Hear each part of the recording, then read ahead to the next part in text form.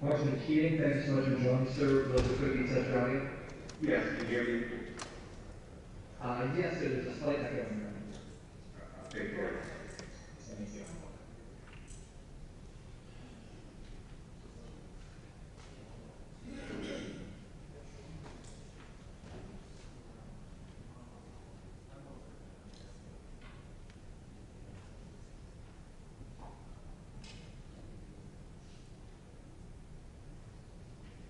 Representative Barr, thanks so much for joining. Please just to quickly test your audio.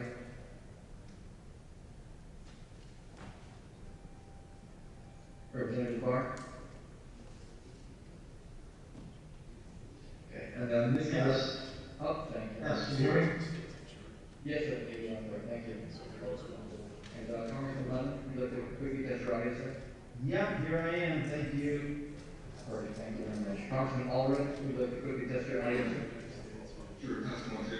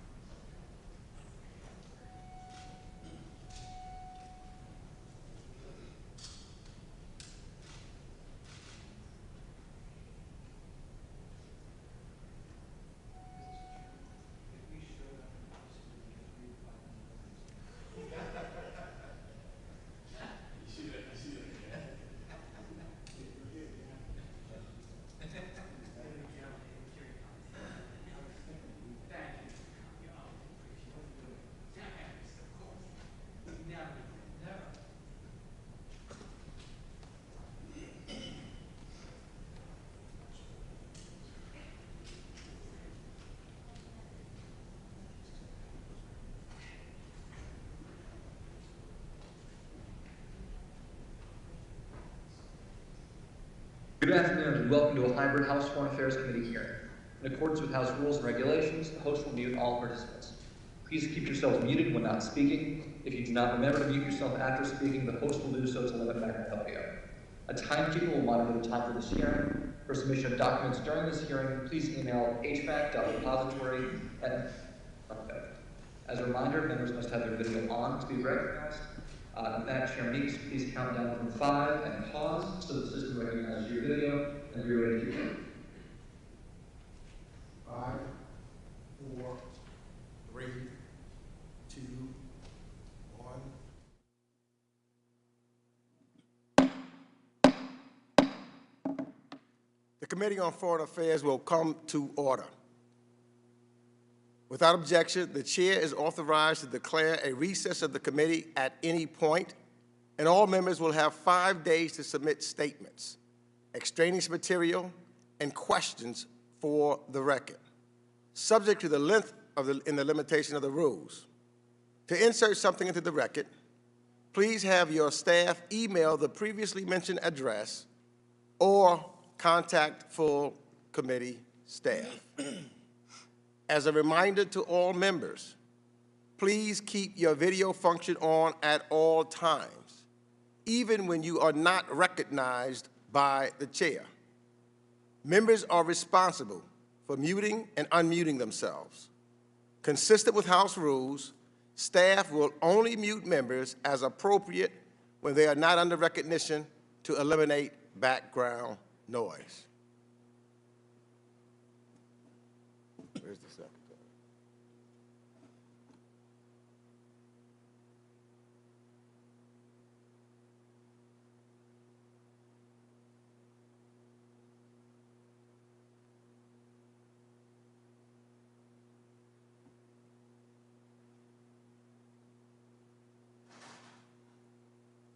We're now waiting to bring up the secretary so that we can see him.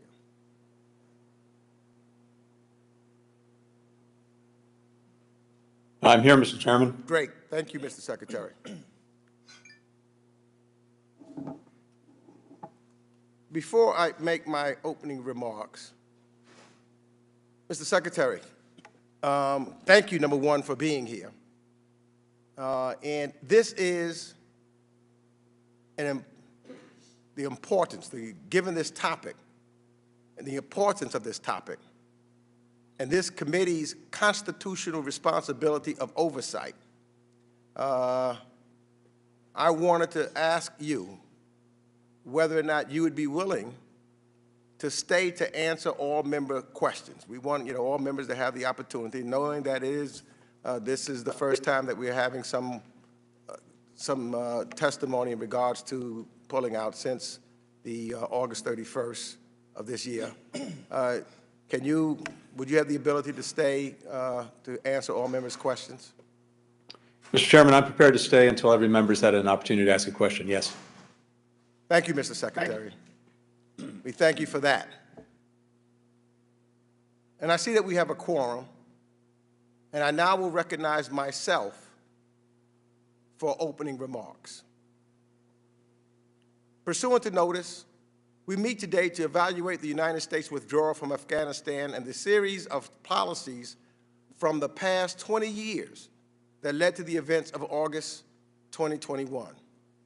Mr. Secretary, it is good to have you back here before our committee, a third time since you've been Secretary. And thank you, and we appreciate your recognition of the important role this legislative body plays in conducting oversight on the executive. And I want to start off today by citing some numbers.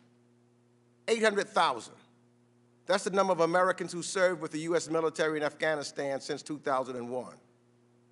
2,461. That's the number of American military personnel who died in Afghanistan, including the 13 brave Americans who were killed facilitating the evacuation of 124,000 people over the course of 17 days. 66,000, the number of Afghan national security forces killed in the conflict. 47,245, that's the number of Afghan civilians killed since 2001. 20, that's the number of years we have been fighting in Afghanistan. A war that has gone on for almost 20 years is a disaster. Disentangling ourselves from the war in Afghanistan was never going to be easy. And for my friends who presume a clean solution for the withdrawal existed, I would welcome hearing what exactly a smooth withdrawal from a messy, chaotic 20-year war looks like. In fact, I've yet to hear the clean withdrawal option because I don't believe one exists. Now, are there things the administration could have done differently? Absolutely yes, as always. Foremost for me is for the State Department to evaluate how it could better evacuate Americans when events unravel quickly. And I look forward to hearing from the Secretary how the State Department intends to complete its evacuation of the 100 to 200 Americans remaining in Afghanistan who want to come home, as well as for evacuating those Afghans who worked alongside us during the past 20 years. However, it is important to separate fair criticism from criticism that isn't made in good faith and divorced from the realities on the ground in Afghanistan. We've heard some criticize the decision to close Bagram, which they claim would have been better suited for evacuations, as though it would have been easier to evacuate hundreds of thousands of people from an airfield 40 miles outside of Kabul. Others criticize the decision to not keep a small counterterrorism force in the country. I ask, where was this protest when the Trump administration sidelined the Afghan government in order to cut a deal with the Taliban? Where was the protest when the Trump administration negotiated a deal with the Taliban just 1 month after the abduction of Navy veteran Mark Frericks. And where was this protest when then President Trump and Secretary Pompeo agreed to withdraw all troops by May 21st, 2020? And let me remind everyone that Trump's deal forced the Afghan government to release 5,000 prisoners and offered international legitimacy to the Taliban. It was a deal that failed to require the Taliban to separate from al-Qaeda terrorists and did not require the Taliban to stop attacking the Afghan government. The deal altered the political order of the country. Now, some may say Trump's agreement was conditions-based, but it was different, that it came with stronger conditions. But that's simply not true. The choice before President Biden was between a full withdrawal and the surging of thousands of Americans to Afghanistan for an undefined time. To argue that there was a third option, a limited troop presence where the safety of our personnel could be preserved, in my mind, is a fantasy. Had we not removed American troops from Afghanistan, we would have left them in the middle of a rapidly deteriorating war zone with no assurances that they would be spared by the Taliban. And it strikes me that many of those critical of the administration's evacuation efforts are really just angry that the president made good on his pledge to end America's involvement in the war in Afghanistan. They are masking their displeasure with criticism but fail to offer feasible alternatives. Once again, we are seeing domestic politics injected into foreign policy. The Taliban's quick takeover of provinces, Afghan security forces laying down their arms, and President Ghani's abrupt departure from the country he led, watching 20 years of effort crumble in only a matter of days, has made it all the more clear that we could no longer occupy Afghanistan and that the president's decision to bring our troops home was the right one. And for me, as I closing this chapter of the U.S.-Afghanistan book is a difficult one. I voted to authorize the war back in 2001, after the terrorist attack on September the 11th. In the 20 years since, I've seen how this conflict cost the lives of countless Americans, Afghans, and our NATO partners. And what makes this all the more difficult is this is a war that should have ended 19 years ago with a different outcome. But our hubris, our own desire to remake Afghanistan, our own willingness to negotiate got in the way of that victory. These are hard truths, but only by examining these hard truths will we be able to understand what went wrong in Afghanistan. The task before us on this committee, one that I'm committed to making, will explore the past 20 years, but we'll be talking to individuals from the Bush administration, from the Obama administration, from the Trump administration, as well as the Biden administration. And I now recognize Mr. McCall for his opening statements. Thank you, Mr. Chairman. I want to thank the Secretary also for agreeing to stay until every member has been heard. I believe every member has a right to ask questions on such an important topic. Over the last several weeks, we witnessed Afghanistan rapidly fall to the Taliban and the chaotic aftermath that followed. This did not have to happen, but the president refused to listen to his own generals and the intelligence community, who warned him precisely what would happen when we withdrew. This was an unmitigated disaster of epic proportions. I never thought in my lifetime that I would see an unconditional surrender to the Taliban. For weeks, our offices were flooded with requests to help people get out of Afghanistan, requests that were coming to us because the State Department failed to provide help. And then the unimaginable happened. On August 26, 13 American servicemen and women were brutally murdered by ISIS-K, trying to help American citizens and our Afghan partners escape from the Taliban. 2 days ago, we commemorated the 20th anniversary of 9/11. And while we mourn the loss of almost 3,000 innocent people, the Taliban at the same time celebrated by raising their flag over the presidential palace. Days before, they emblazoned their flag on the wall of our United States Embassy, proclaiming the defeat of the United States of America. Shockingly, the White House has described this Taliban regime as businesslike and professional. So let's meet a few of these professionals, the so-called new and improved Taliban. The acting Prime Minister, Mullah Hassan Akhund, one of the Taliban's founding leaders. He is also sanctioned by the United Nations and sheltered Osama bin Laden for years. The infamous members of the Taliban Five released from Guantanamo under the Obama administration also all hold senior positions in the new government. And finally, the worst, acting Interior Minister Haqqani. He is responsible for overseeing policing and counterterrorism. He's also wanted by the FBI. He is the head of the brutal Haqqani network with close ties to al-Qaeda and is currently sanctioned by the United States. Most of the new and improved Taliban leaders hold the same or similar positions they held prior to 9/11. And we are now at the mercy of the Taliban's reign of terror, all while a dark veil of Sharia law covers Afghanistan.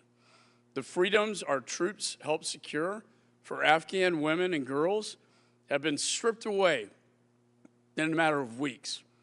This, in my judgment, is not only disgraceful, it also dishonors the men and women who served our nation so bravely.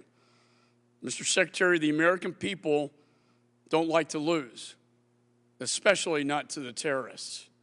But that is exactly what has happened. This has emboldened the Taliban and our adversaries. The Taliban, a designated terrorist group, now equipped with American weapons than most countries in the world.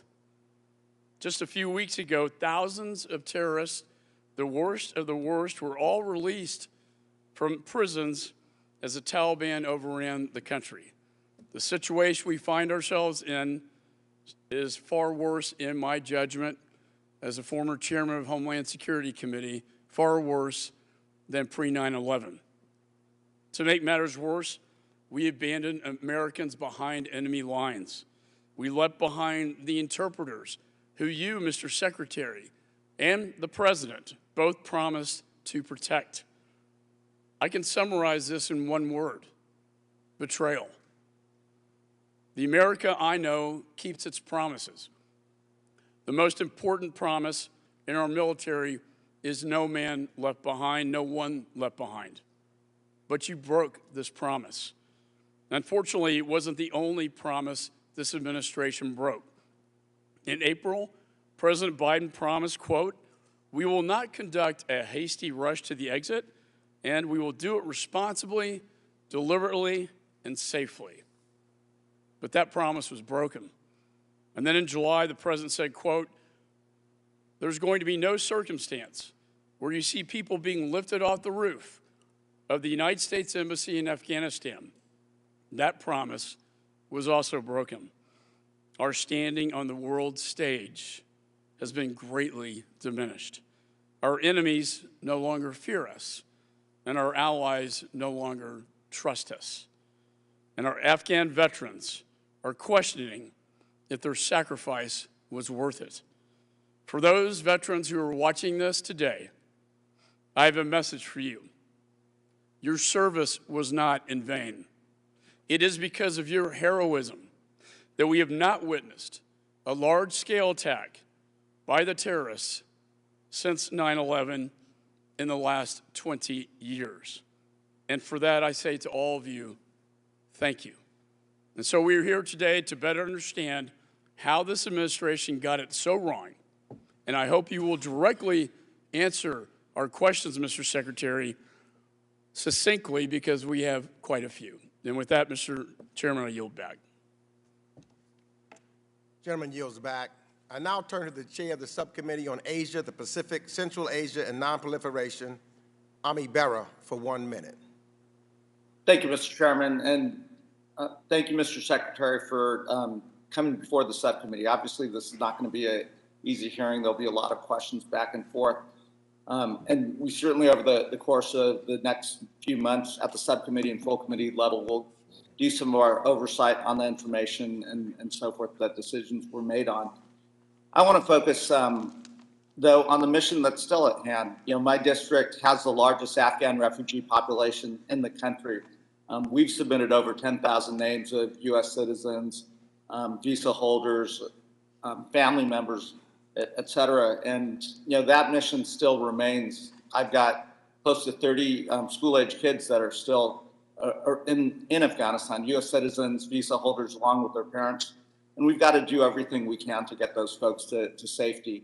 And I look forward to working with you, your staff, and others to make sure we don't leave folks behind and we get those folks out as reasonably as possible to safety. And I look forward to the testimony. And with that, I yield back. Thank you, Chair Bera. I now turn to the ranking member, Mr. Shabbat, for 1 minute. Thank you, Mr. Chairman. Mr. Secretary, this administration's bungled pullout from Afghanistan just may be the worst foreign affairs disaster in American history. You've essentially surrendered that country and its people to the good graces of the Taliban, and the Taliban doesn't have good graces. Afghanistan is once again a haven for terrorists, and those terrorists now have our weapons and equipment to use against us. As Mr. McCall correctly stated, our allies may well not trust us as much, and our enemies may not fear us as much. Yes, the majority of the American people wanted to leave Afghanistan, but not like this. Pulling our troops out before civilians, abandoning Americans, enemy, as well as thousands of Afghans who worked with us and fought with us and their families, and leaving half the population, about 20 million women and girls, to be brutalized once again by the Taliban. This is a disgrace. And I yield back. Thank you. Thank you, Mr. Shabbat. Now I'll introduce our witness. Secretary of State Antony J. Blinken was sworn in as the United States Secretary of State on January 26, 2021. And as I mentioned in my opening statement, this will be the third time Secretary Blinken testified before this committee, and we are grateful for his appearance before us today. I'll now recognize the witness for his testimony, which I understand will be a little longer than 5 minutes, but being that he's going to be here for all of our questions, I think it's important for his statement to be heard in its entirety. Secretary Blinken, I now recognize you.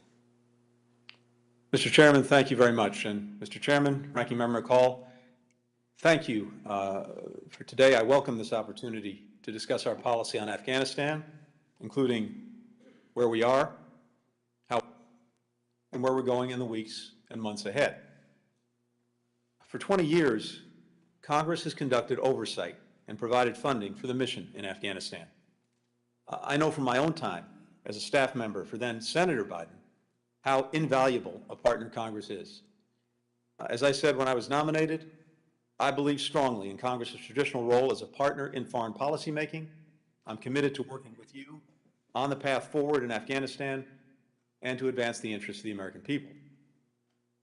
On this 20th anniversary of 9/11, as we honor the nearly 3,000 men, women, and children who lost their lives, we're reminded why we went to Afghanistan in the first place: to bring justice to those who attacked us and to ensure that it would not happen again.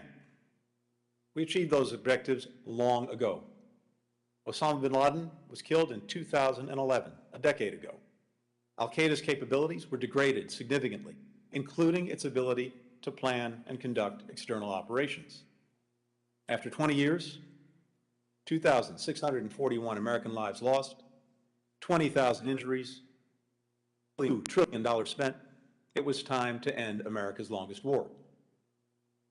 When President Biden took office in January, he inherited an agreement that his predecessor had reached with the Taliban to remove all remaining forces from Afghanistan by May 1st of this year. As part of that agreement, the previous administration pressed the Afghan government to release 5,000 Taliban prisoners, including some top war commanders. Meanwhile, it reduced our own force presence to 2,500 troops. In return, the Taliban agreed to stop attacking U.S. and partner forces and to refrain from threatening Afghanistan's major cities. But the Taliban continued a relentless march on remote outposts, on checkpoints, on villages and districts, as well as the major roads connecting them. By January 2021, the Taliban was in the strongest military position it had been in since 9/11, and we have the smallest number of troops on the ground since 2001. As a result, upon taking office, President Biden immediately faced the choice between ending the war or escalating it. Had he not followed through on his predecessor's commitment, attacks on our forces and those of our allies would have resumed, and the Taliban's nationwide assaults on Afghanistan's major cities would have commenced. That would have required sending substantially more U.S. forces into Afghanistan to defend themselves and prevent a Taliban takeover, taking casualties, and with at best the prospect of restoring a stalemate and remaining stuck in Afghanistan under fire indefinitely. There's no evidence that staying longer would have made the Afghan security forces or the Afghan government any more resilient or self-sustaining.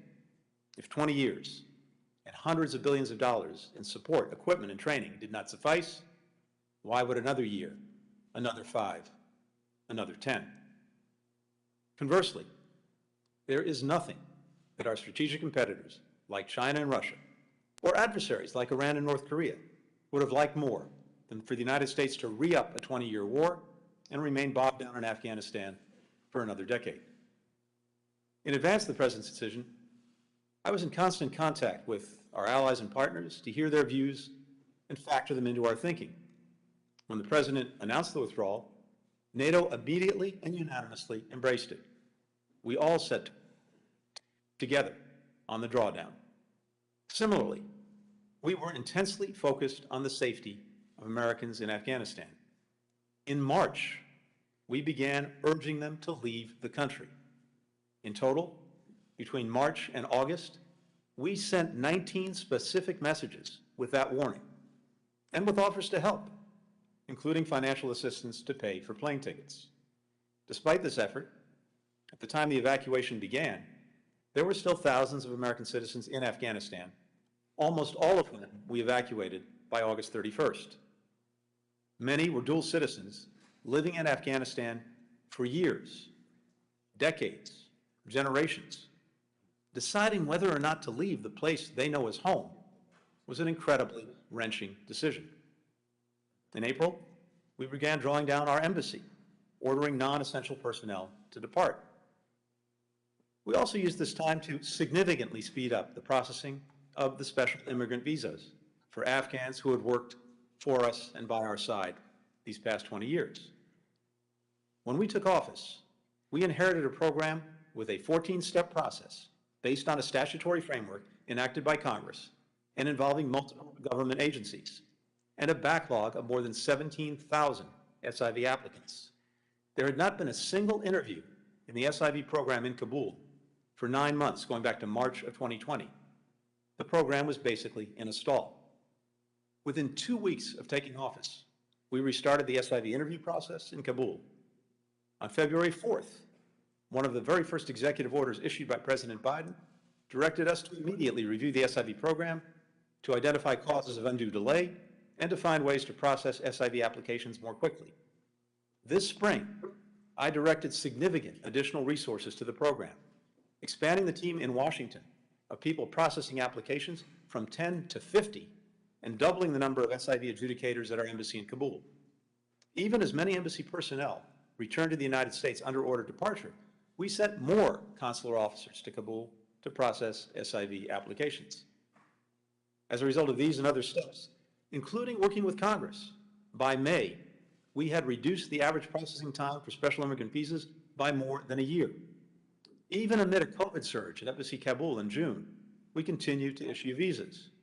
And we went from issuing about 100 special immigrant visas per week in March to more than 1,000 per week in August, when our evacuation and relocation efforts began. That emergency evacuation was sparked by the collapse of the Afghan security forces and government. Throughout the year, we were constantly assessing their staying power and considering multiple scenarios. Even the most pessimistic assessments did not predict that government forces in Kabul would collapse while U.S. forces remained.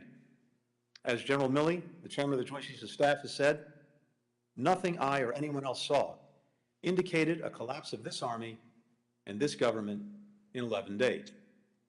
Nonetheless, we planned and exercised a wide range of contingencies.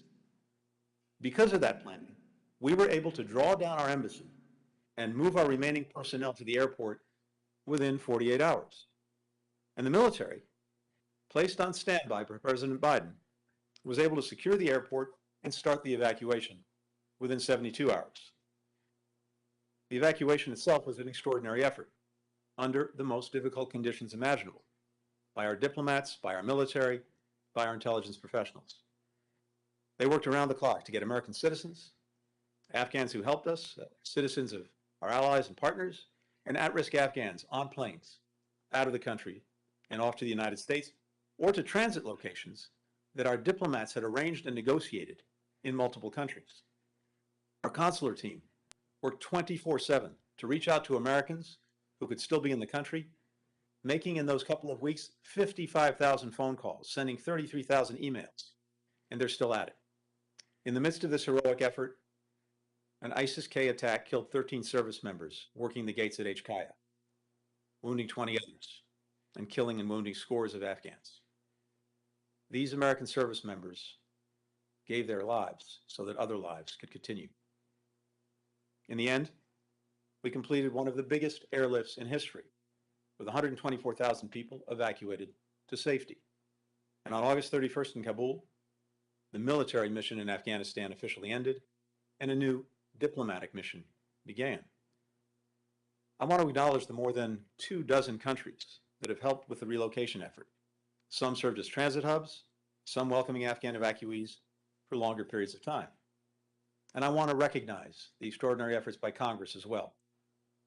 To name just a few examples, Congressman Fitzpatrick worked with the State Department to reunite an Afghan family in New Jersey. Congressman Keating worked with our folks on the ground to help a Voice of America reporter and his family get to the airport. Congresswoman Jacobs and Congressman Issa worked across party lines to draw attention to cases of legal permanent residence and Afghans at risk.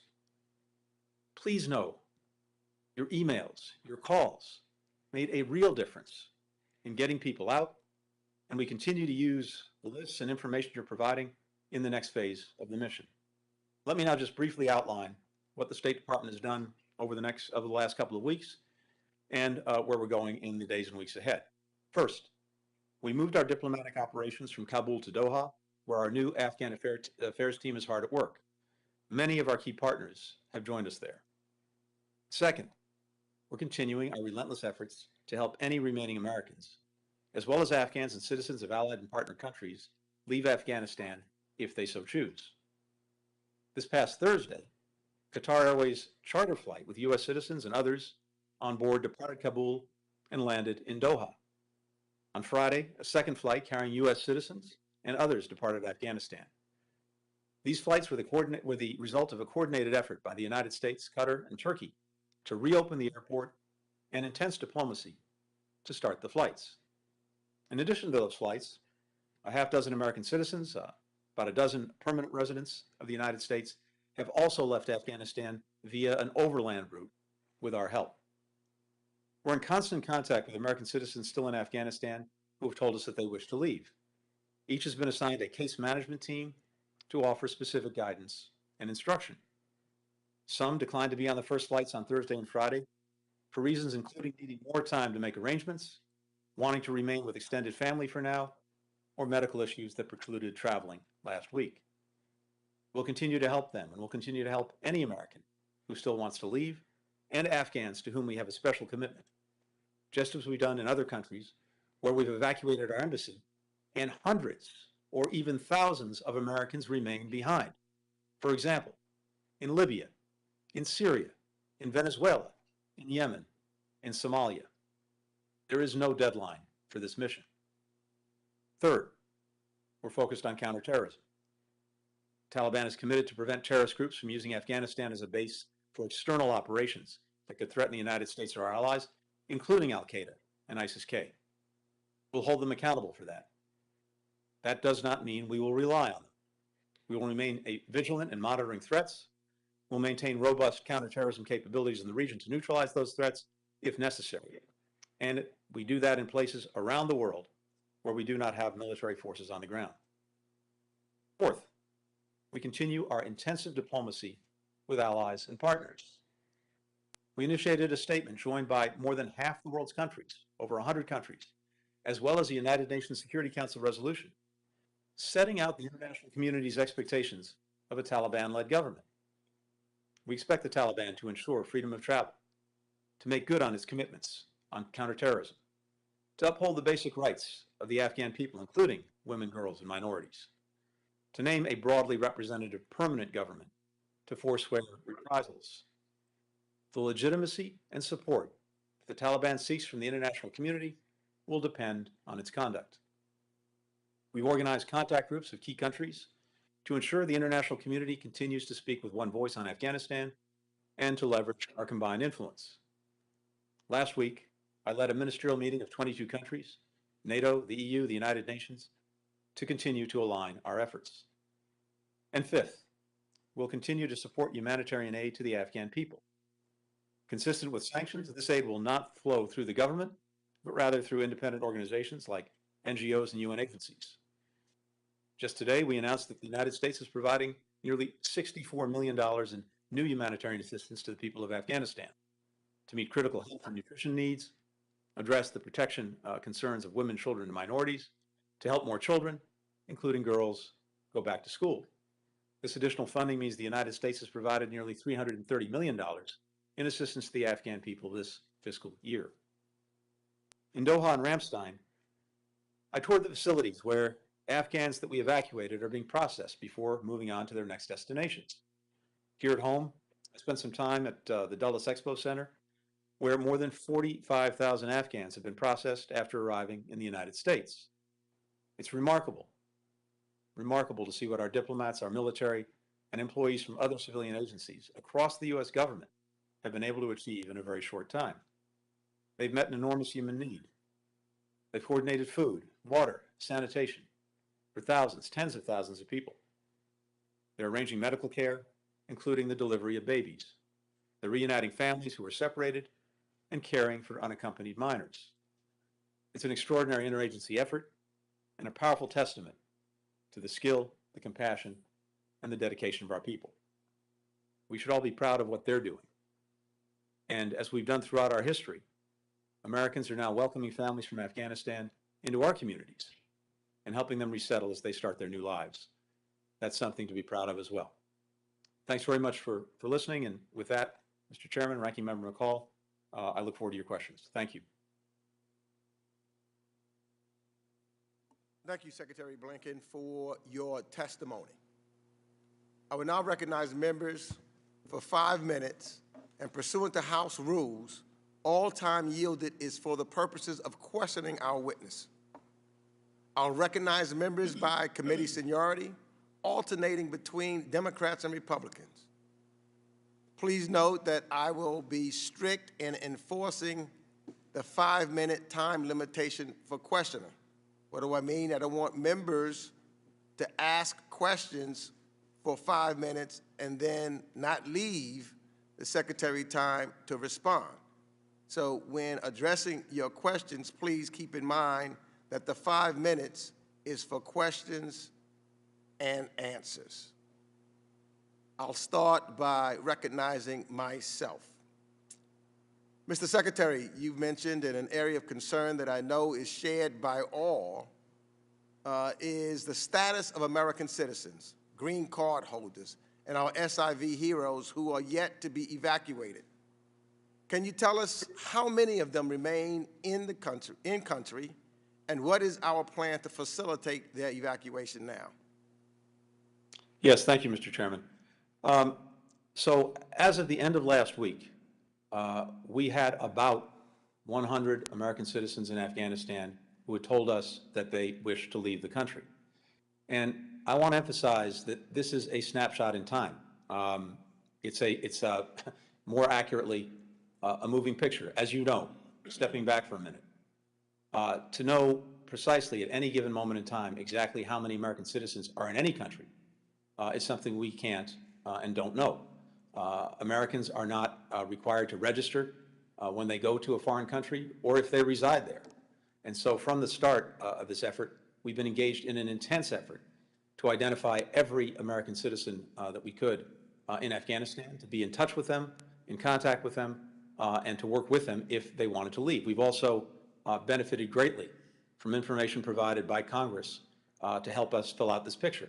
But as of last week, there were about 100 who we were in contact with who continue to express an interest to leave. We offered seats on the planes that got out last week to about 60. 30 came forward and used those seats. What happens at any given moment is that people are making decisions hour by hour, if not day by day, about whether to leave or not. And as I said earlier, these are incredibly wrenching decisions because for the most part, this is a community of people who've been living, residing in Afghanistan for all their lives. Afghanistan is their home. They have extended families, and it's very, very hard for them, understandably, to make that decision. But that is the group that we're working with. Now, what also happens is, as people will identify themselves, including since the end of the evacuation, as American citizens in Afghanistan who wish to leave. So they get added to the picture. We get information from you, from NGOs, from other groups, veterans groups, about people purporting to be Americans in Afghanistan. We immediately seek to contact them, to engage with them, to find out if in fact they're in Afghanistan, and if in fact they want to leave. So this is a picture that will continue to change over time, but that is the rough population that we're working with right now. Thank you. Let me ask, next question. I know that the Trump administration's deal with the Taliban meant that there were 2,500 troops remaining with less than 5 months to complete the withdrawal. At any time, did the Biden administration consider whether to renegotiate the deal with the Taliban?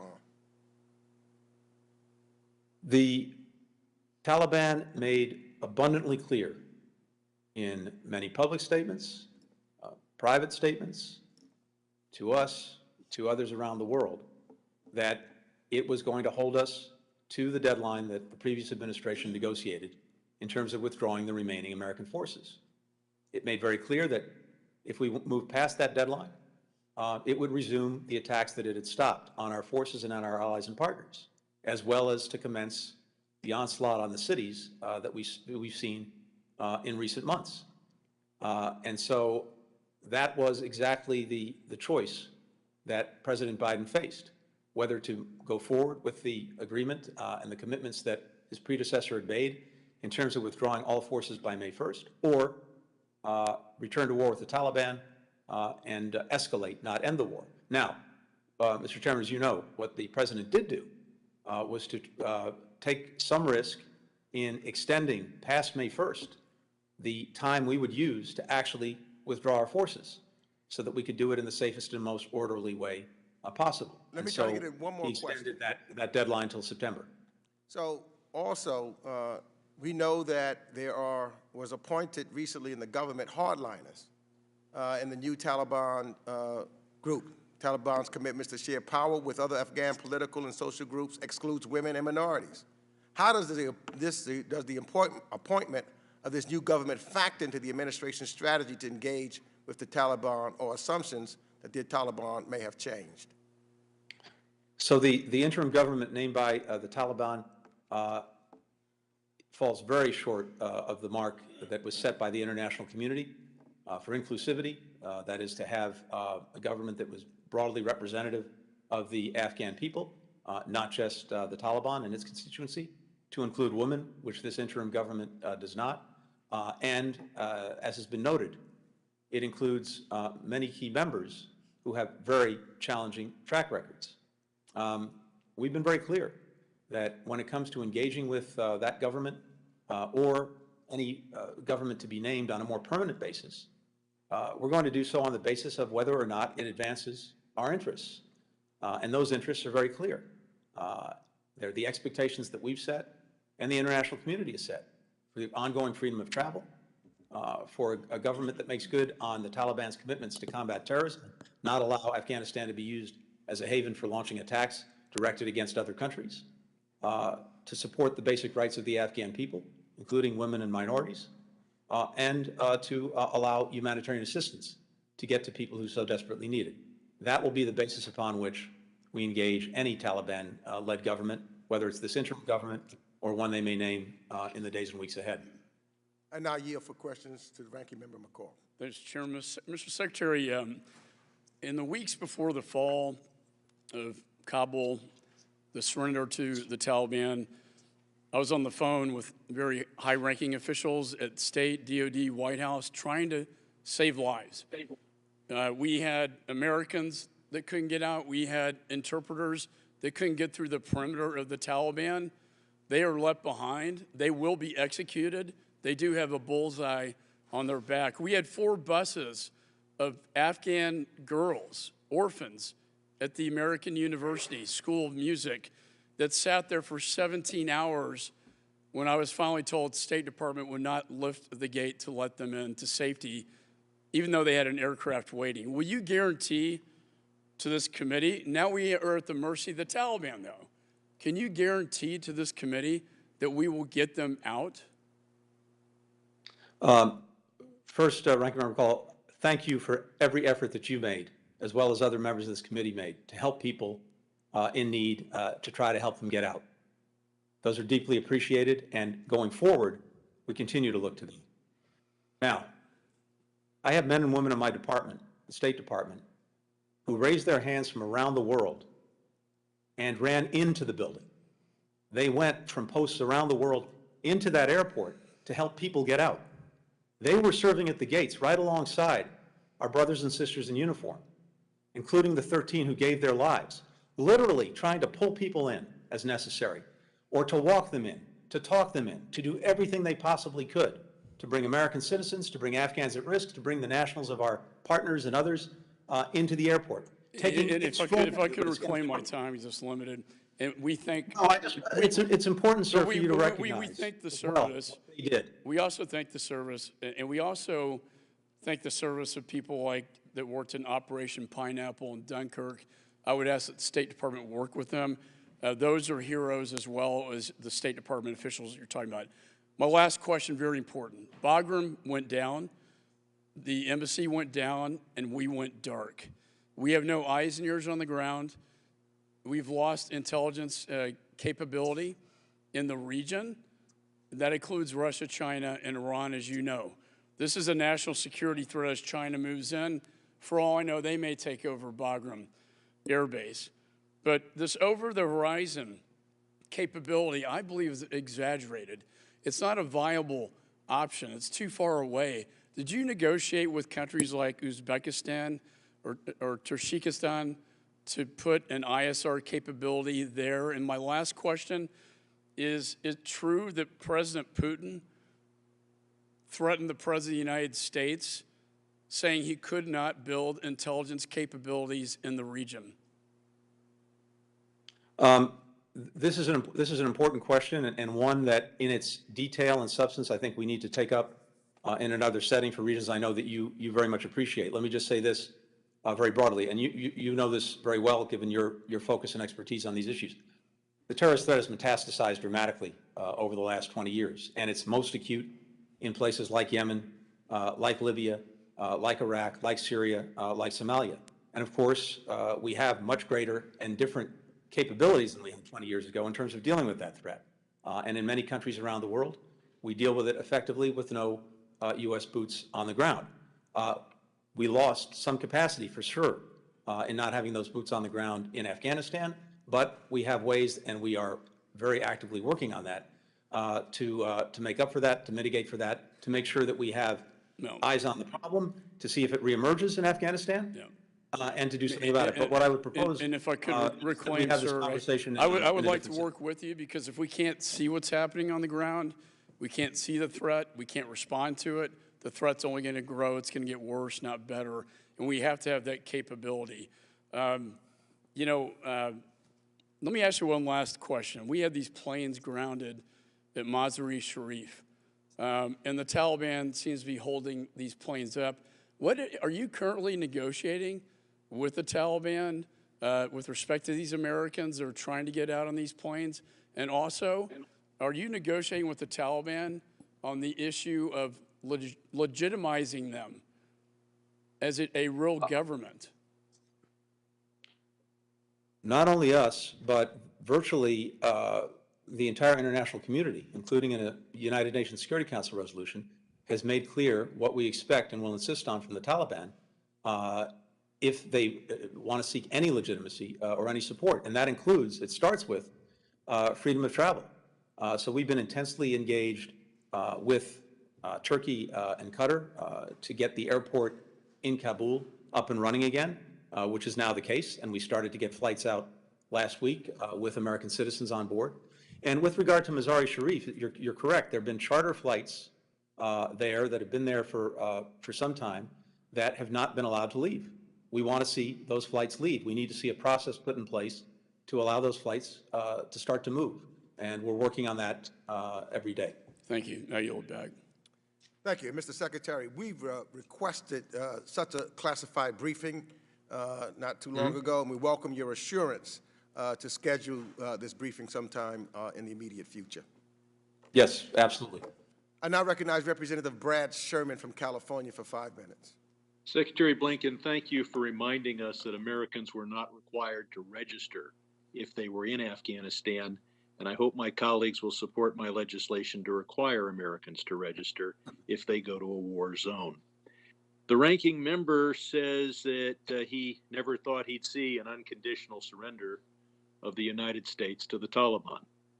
He saw it in 2020 when President Donald Trump announced that we'd be out by May 1st of 2021, forced the release of 5,000 of the Taliban's best fighters, and most importantly, created a circumstance where there was not even a credible possibility that we would engage in force to support the Afghan government. There are those who say we should get out all of our Afghan allies and all those who face oppression or death from the Taliban. I would point out that the Afghan army, together with all of its veterans over 20 years, together with all their families, you're talking about millions of people. And while the Taliban may be harsh to the girls who are music students who are orphans, imagine how harsh they'll be to a girl whose father was in the Afghan army trying to kill the Taliban. When the administration took over, the American people made it clear we had to get out in 2021. The Afghan government, some thought, had some chance to fight to a stalemate. But by spring, those closest to us, those most in the know, were demanding visas to get out, to flee as quickly as possible. They weren't asking for guns to build trenches around Kabul to fight the Taliban. They were asking for visas. They were demanding visas. They were making videos about how they were going to be killed. When they started to flee, that started a stampede, and there is simply no way the administration could have an orderly or successful stampede. And it seems absurd, at least in retrospect, to think that the average Afghan grunt would fight in the trenches while seeing those who were best connected desperate to flee in a matter of days. Secretary Blinken, when you came into office on January 20th, we were committed to pulling everyone out of Afghanistan within 3 months, by May 1st. Did the Trump administration leave on your desk a pile of notebooks as to exactly how to carry out that plan? Did we have a list of which Afghans we were going to evacuate? Did we have a plan to get Americans from all over Afghanistan to Kabul and out in an orderly way? How meticulous was the planning for the Trump administration declared May 1st withdrawal? Thank you, Congressman. We inherited a deadline. We did not inherit a plan. So no plan at all. It's amazing that it wasn't much worse. It was controversial when we gave up 5 Taliban for Burkdal, not the most meritorious of American fighting men. But the Trump administration gave 5,000 of the Taliban's top fighters back to the Taliban. What did we get for that, other than empty promises that were broken? Congressman, the deal that the previous administration struck involved, as you rightly said, committing to remove all U.S. forces from Afghanistan by May 1st of this year. And in addition, as that deal was being negotiated and then put into effect, pressing the Afghan government to release these 5,000 prisoners, many of whom went back to the battlefield. And at the same time, in return, getting from the Taliban a few commitments. One, not to attack our forces or allied and partner forces during the time of the agreement, from the time it was reached until May 1st, when we were supposed to pull out all of our forces, as well as not to go at the major cities, and to take steps to ensure that Afghanistan would not be used by Al-Qaeda or any other terrorist group. So, Secretary, I've got one more question. You're criticized for not getting our weapons out. Our weapons were given to the Afghan military. They were all over the country. Was there a way to disarm the Afghan government without being seen by the world as betraying the Afghan government? And was there a way without casualties to go all over Afghanistan and grab the trucks and the tanks, et cetera? Simply put, no. Of course, a lot of excess equipment was handed over to the Afghan security and defense forces, partners that we had worked with for 20 years, supported, financed, and equipped for 20 years to take on some of that equipment. And of course, when those forces collapsed in the space of about 11 days, some of that equipment wound up in the hands of the successor forces, the Taliban. Our folks worked very hard to disable or dismantle equipment that we still controlled before we left Afghanistan. And what we see now is much of the equipment that was left behind, including in the hands of the Afghan forces that then fell to the Taliban, much of it, based on what I understand from my colleagues at DOD, is inoperable or soon will become inoperable because it has to be maintained.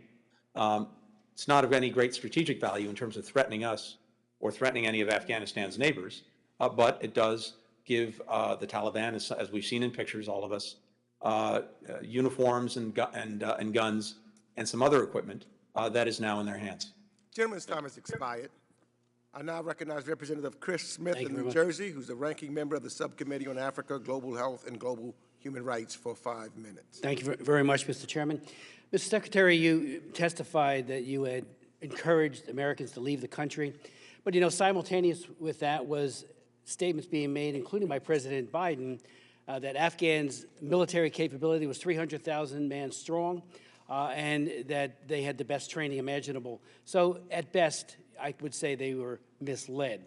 And you don't mention withdrawal conditions that were placed by President Trump on any exodus from Afghanistan. But I do have a couple of questions I'd like to ask.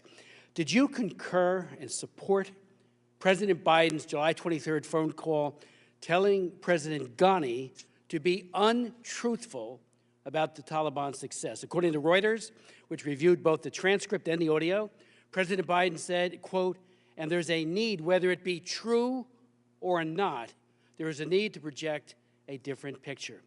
Was that an ad lib by President Biden, or was that lie scripted into the phone call? And if it was scripted, by who? Secondly, have any Americans been arrested, beaten, abducted, or killed by the Taliban or ISIS-K since we left? And do we have the capacity and the capability to know that? Third, were there any gaps or weaknesses in the vetting process of Afghan evacuees, especially in light of the fact that reliable information on some, perhaps many, who got parole wasn't available to conduct a meaningful background check? Are you concerned that the Taliban may have embedded its members as evacuees? I visited our base at Fort Dix recently. with some of the other members of Congress and our governor, and asked a number of questions. But I was very concerned about the vetting, or lack thereof, and the fact that parolees, about 70% strong at our base at least, and we're going to go up to about 13,000, they can leave if they would like. They're free to leave. It's not clear whether or not they can return, but they are free to leave. And finally, one of the profoundly negative consequences outside of Afghanistan has been China and Taiwan. The state-controlled Chinese Communist Party media, including CCP-run Global Times, and I read it every day, are saturating the Taiwanese with messages to give up and surrender to Beijing because the United States will, just as it did in Afghanistan, abandon them too. That's what the Global Times is saying. But if you could start off with the first question, I would appreciate it, and go through them. Thanks very much, Congressman. Let me see if I can address all those questions. First, with regard to the phone call you cited, I'm obviously not going to comment on purportedly leaked transcripts of phone calls. Here's what I can tell you. What the President said in that conversation with then President Ghani is exactly what he was saying in public. And it's this, that the issue was not the capacity at that point of the Afghan government and the Afghan security forces to hold the country and to hold Kabul. It was their will and whether they had a plan to do so. And we were concerned that they were not demonstrating that will or that plan. He pressed President Ghani on the need to consolidate his forces based on the military advice from our military leaders to make sure that he could defend the places that needed defending and not overstretch those forces. And he needed to bring people together. I understand that, but my question is about the truthfulness. That's what he said. I only got a few minutes. Yeah, whether or not it's true or not. If I can. Was it a real, I mean, is the transcript untrue? Again, I'm not commenting on any purportedly leaked transcripts. I'm telling you what, based on my knowledge of the conversation the President said, and what he said is exactly what he said in public. Second, with regard to American citizens remaining behind, the ones we're in contact with, we have 500 people on a task force and teams dedicated to them to be in regular contact with them. And I have not heard from those people that concern raised. I can't say whether there are any American citizens who are not in contact with or don't know of who may have been mistreated in some fashion in Afghanistan. Third, with regard to the background checks, and this is very important, and you're right to focus on it. As you know, before Afghans evacuated from Afghanistan reach the United States, they go to a transit country, and that's where the initial checks are done. We've surged Customs and Border Patrol.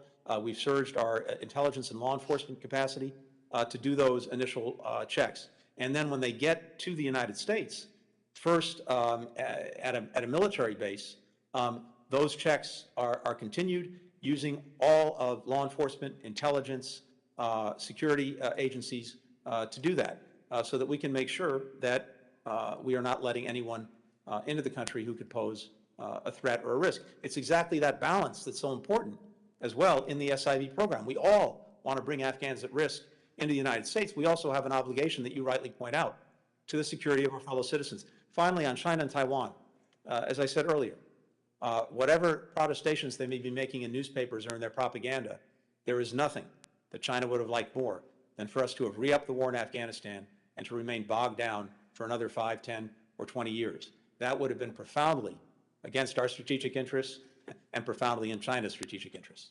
Thank you. Gentleman's time has expired.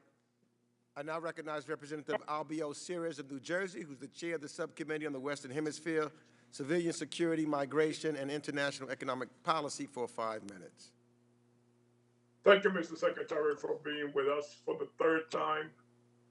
And I want to also say thank you to the work that the State Department has done in getting people, including 11 members of one family that were all united and are here now in this country. So my hat is tipped off to those people who work so hard. The question that I have is, the Taliban seems to be having a complete hold in the country. But I understand there are other groups in Afghanistan.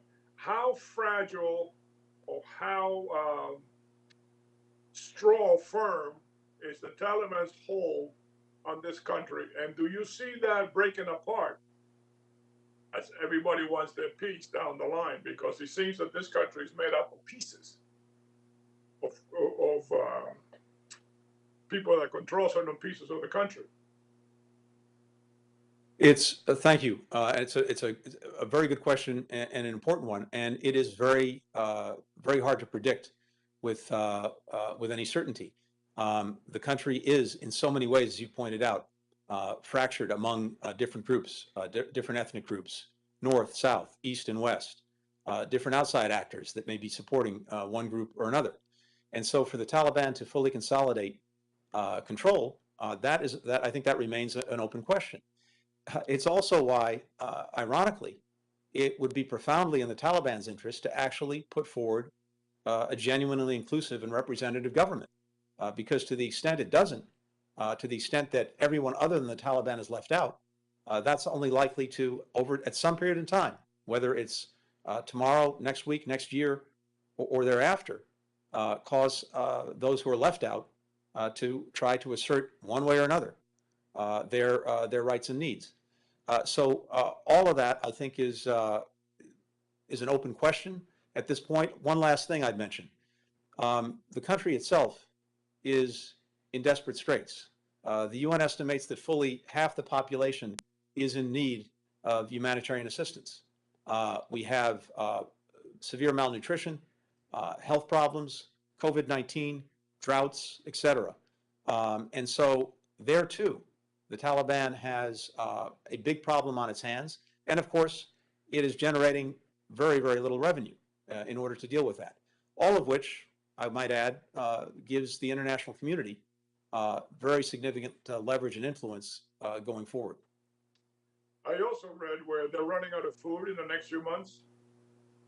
Yep, that's correct. We've seen a terrible drought, growing nutrition problems. It's one of the reasons that we think it's so important to make sure that, regardless of anything else, we and other countries find ways to continue humanitarian assistance to the people of Afghanistan.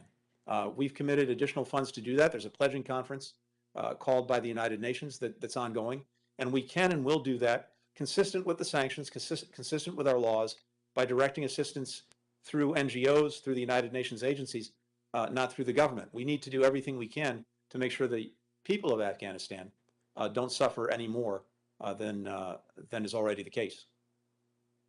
I would like to see if we're going to help Afghanistan with food and aid, that we extract certain commitments from them before we just give them food.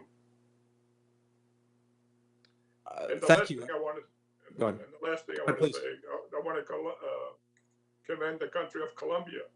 I think they've taken thousands of Afghanistans and they're vetting them before they get here. Is that accurate? There are a number of countries around the world that have made those commitments, that are either serving as transit countries or serving as resettlement countries, taking in Afghans as refugees, and we deeply appreciate the countries that have stood up and agreed to do that.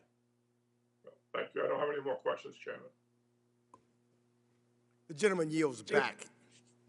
I now recognize Representative Joe Wilson of South Carolina, who's the ranking member of the Subcommittee on the Middle East, North Africa, and Global Counterterrorism, for 5 minutes. Thank you very much, Chairman Greg Meeks, and I'm glad to join with our dear colleague Albiel Series in thanking our great ally of Colombia of helping the Afghan refugees.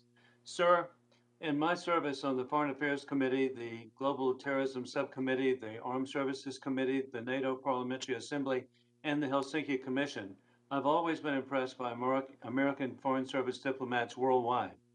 Their dedication to service is inspiring. That is why I am shocked at your actions superseding military advice, leading to the surrender in Afghanistan to be a safe haven for murderous terrorists.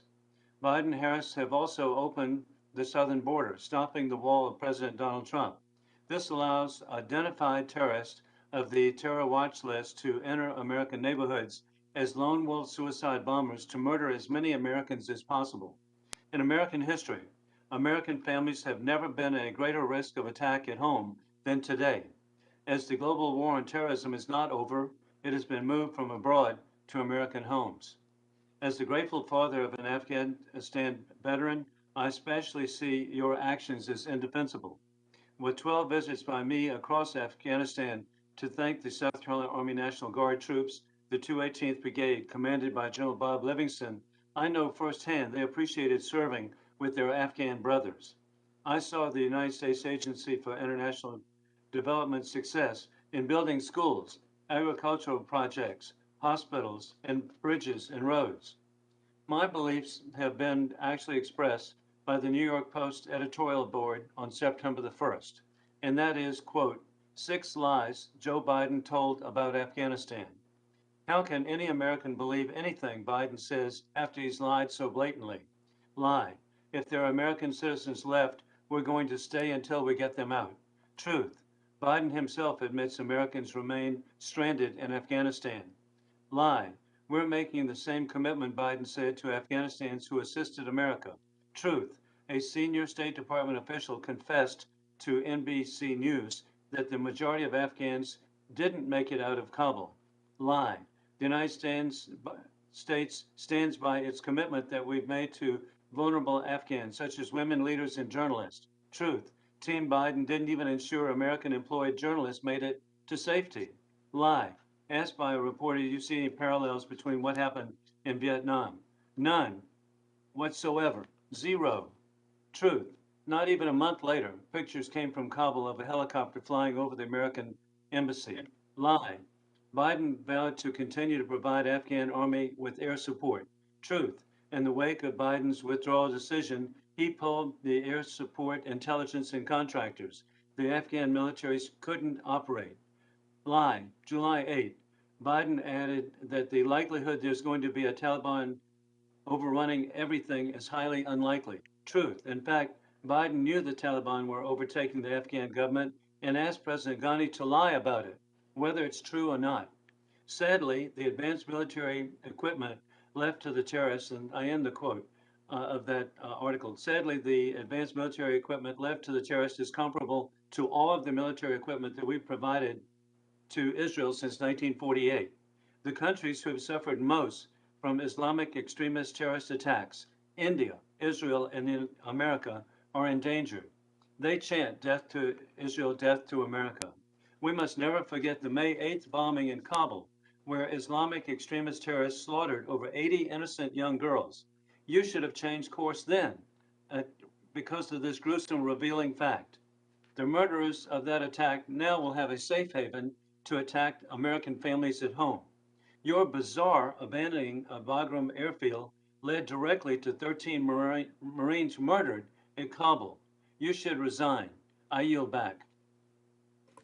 Mr. Secretary, we only had 43 seconds left of the 5 minutes, so your response, I know you will not be able to answer many of the questions that was put forward by Representative Wilson, but if you choose, you have 43 seconds of which to respond for whichever questions were asked to you. Thank you, Mr. Chairman. Let me simply thank the member for his support for the men and women of the State Department. I appreciated that part of the statement. Thank you. I now recognize Representative Jerry Connolly of Virginia, who's the president of the NATO Parliamentarian Assembly, for 5 minutes.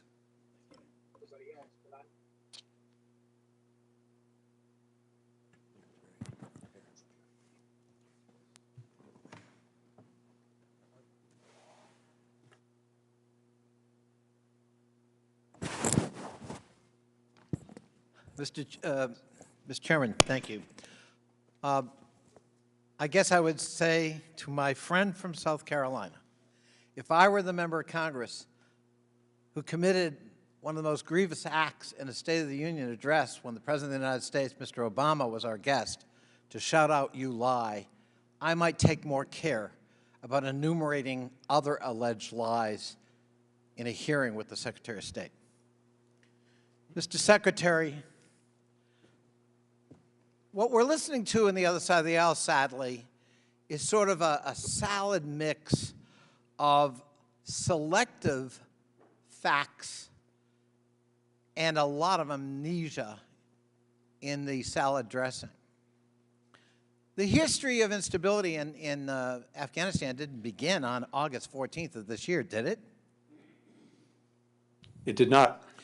Am I correct in remembering that, in fact, you could trace direct routes to 1977, 1978, when there was a communist coup and the president of Afghanistan was assassinated in the presidential palace? Is that correct? It is. And 1 year later, the Soviet Union, because of that instability, decided to invade Afghanistan. Is that correct? It is. And 10 years later, the Soviets left Afghanistan because they had mounting and maybe really unsustainable military casualties and felt that they were engaged in a process that could not be won. Is that correct? It is.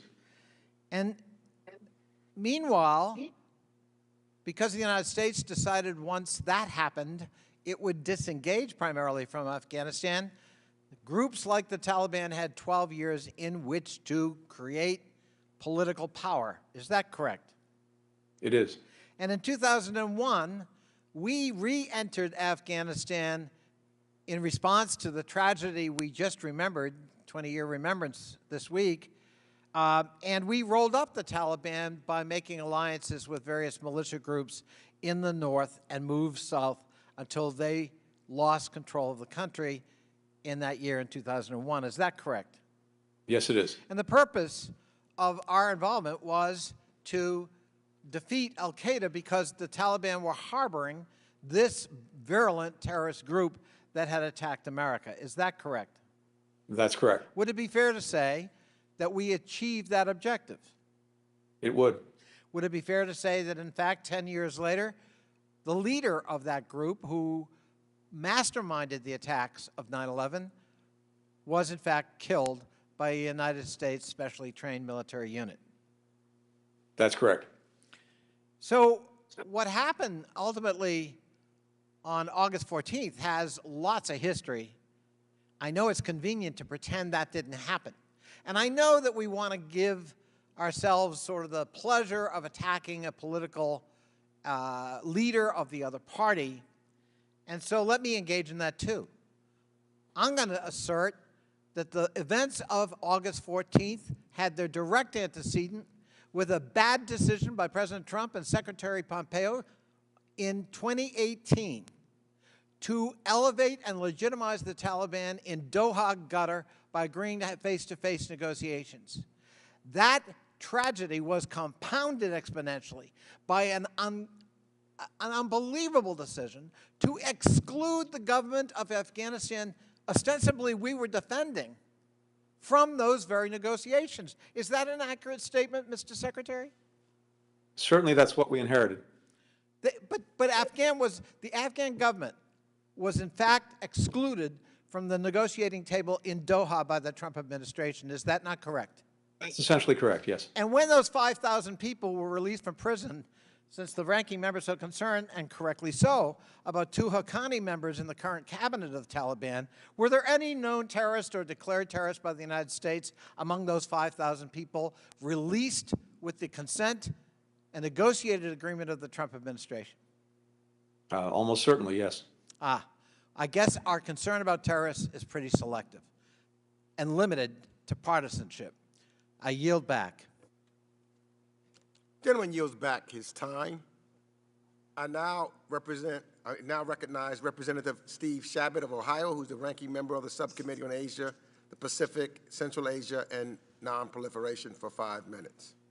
Thank you, Mr. Chairman. On August 16th, Mr. Secretary, President Biden said that the administration had considered every contingency and was executing the evacuation according to your plan. Was it part of your plan to rely on the Taliban to ensure the safety of Americans trying to flee the country? Because that's what happened. We, through the course of the spring and summer, did indeed, as the President said, look at every contingency for dealing with our drawdown. And we relied upon the Taliban to be our security. In essence, we ended up getting 13 of our military personnel and over 150 Afghan civilians killed by relying upon the Taliban. They didn't provide very good security. We never should have relied upon them. But let me move on to my No, second question. we were not relying upon the Taliban. As you know, what happened was the Afghan security forces and the government collapsed within the space of 11 days. We then executed the plans that we had in place to safely draw down our embassy, move it to the airport. The military came in, took over the airport, and started getting evacuation flights out within 72 hours. Those were the plans that were in place. We certainly relied upon it at the airport. It didn't work out so well. Mr. Secretary, President Biden has laid the blame for the evacuation debacle in Afghanistan on others rather than on himself, where it really belongs. He blamed President Trump, as we've discussed already to some degree here, basically claiming that he was just following Trump's policy. But he hasn't hesitated to disregard every other major Trump policy, our southern border, the Keystone Pipeline, the Paris Climate Accord, the Iran deal, Mexico City policy, and on and on. Yet this was the one Trump policy that he had to follow. Do you understand why this is pretty hard to fathom for a lot of people? I think what's perhaps, Congressman, hard to fathom or people just don't understand is that the agreement reached by the previous administration required all U.S. forces to be out of Afghanistan by May 1st. In return, the Taliban stopped attacking our forces, our partners, and it didn't commence an onslaught of the Afghanistan cities. Had the president not followed through on the commitments that his predecessor made, those attacks would have resumed. We would have re-upped the war in Afghanistan after 20 years for another 5, 10, or 20 years. We would have had to send more forces back in. And I recognize that a lot of people don't understand that, don't know the agreement that was reached, and the choice that President Biden faced for May 1st. Let me ask you this. When he wasn't blaming Trump, he was blaming the Afghan military forces for allegedly not being willing to fight. But whereas we had suffered a single U.S. military death in a year and a half, and that's a wonderful thing, the Afghan military forces had lost about 3,000 of their military personnel during that same time. So wasn't the president being a little unfair to those 3,000 Afghans who lost their lives fighting the Taliban during that period of time? Congressman, many Afghan soldiers fought with incredible bravery and gave their lives. You're right. But as an institution, after 20 years of investment by the United States, by the international community, hundreds of billions of dollars, equipment, support, training, as an institution, it collapsed in 11 days.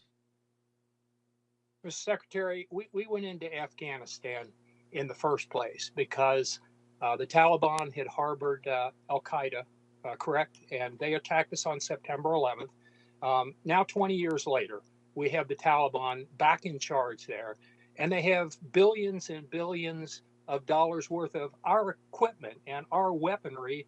And once again, they're a haven for terrorists. How is this not a debacle of monumental proportions? Congressman, as we were discussing a little bit earlier, the al-Qaeda, the group that attacked us on 9/11, long ago was vastly degraded to the point where it is currently not capable in the assessment of our intelligence agencies of conducting an externally directed attack against us or against others. The Taliban should remember as well what happened the last time it did, as you rightly said, harbor al-Qaeda, and it engaged in an outwardly directed attack against us.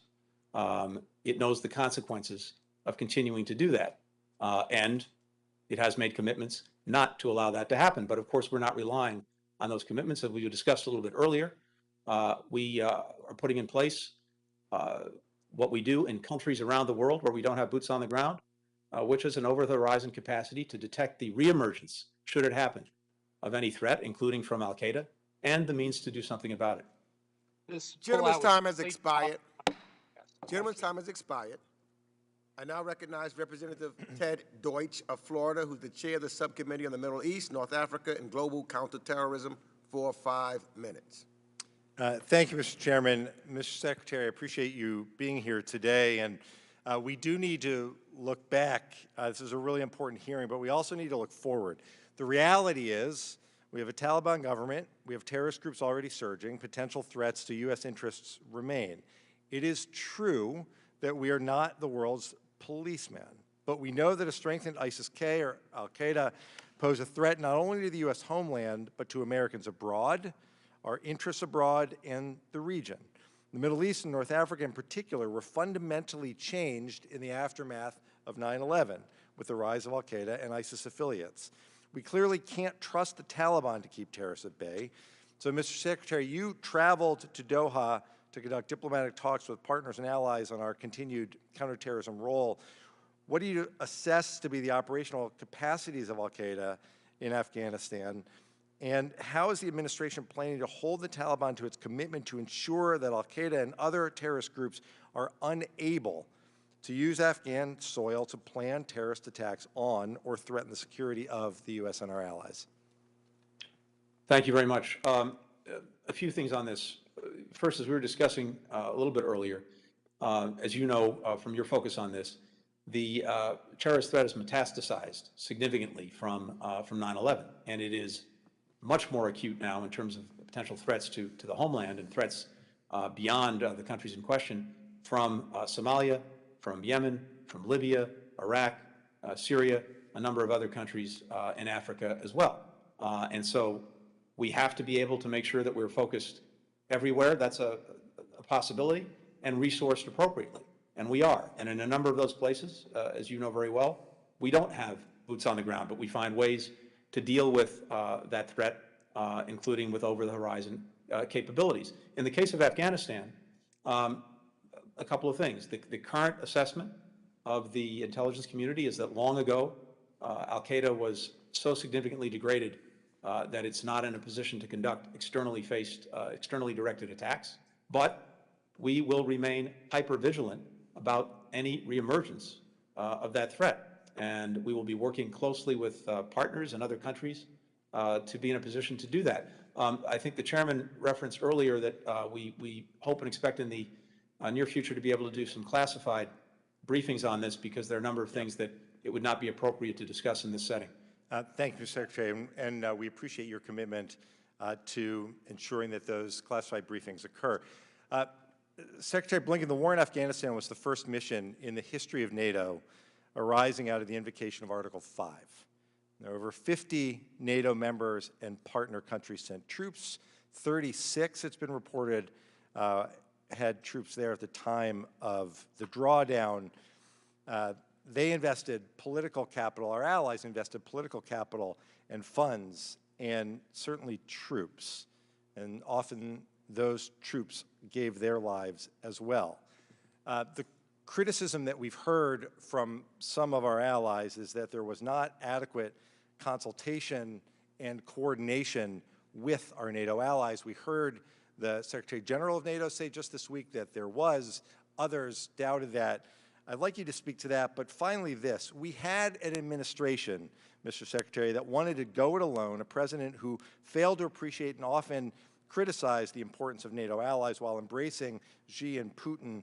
If you could also, in their final time with me, speak to, at a time when democratic values are being threatened and at risk in so many places around the world, if you could also speak to the importance of that transatlantic relationship and how to reassure those allies of ours who have raised concerns about how we went about pulling out of Afghanistan and about failing to coordinate with them as we did.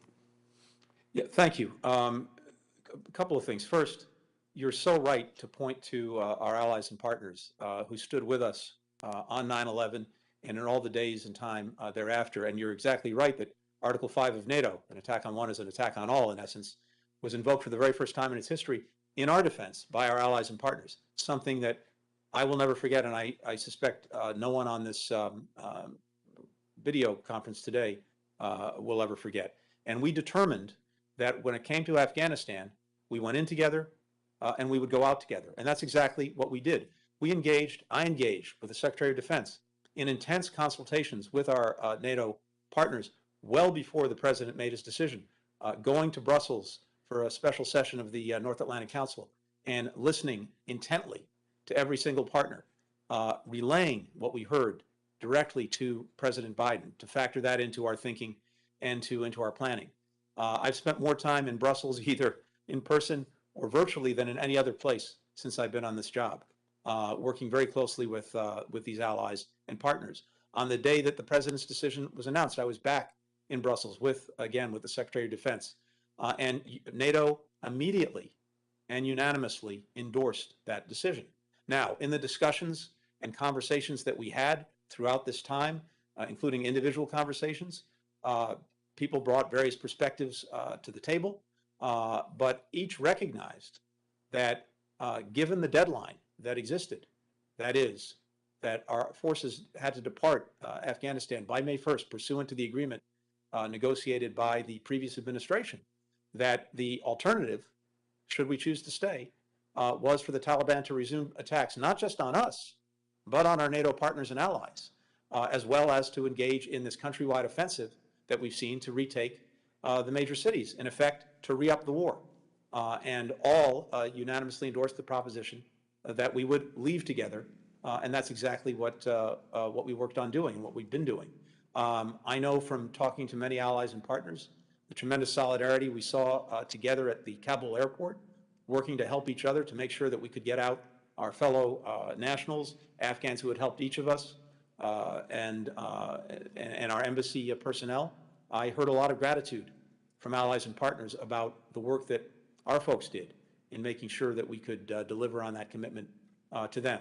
So from my perspective, at least, there was tremendous and genuine consultation with allies and partners throughout this process. And going forward, right now, we are deeply engaged with them at NATO and in other organizations on working together on the way forward to collectively hold the Taliban to the commitments that it's made to the international community. Thank you. The gentleman's time has expired. I now recognize Representative Scott Perry of Pennsylvania for 5 minutes. Thank you, Mr. Chairman. Mr. Blinken, assuming it's not classified, can you tell us where you are today? Yes, I'm at the State Department. Oh, couldn't be bothered to come down here and see Congress. All right, that's great. Sir, excuse me, sir. My understanding is that the House is not in session, and that's why the session is. I'm right here, Secretary. So is the chairman. So is the ranking member. We're here, Mr. Chairman. Reclaiming my time. Did state at any point in the evacuation process block American citizens from leaving Afghanistan? No, we did not. None. Your testimony before Congress is that state didn't block any American citizens leaving Afghanistan. To the contrary, my officers, men and women, ran into the building from around the world to help Americans get out. It's a simple yes or no. I heard you do it with Mr. Connolly. You can do it with me. Yes or no? I just want to clarify. You didn't block anybody. State didn't block any American citizens. No. Okay. They were there to help Americans get out. How many Afghans not meeting the qualifications of SIV have been brought to the United States? Prior to, I want to know how many Afghan citizens came to the United States that had not met the qualifications for special immigrant visa? We're in the process of No. How going many? through. How many? How many did you bring? You were just at Dulles. How many did you bring? We will have, by the end of the month, we will have brought a total of approximately 60,000. That have not met the SIV process.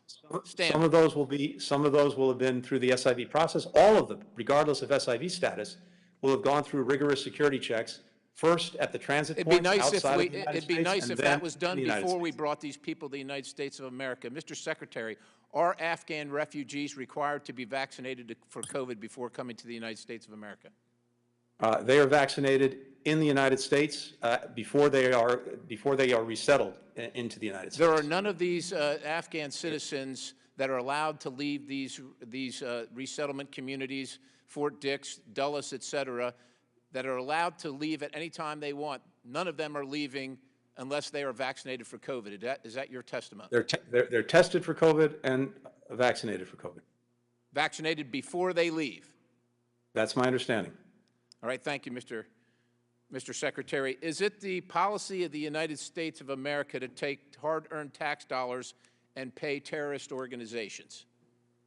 It is not. It is not. So your testimony earlier is that we're sending taxpayer dollars to Afghanistan right now for humanitarian relief. Who are we sending that to? To NGOs and to the United Nations agencies who are using that assistance, not to the Afghan government. Not to the Not to the Afghan, the Taliban government. How are you accounting for that? How are you making sure that the Taliban government is not receiving that? As we do around the world in places of conflict where we provide humanitarian assistance, working through UN, working through NGOs with long-tested methods to make sure that the assistance provided goes to the people who need it, not to the government in question. Is it your understanding that over the past 20 years, the United States taxpayers have paid Pakistan, who has then used that money to support the Taliban, the Haqqani Network, ISIS-K, Khorasan Group, et cetera, for the past 20 years? Is that not true? There's a long history that we should all look at together about the involvement of Pakistan. So I would say that we should no longer pay Pakistan and we should pay India. Let me ask you this. I just have a couple more questions for you. A little off topic here, but I think it's interesting. How long was your recent interview with the FBI, and was it a deposition? I'm sorry, I don't know what you're referring. Are you saying that you have not had a recent interview with the FBI since becoming Secretary of State? I'm not sure what you're referring to, and I'm happy to take that up with you offline. Did the State Department turn over documents to the FBI related to Hunter Biden, Burisma, and/or the Blue State Strategies Corporation? You'll have to. So you have no knowledge of this. You have had no. You don't. Are you saying you have not had an interview with the FBI since becoming Secretary of State? It would not be appropriate for me to comment in a public forum on any legal proceedings that the department. I'm not asking you to cooperate. I'm not asking you to comment on the legal proceedings. I'm just asking if you've been interviewed by the FBI since becoming Secretary of State. Again, I'm not going to comment one way or another on any legal proceedings or not that may or may not have happened. Have you sought to? Let me remind the gentleman that the topic of this hearing is Afghanistan. That's what we're. I appreciate it, Mr. Chairman, but the Secretary generally refuses to answer questions about Afghanistan, so I just figured we'd talk about something he should be intimately familiar with. Have you sought to alter any of your testimony from last year's Senate investigation regarding this topic? Mr. Secretary. Gentleman's time has expired. And let me also, for the record, make clear that this is a hybrid hearing. Just as members had an option to come or to be other places, the Secretary also. It's a hybrid hearing because we are not in session. Mr. Chairman, Mr. Chairman, point of inquiry, if I could. Who seeks recognition? This is Congressman Issa. Just for my edification, was it expressed to the Secretary that he had a choice of either one, or was he invited to come here, or was he alerted to remain there? And I only ask because I think we all agree that if he could have been here in person, it would have been better. But if it was an option or for whatever reason, because I want to make sure that it's clear that the Secretary may have done no wrong, even though many of us would prefer him to be here. The Secretary has done no wrong. It was an option, and I made it as an option as I've done with every member. Okay, thank you, Mr. Chairman. I now recognize Representative Karen Bass of California, who's the chair of the Subcommittee on Africa, Global Health, and Global Human Rights for 5 minutes. Thank you very much, Mr. Chair, and thank you, Secretary Blinken, for attending this hearing and for your patience with putting up with the theatrics of my colleagues on the other side of the aisle. I want to thank you again for spending the time and agreeing to take everyone's questions for 5 minutes. The departure from Afghanistan has provided really unprecedented insight into our foreign policy. In addition to demonstrating the bravery, dedication, and professionalism of our military, diplomats, and Afghan partners, it has also shown how a 20-year effort and billions of dollars have really raised questions about what the return of investment is that we desired in terms of sustaining peace and stability in Afghanistan. The assumption of power by the Taliban has secondary and tertiary effects on the most vulnerable segments of the population, especially women and children. And we're concerned that it will reverse any gains that were realized in the last 2 decades. So my first question, yes or no, Mr. Secretary, did the agreement from the last administration include any protections for girls and women? Not to my knowledge. So many people are concerned about the status of women and girls in Afghanistan under the Taliban. The restrictions on education, movement, health, physical safety under their regime paints a grim picture. I'd like to know how the administration will work with partners to support advocacy for women's rights and the rights of ethnic and religious minorities. Thank you. Go ahead. Thank you, Congresswoman. One of the truly great achievements of the last 20 years was the progress made by women and girls in particular in Afghanistan. And one of the things that we should be proud of is the support, the leading support that we gave to that when it comes to access to education, to healthcare, to the workforce, entrepreneurship. Those gains were significant, and we were the leading contributor. I was in Kabul in April. I sat with a number of women who had benefited from our assistance, including women who'd gone on to become leaders in their parliament, in the media, NGOs, et cetera, and of course heard their profound concerns about the future. Just recently, when I was in Doha and at Ramstein, talking to people who'd been evacuated from Afghanistan, I spoke to a lot of women and girls and heard their deep concerns about the future, as well as people who are still in Afghanistan. And so we have an ongoing commitment to use every tool at our disposal through our diplomacy, through our economic assistance, humanitarian assistance, programmatic assistance, to do whatever we can to continue in coordination with many other countries to support women and girls and minorities in Afghanistan. The assistance that we announced today will go in that direction. The assistance we'll provide going forward will do that. And with regard to women and girls in particular, given the incredible fragility of the situation that they're now in, I will be naming a senior official here at the State Department to focus entirely on the ongoing effort, both from the United States government and in coordination with other countries, to support them. Well, thank you very much. And so will the administration expand the license to operate humanitarian programs in Afghanistan? And how will that take place? And which partners do you see us continuing to work with? In short, yes, that's exactly what we're looking at. And you rightly point out, we've already issued a license to make sure that humanitarian assistance could go forward. We're looking at whether that needs to be expanded, consistent, of course, with our sanctions and consistent with our national security, to allow appropriate assistance to get to those who need it. Who approves that license? Who are we making that request to?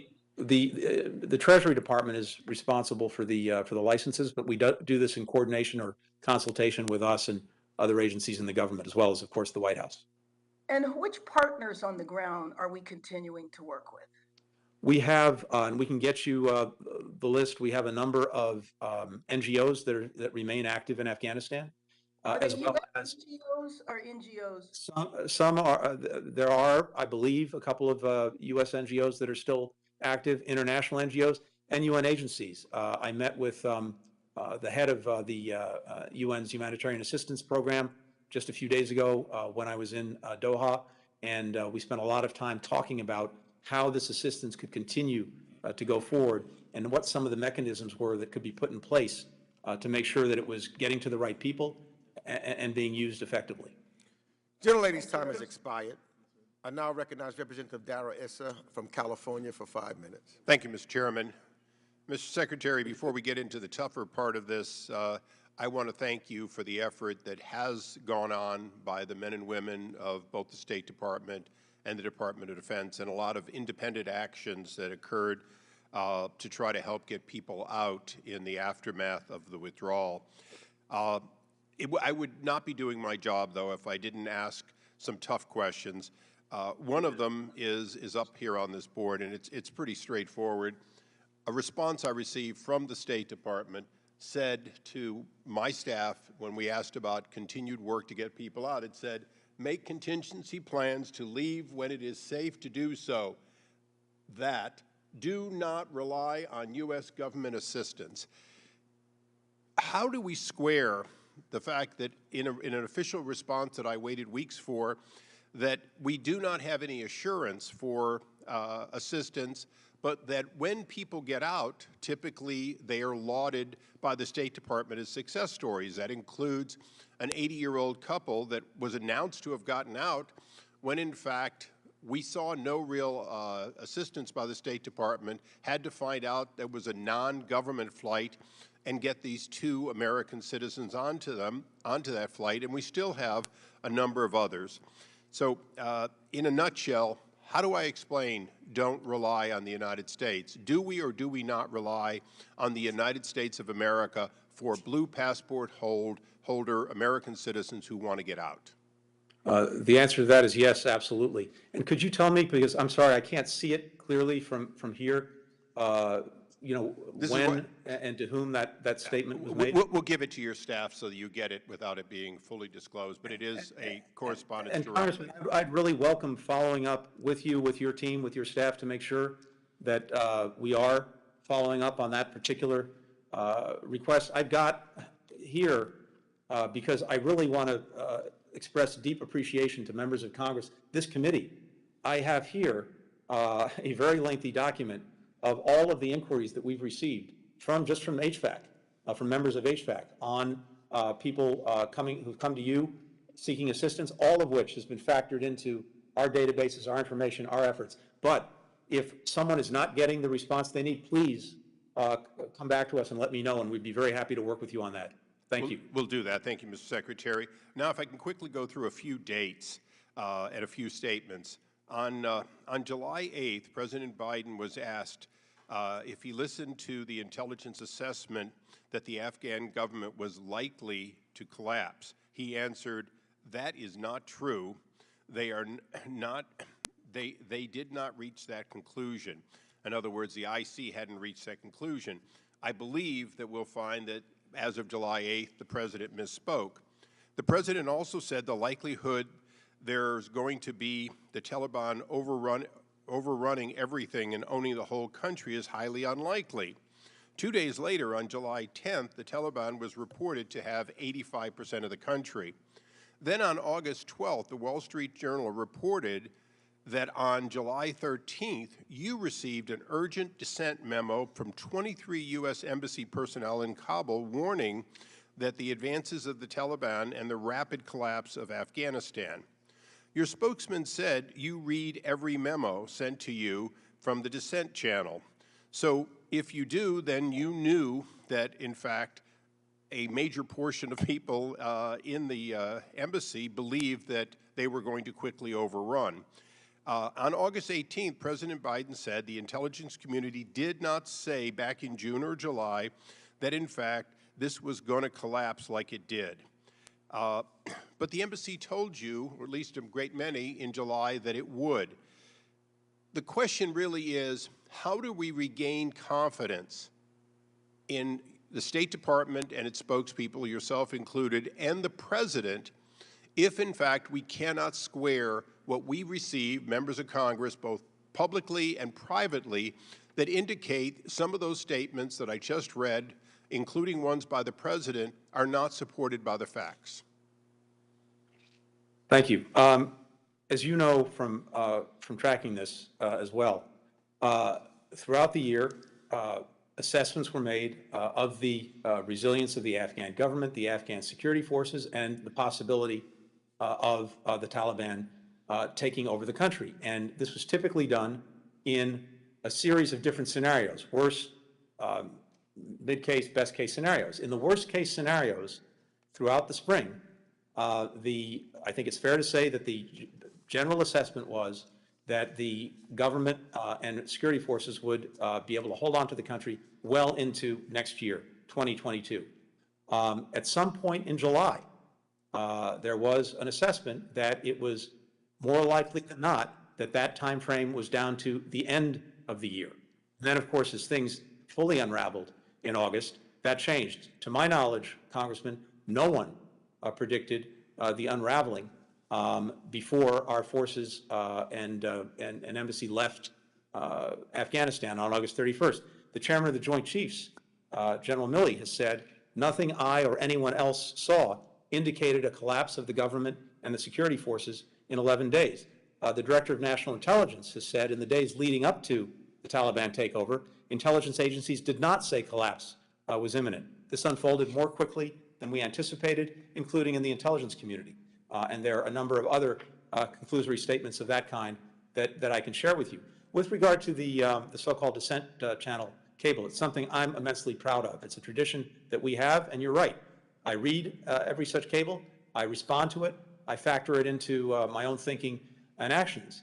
And that cable did not predict the collapse of the government or security forces before our departure. It was very focused, and rightly focused, on the work we were doing to try to get Afghans at risk out of the country and pressing to speed up that effort. As it happens, a number of the things that were suggested in that very important cable were things that we were in the process of doing. The very next day, I think the cable came in on the 13th of July, the 14th, we launched Operation Allies Refuge, which of course had been in train for some time, as well as the 24/7 task force to help those in the SIV program get out and even to relocate them, which is not part of the program. So that was a very important cable. I'm grateful for it and grateful that we have a process at the State Department where people can clearly express their views and differences on policy or recommendations on policy. That's usually important. Gentleman's time has expired. I now recognize Representative Bill Keating of Massachusetts, who's the chair of the Subcommittee on Europe, Energy, the Environment, and Cyber, for 5 minutes. Thank you, Mr. Chairman, and thank you, Mr. Secretary, for your service. And as head of the Department of State for our country, I want to thank all of your people for the work they've done. They stood side by side with our military, risking their lives in helping people evacuate in the most dangerous situation. So my sincere appreciation to everyone at State that was part of that. I'm also glad that you reinforced, as my conversations have, the renewed commitment, the strength that is there with our transatlantic allies going forward on our mission, not just in the region, but also through worldwide through our counterterrorism efforts. So I must say this, though. This is a period of reassessment, I think, as we go forward, where we have some lessons learned, where we go embarking on a new mission, where we're trying to do the best in that area and so many fronts. But there's one relationship that really is always troubled me a great deal, certainly over the last couple of decades, and that's our relationship with Pakistan. You know, from its Pakistan's played an active and, by so many accounts, a negative role in Afghan affairs for decades, not just recently, but for decades. From the very beginning, its inception, they helped in actually branding the name Taliban.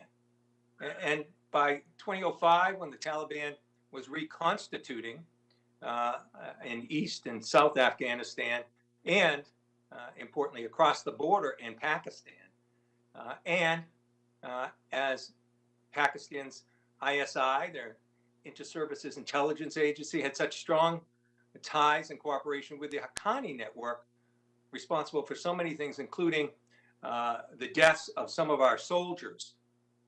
And even recently, when the Taliban took over in the last month, Pakistan's Prime Minister Khan, claimed that Afghanistan had, quote unquote, broken the shackles of slavery. So we used to always hear diplomatically that we have a complicated relationship with with Pakistan. I would say it's often duplicitous. So as we go forward in the region, as we go forward dealing with our counterterrorism missions, how do we reassess that relationship? How have we learned from their actions? And when we go forward, what do we do? What are some of the big issues that we should have, stakes in the ground, that we should have in dealing with Pakistan and the way they've acted over these decades? Thank you, Congressman, and I think you're very right to point at the role that Pakistan has played throughout the past 20 years and even before. And it is one that has involved hedging its bets constantly about the future of Afghanistan. It's one that's involved harboring members of the Taliban, including the Haqqanis. It's one that's also involved at different points, cooperation with us on counterterrorism. And so there are a number of things that have come into play. It has a multiplicity of interests, some that are in conflict, clear conflict with ours. When it comes to Afghanistan, it's focused, of course, as well on India and the role that India is playing in Afghanistan, and it looks at it through that prism as well. All of these things, I think, have influenced what it has done on many occasions detrimental to our interests, on other occasions in support of those interests.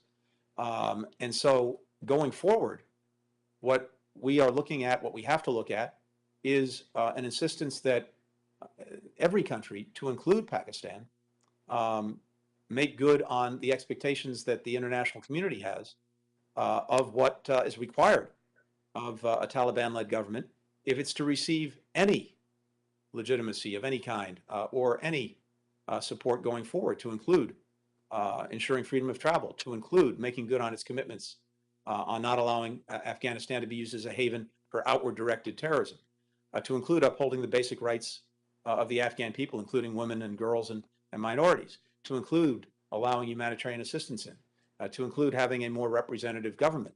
And so Pakistan needs to line up with the rest of the, with a broad majority of the international community in working toward those ends and in upholding those expectations.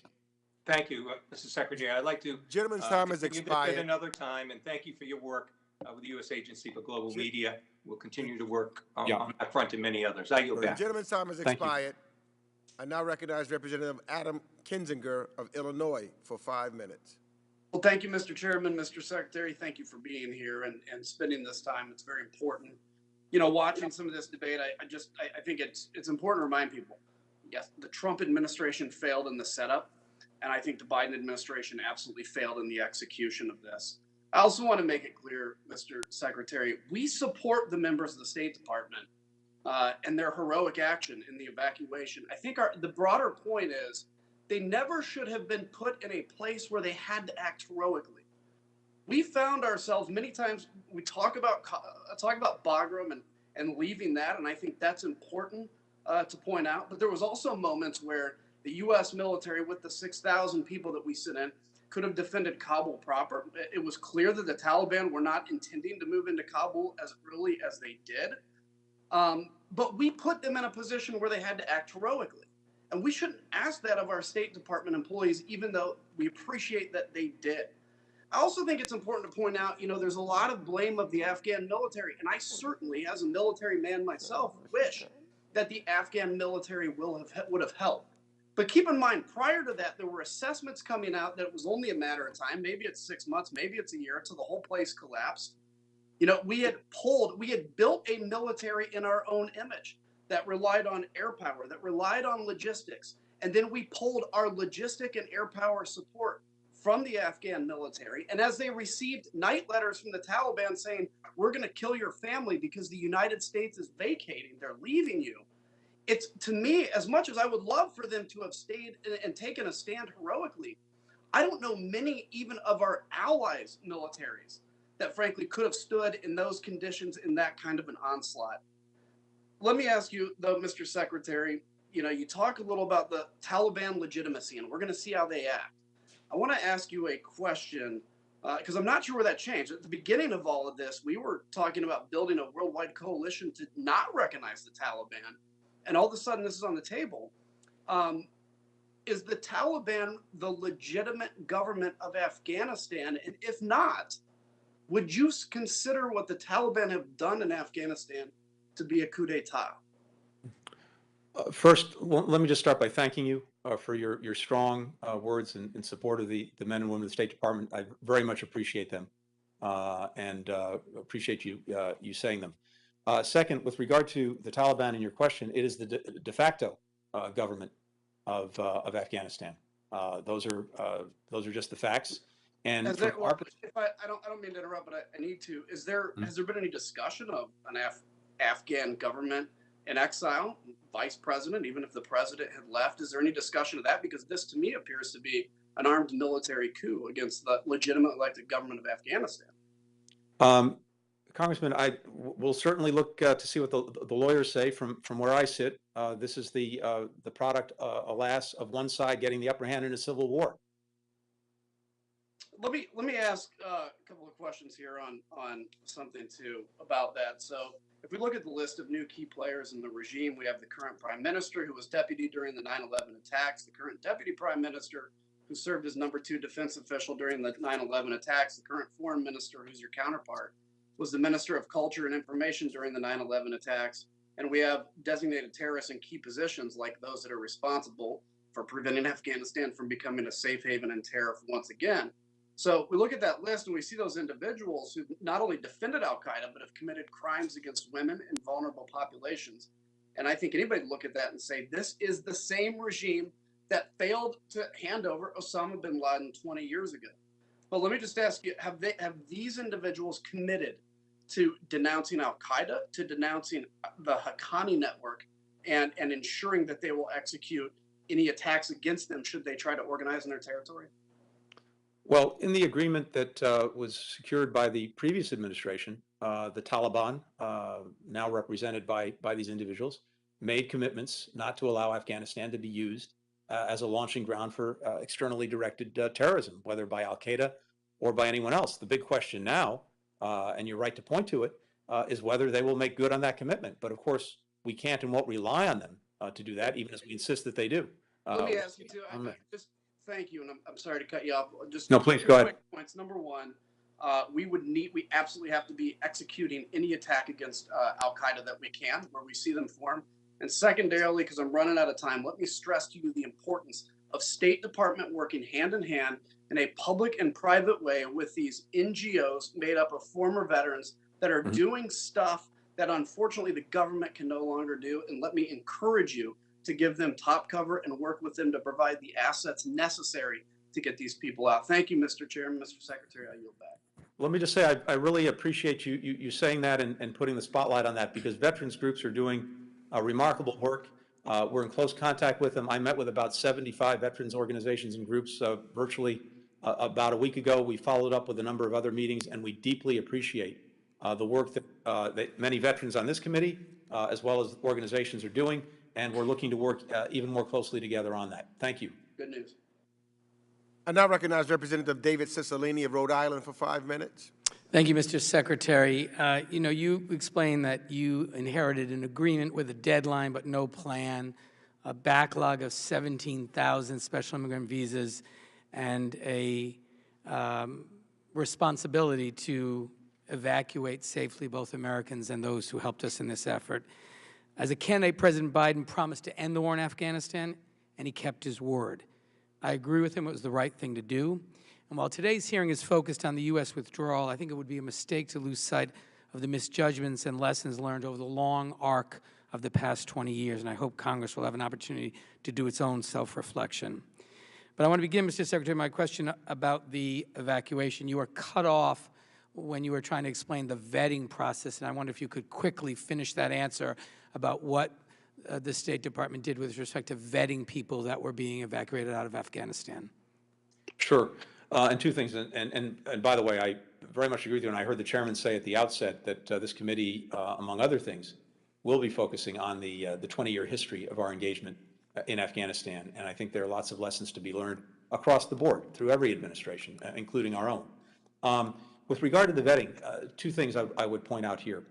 First, we've spent a lot of time talking about the Special Immigrant Visa Program and our commitment, and the commitment I know of so many members of this committee, to the Afghans who worked with us, who stood side by side with us, and the work that we did these first months of the administration to take a program that was in pretty much a dead stall and to put it into Mr. Secretary, I don't want to be impolite, but if you could just quickly say what you did, because I know how thorough it was. Yeah. I have two more things I want to get to. Thank you. Simply put, when it comes to vetting people coming out of Afghanistan, they go to transit countries. We negotiated agreements with more than a dozen countries to transit Afghans at those countries, and we do security screenings there. We've sent Customs and Border Patrol agents to all of those countries. We have the law enforcement, intelligence, and security agencies all there doing vetting, biometrics, biographic information. Then they come to the United States, but before they're resettled anywhere, they're also at one of our military bases, and any vetting continues there. And under authorities that we've asked Congress for, including the ability for people who are resettled in a year's time to apply for a green card, the vetting and background authorities will continue so that if anything comes up, we can continue to do that. Great, thank you. As you know, Mr. Secretary, the LGBTQI community in Afghanistan is extremely vulnerable to punitive actions from the Taliban. It's important, in my view, that we take steps to ensure that those who would be subjected to violence or worse because of their sexual orientation or gender identity are safe. The Council for Global Equality, the Human Rights Campaign, and LGBTQI+ refugee support groups released a 10-point plan to protect Afghan LGBTQI refugees. My question is, have you seen this plan? And if so, is the administration prepared to implement it? And is it consistent with the presidential memorandum of early 2021 that speaks of the responsibility to help Afghan refugees that make it to neighboring states as outlined in that memorandum? Well, thank you for very rightly putting the spotlight on concerns about the LGBTQI+ community in Afghanistan and the particular threat that they may find themselves under. This is something that we are focused on. I have not personally seen the report that you referred to. I'm going to ask to see it. I'm pretty sure that my team has, but I'll take a look at that myself, and I thank you for sending it to us. Great, and I look forward to following up with you on that. And finally, Mr. Secretary, the Brown University Cost of War Project has compiled a sobering list of figures as it relates to post-9/11 conflicts, including Afghanistan. Trillions of dollars spent, over 900,000 lives lost in Afghanistan, 2,641 Americans, and 38 million people displaced around the world. And, Mr. Secretary, the war in Afghanistan went on, as you know, for 20 years, leading to extraordinary costs in terms of dollars spent, lives lost, and political capital expended. Taking stock of these costs, my question is, what do you think are the most important lessons after 20 years in Afghanistan and 20 years of post-9/11 conflict that we should learn? I think all of us have to come together to do just that, to try to look at the lessons and then reflect those lessons in what we do together going forward. To my mind, at least, one of the lessons is while we are very effective at dealing with terrorist threats to our country and eliminating them, which we did very successfully in Afghanistan, the idea of using military force to try to remake a society is something that is beyond our means and beyond our capacity.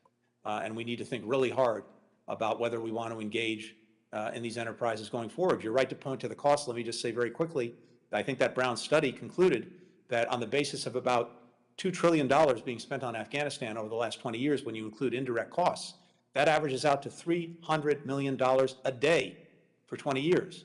And I know people will say, well, that wasn't the case the last year or so, but had we not ended the war and brought our people home, we would have had to have re-upped it to deal with the renewed attacks by the Taliban, to deal with the onslaught nationwide.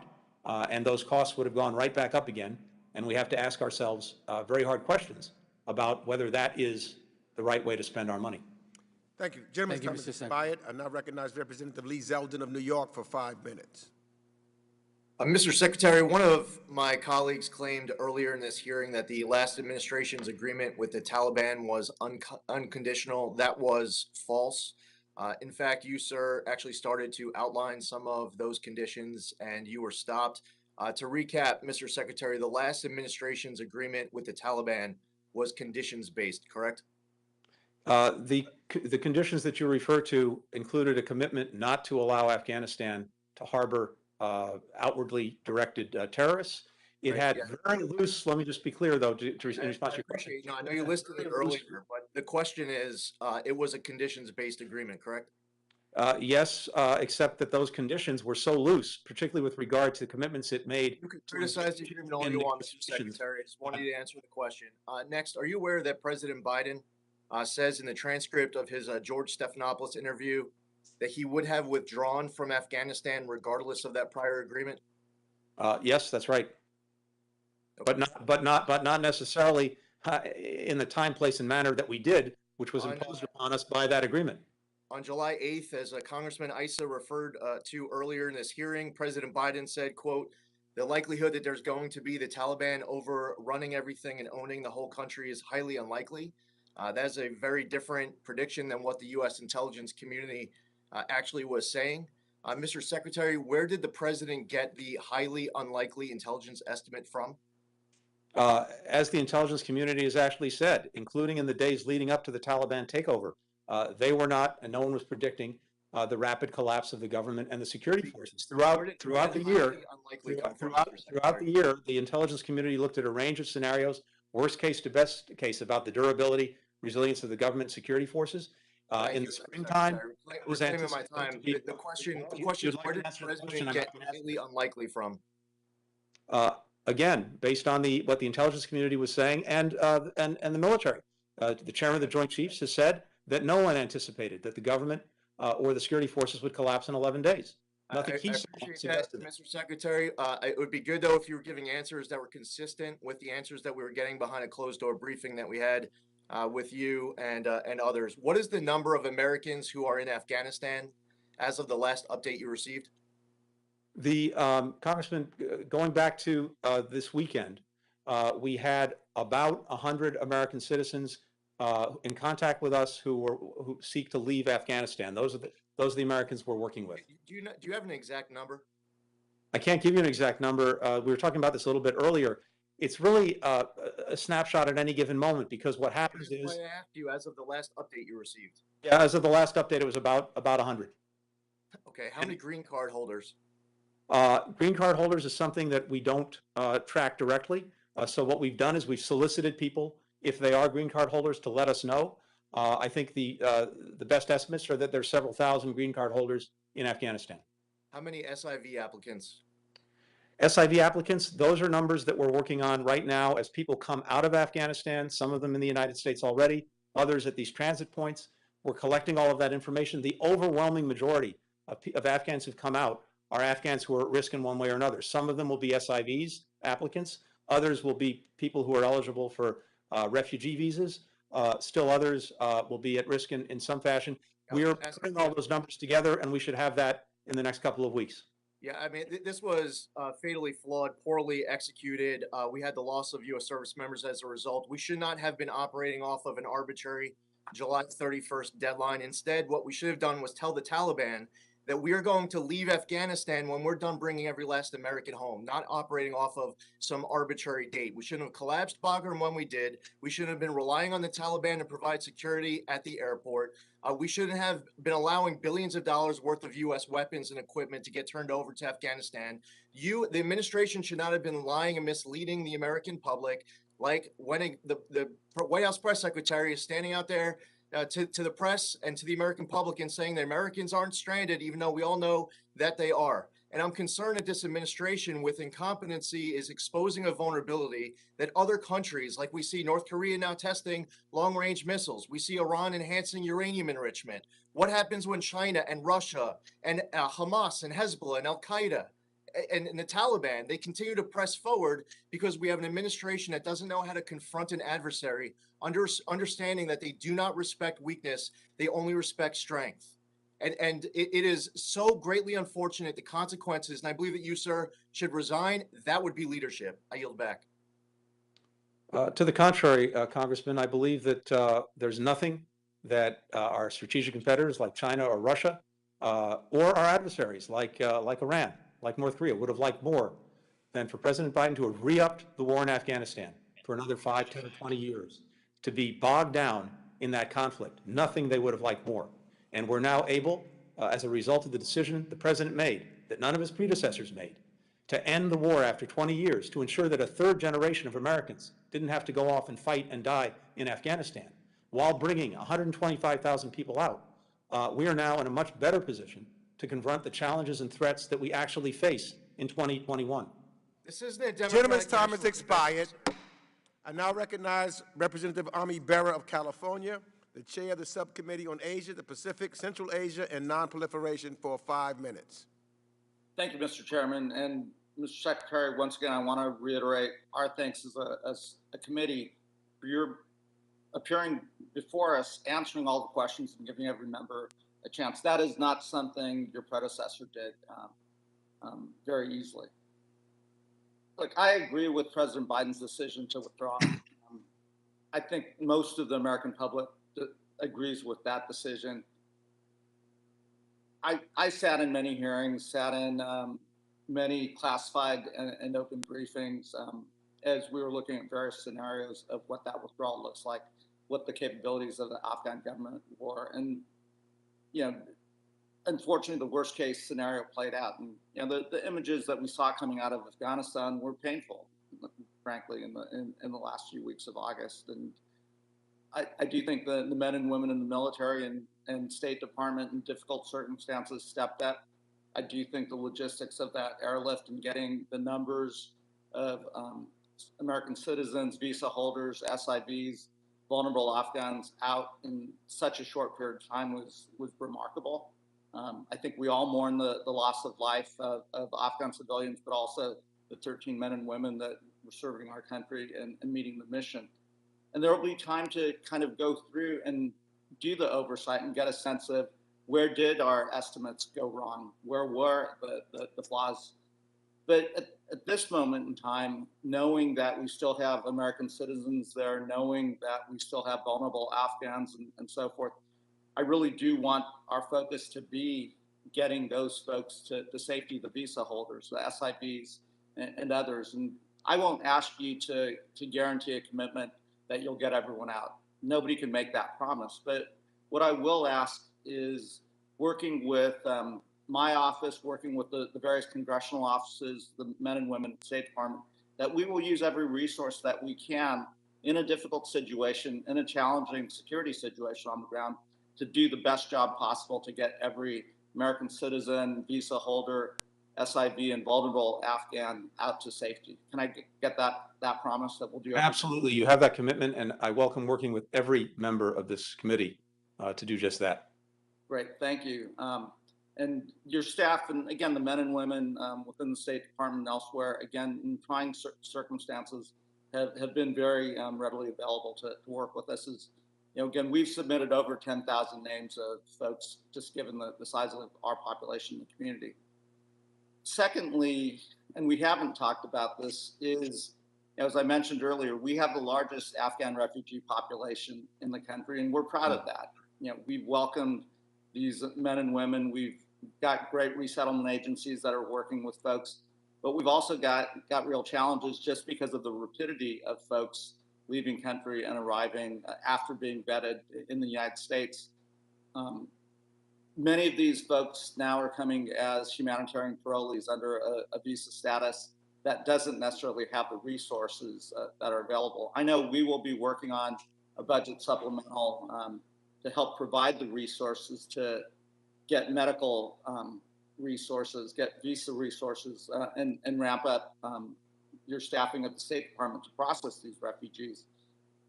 I would hope that the men and women on this committee, Democrat, Republican, as well as everyone in the House and Senate, overwhelmingly support the supplemental requests that will be coming to us hopefully within the next few weeks to provide those resources.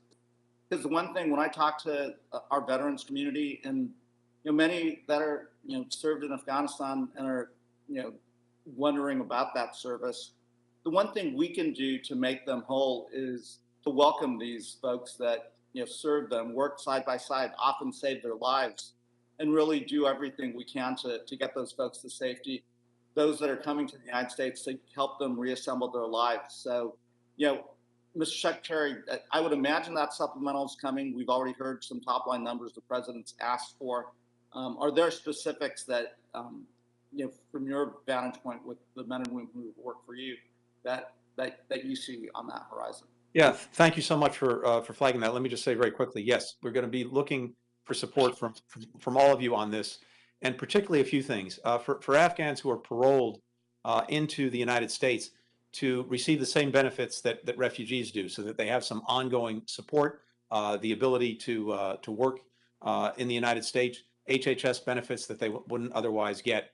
We'd also like them to be able to apply for a green card after 1 year of being in the United States.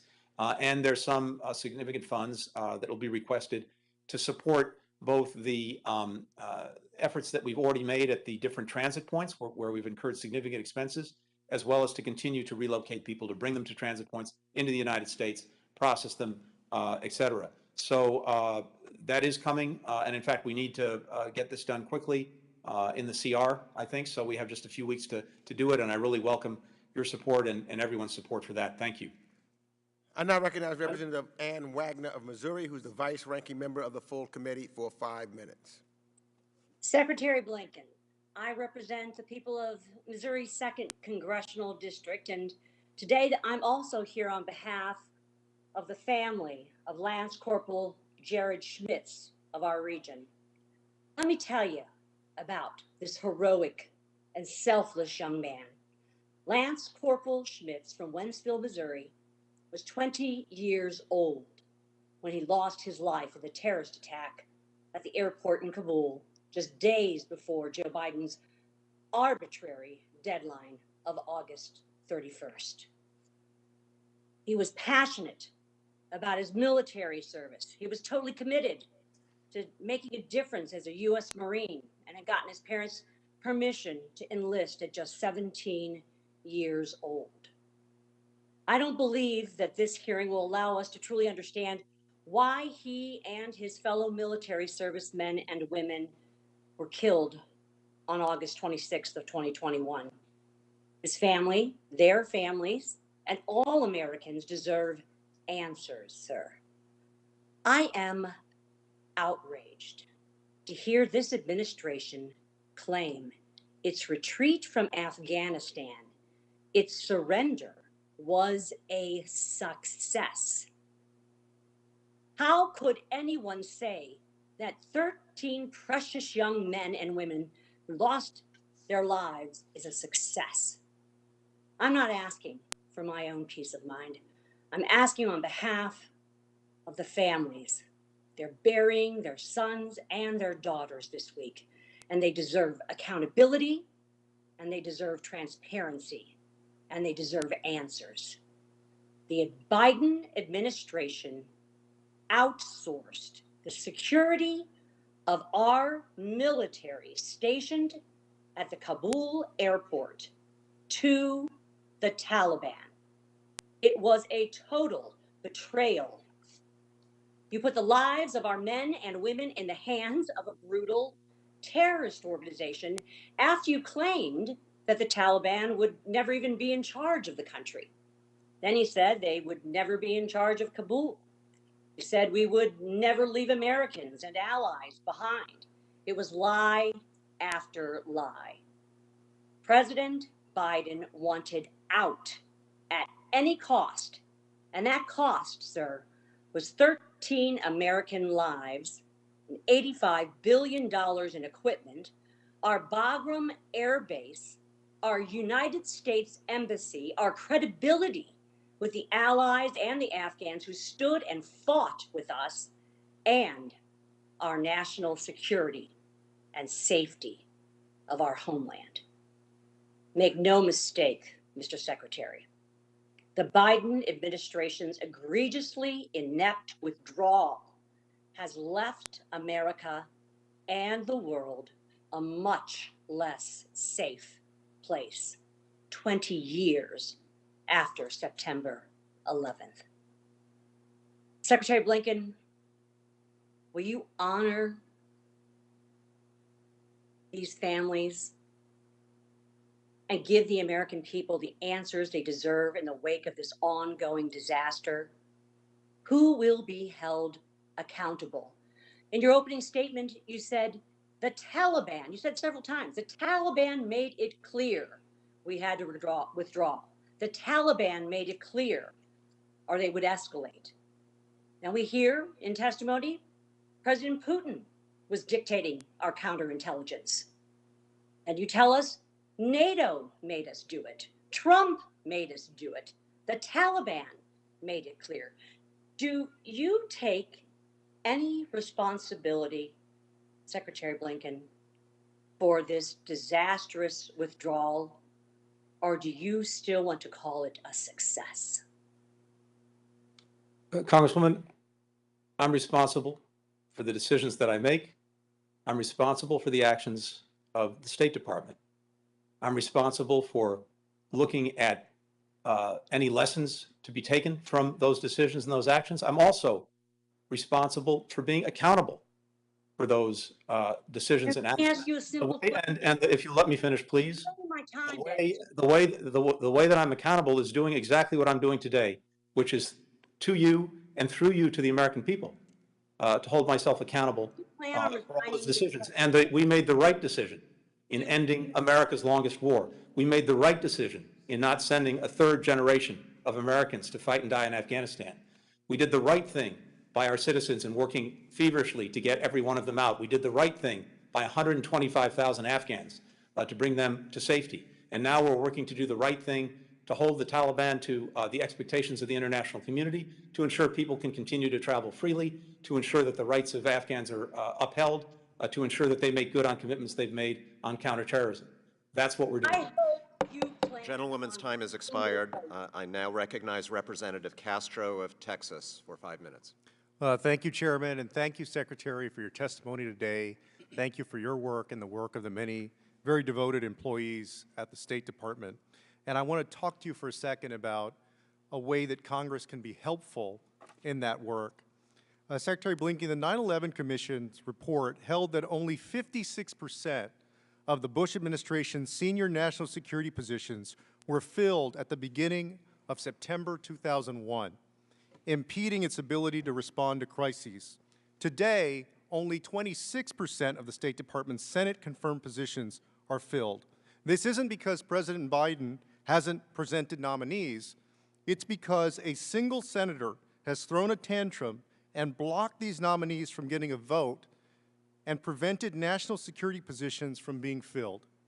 So I'm going to ask you a few yes or no questions regarding very important staffing at the State Department.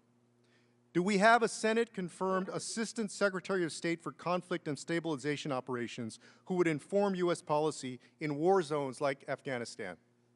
We do not. Do we have a Senate-confirmed Assistant Secretary of State for South and Central Asian Affairs who would cover Afghanistan? We do not. Do we have a Senate-confirmed Assistant Secretary of State for East Asia and Pacific Affairs who would guide U.S. policy towards China, a country deeply involved in South Asia? We do not. For African affairs? We do not. European and Eurasian affairs? We do not. Western Hemisphere affairs? We do not. International organization affairs, international narcotics and law enforcement affairs, and educational and cultural affairs? We do not. For each of these positions, President Biden has nominated a candidate. The candidate has testified in front of the Senate Foreign Relations Committee, been vetted and recommended by that committee for a vote, only to be delayed by a hold by Senator Ted Cruz of my home state of Texas. This has delayed many other positions as well and is denying you the team you need to advance our nation's interest abroad and protect our own national security. Despite this, the State Department rose to the occasion. Over 120,000 people were successfully evacuated from Afghanistan in a short period of time in one of the biggest humanitarian operations the United States has ever seen. But the work continues, and having Senate-confirmed people in these positions will be critical as we marshal our allies for what comes next in Afghanistan.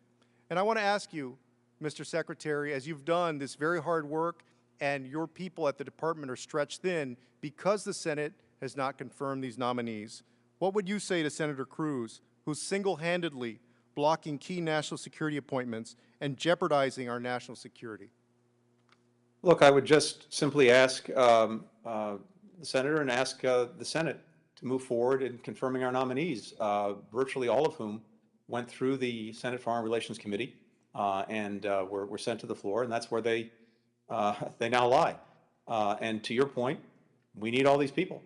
We need them to do the business of the United States. We need them to advance the interests of the United States, especially at this critical time. So I hope very much that we can work through this very, very quickly, and I would hope that the Senate can get our nominees confirmed. Thank you, Mr. Secretary. I'm going to ask another question on Pakistan, and you may have to take some of it for the record, but I want to get through the question real quick. Sure. I want to follow up on Rep. Keating's line of questioning about Pakistan. As you just noted, over the years, Pakistan has harbored Taliban leaders and provided other forms of support to the group. As my colleague noted, Pakistan's leader cheered the Taliban taking over Afghanistan. You began discussing what we will be looking at with Pakistan moving forward. And on that note, Pakistan is currently a major non-NATO ally of the United States, giving it a number of benefits, including privileged access to U.S. arms sales. And so, based on their past actions, our conversation today, all of it, I want to ask you, given its longtime support for the Taliban, is it time for the United States to reassess its relationship with Pakistan and reassess its status as a major non-NATO ally? Thank you for the reasons you cited, as well as others. This is one of the things that we're going to be looking at in the days and weeks ahead. The role that Pakistan has played over the last 20 years, but also the role that we would want to see it play in the coming years, and what it will take for it to do that. Thank you. I yield back, Chairman. Gentleman's time has expired. I now recognize Representative Brian Mast of Florida for 5 minutes. Mr. Secretary, as the transcript, the leaked transcript, as you referred to it, says, did the President Biden work with the coward exiled president of Afghanistan to manipulate the intelligence about the Taliban? What the President said to then President Ghani in private is exactly what he said in public, that the issue was not whether Afghanistan had the capacity to withstand the Taliban, it's whether it had the will and the plan to do so. He urged him the transcript is a to lie. show that will and It's have false. that plan. It's incorrect. He did And not to work. bring people together in You're saying unity. it's false, it's a lie, it's incorrect. He did not work to tamp down the intelligence on the Taliban. Absolutely not. So the transcript is incorrect. That's your testimony today. The intelligence that we had, we've already discussed at some length about what the assessments were of the Taliban and its capacity to take over the country. I think that everybody looking for an explanation about what happened and how everybody got it so wrong, how your administration got it so wrong, needs to look at that as the most likely explanation, asking the president to manipulate the intelligence of what was actually going on with the Taliban. And I'm going to tell you the 13 families that deserve most to really hear the honest answers on that. It's these families. Marine Lance Corporal Kareem Nakui. His family deserves to truly know that. Marine Corporal Dagan Page. His family truly deserves to know if that's why they are missing their son because intelligence was manipulated. Marine Lance Corporal Riley McCullum, 20, wife expecting their first child. Sister said he was going to be the best dad ever.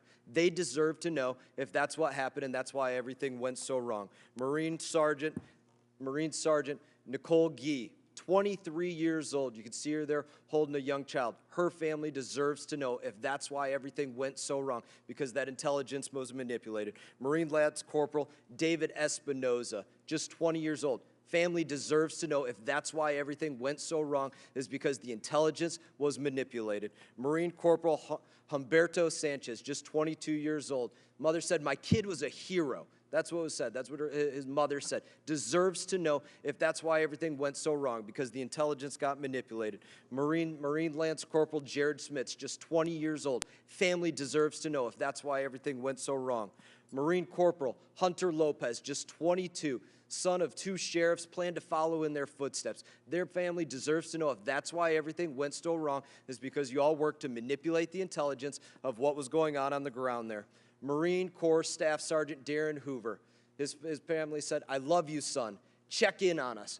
We will try to make you proud." They deserve to know if that's what happened, if that's how everything went so wrong in Afghanistan. Marine Corps Sergeant Johanny Rosario Picardo. Family deserves to know if that's why everything went so wrong, because you all worked to manipulate the intelligence of what was going on with the Taliban. Marine Lance Corporal Dylan Marola, just 20. Family said he always had a smile on his face, was the kindest person.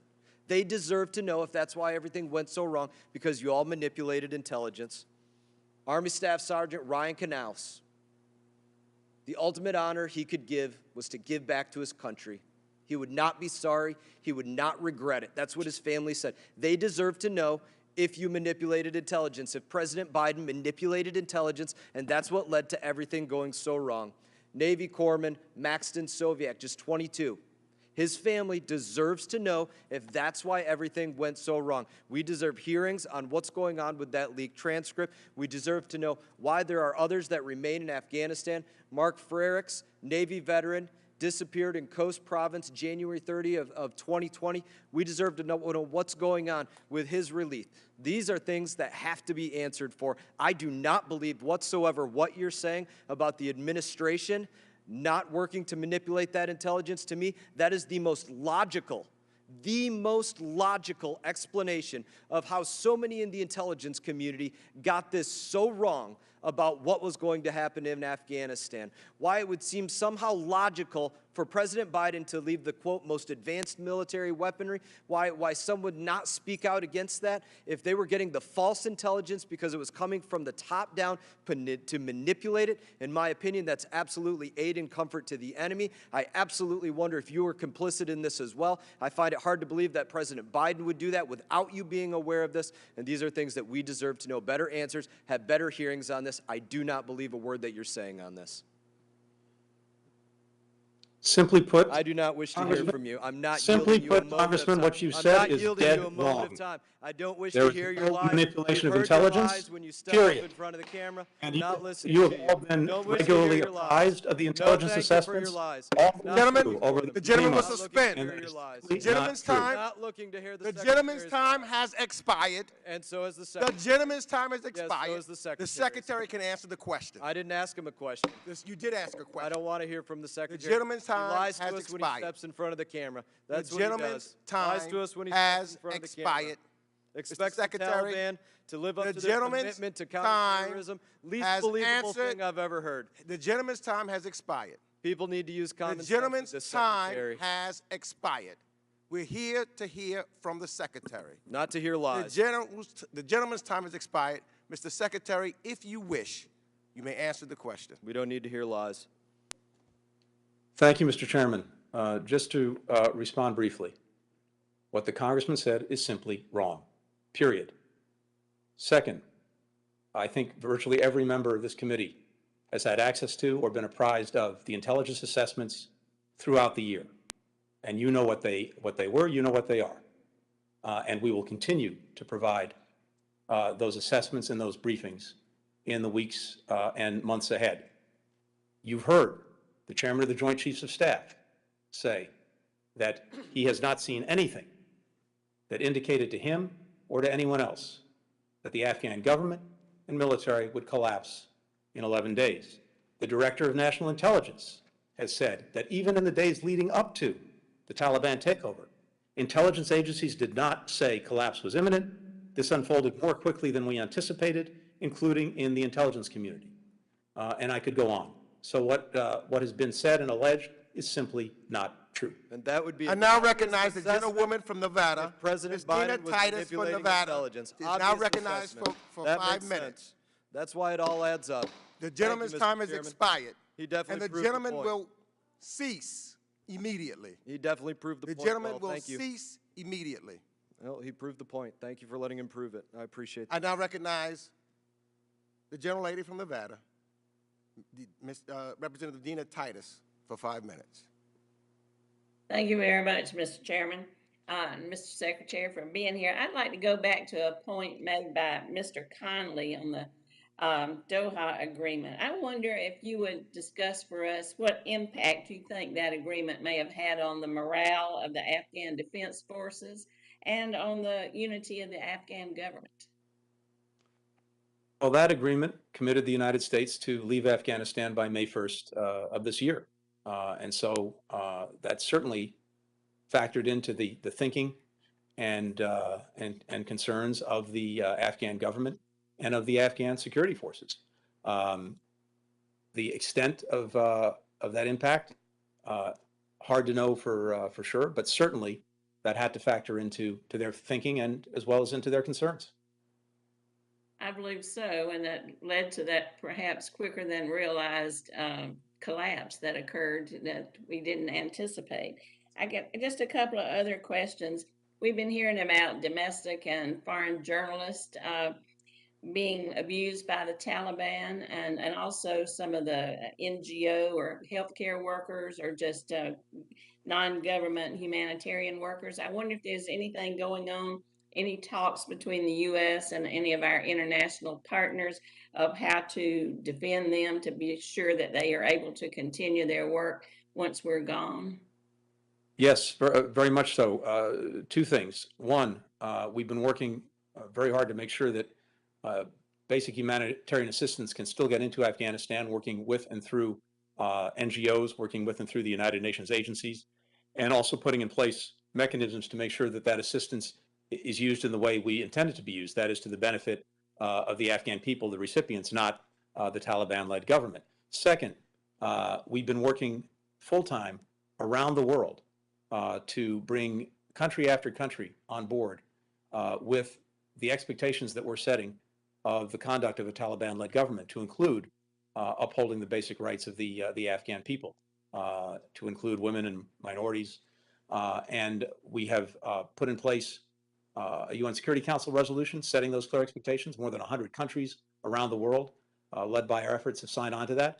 And to the extent the Taliban is looking for any kind of legitimacy or any kind of support from the international community, that will not be forthcoming in any fashion if it's not making good on those basic expectations and on commitments it itself has made. So going forward, its conduct will define its relationship with the rest of the world.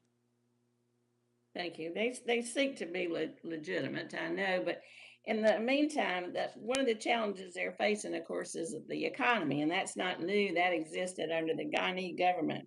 But we see Pakistan and China rapidly positioning themselves to kind of take advantage of this destabilized economy.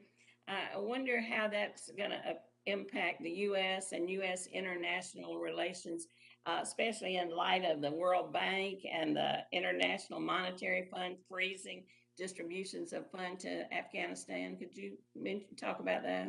Yeah, you're certainly right to point to that. And the fact of the matter is, though, that there is a Security Council resolution that should also bind Russia and China in their conduct going forward.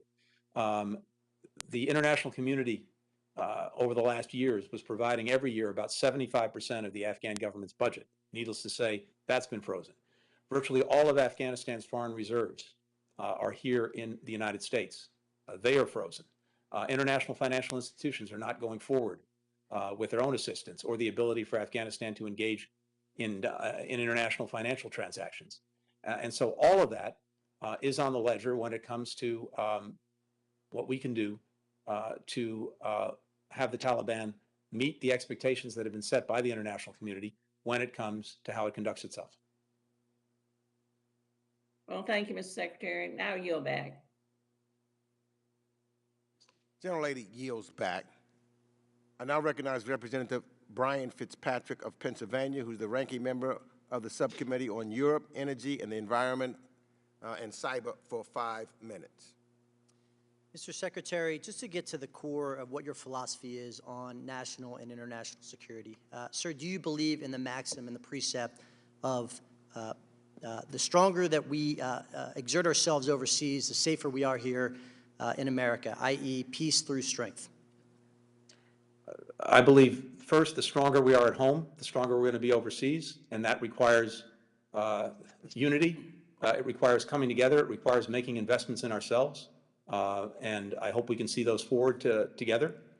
Second, to your point, around the world, it requires absolutely having the strongest military and defense in the world, but it also requires using all the tools at our disposal, to include our diplomacy, to include our economic tools, to include political tools, cultural tools. All of that is in the mix, and all of that defines our strength in the world. Mr. Secretary, do you believe that what the world witnessed over the past several weeks in Afghanistan was American strength? I believe that what the world witnessed was the president ending a war that had gone on for 20 years. But did they witness American strength over the past few weeks? And they witnessed an extraordinary effort that no other country could or would have made under the most extreme conditions in bringing 125,000 people out to safety, in making sure that we stood by our allies and partners and helping them to get out as well. And things we've heard from allies and partners around the world is no other country could or would have done what we did. Mr. Secretary, I recently left Ukraine just a few days ago. I returned. My next step. Just hold off 1 second. We're having technical problems. I don't see the secretary that's on, and we should be able to see him visually. And I want to make sure you get all of the time to ask the questions that you are putting forward in his response. Mr. Chairman, can you hear me? We hear you, Mr. Secretary, but we don't see you. Yeah, it looks like the image is frozen here, so let's see if we can. Yeah, let's see if we can fix that. The technical staff is working on it. I want to make sure Mr. Fitzgerald gets all of the time. Mr. Fitzpatrick, what did I say? Mr. Fitzpatrick. How's that, Mr. Chairman? Okay, I don't have a visual of the secretary. Now, okay. Did I get my time reclaimed, sir? Yes, let's give Mr. Fitzpatrick how much time when I stopped him? Should be 4 minutes and 10 seconds. No, when I stopped, I continued the questions that you had asked, but when I stopped, 4 minutes? Okay. Fine. We can resume from Mr. Secretary, I just returned from Ukraine 2 days ago. My next stop will be Taiwan. Yes. Sir, these people are scared to death. They're scared to death. So can we get you on the record here today, sir, to tell this committee, this Congress, and our nation that we will unequivocally and unapologetically do whatever it takes to have the backs of our friends in Ukraine and our friends in Taiwan, our friends in Ukraine in the event of Russian aggression, our friends in Taiwan in the event of Chinese aggression? Absolutely. We stand by our commitments to both countries. And we will do whatever it takes to defend them. We will stand by our commitments. We'll stand by our commitments to Taiwan under the Taiwan Relations Act.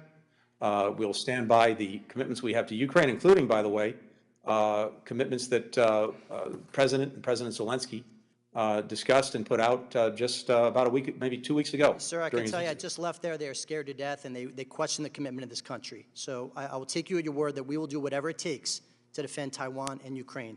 Next question. Not talking about the arms and munitions. I'm talking about the heavy equipment, the tanks, the Humvees, the Black Hawk helicopters, the aircraft. Sir, all this is GPS tracked. We can identify this, where it's at. Why did we not destroy it, or don't we destroy it now? Thank you.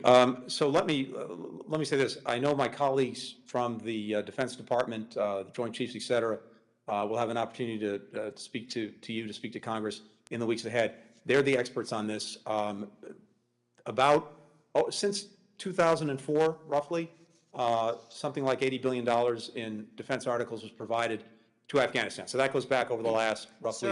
Sir, I'm sorry. I'm only asking about the GPS tracking. We know the location of this equipment that we have now seen fall into the hands of terrorists. Are we going to destroy it or not? So much of this equipment is either inoperable or will soon be inoperable because it can't be maintained. As I've seen it, based on what I've heard from my colleagues, there is nothing of strategic value, that is, that would threaten us or threaten Afghanistan's neighbors. Having said that, I'm not the expert on this, and I would really defer to my colleagues at the Pentagon. Mr. Secretary, do you believe that America should ever in any way capitulate to terrorists? Absolutely not. Do you believe, sir, that allowing the Taliban to run perimeter Hakaya with American troops on the inside of that perimeter, relying on the Taliban to keep ISIS out, and American citizens, passport holders on the outside of the perimeter, relying on the Taliban to get in, that is capitulating to terrorists? The reality is that the government and Afghan national security forces collapsed. The reality is that the Taliban took over Kabul, as well as much of the country. That was the reality we were dealing with. And the judgment of all of us, starting with our military commanders, including the people on the ground, was that our job was to work to get as many people out as possible, American citizens, Afghans at risk, and because the Taliban controlled the city, that required some coordination with them to get people through and to the airport. Sir, to an 18-year-old Afghani girl who may be watching this hearing today, who was born after 9/11, who knows nothing of what it's like to live under Taliban rule, who had hopes and dreams, who's in school, who wanted to be a female journalist, to help women and young girls rise up in Afghanistan, who now feels betrayed by the actions of this administration, what is your message to her? I spoke to a number of young Afghan women, including 18, 19, 21-year-olds, just about a week ago in Doha, actually in Ramstein, Germany, Do you where believe their lives are many at risk right now? relocated. And we talked about their futures. We talked about the futures of Afghan women and girls Under the who remain in Taliban? Afghanistan. Under the Taliban. And we talked about the ongoing commitment that the United States has and countries around the world have to do everything we can to support those women and girls going forward.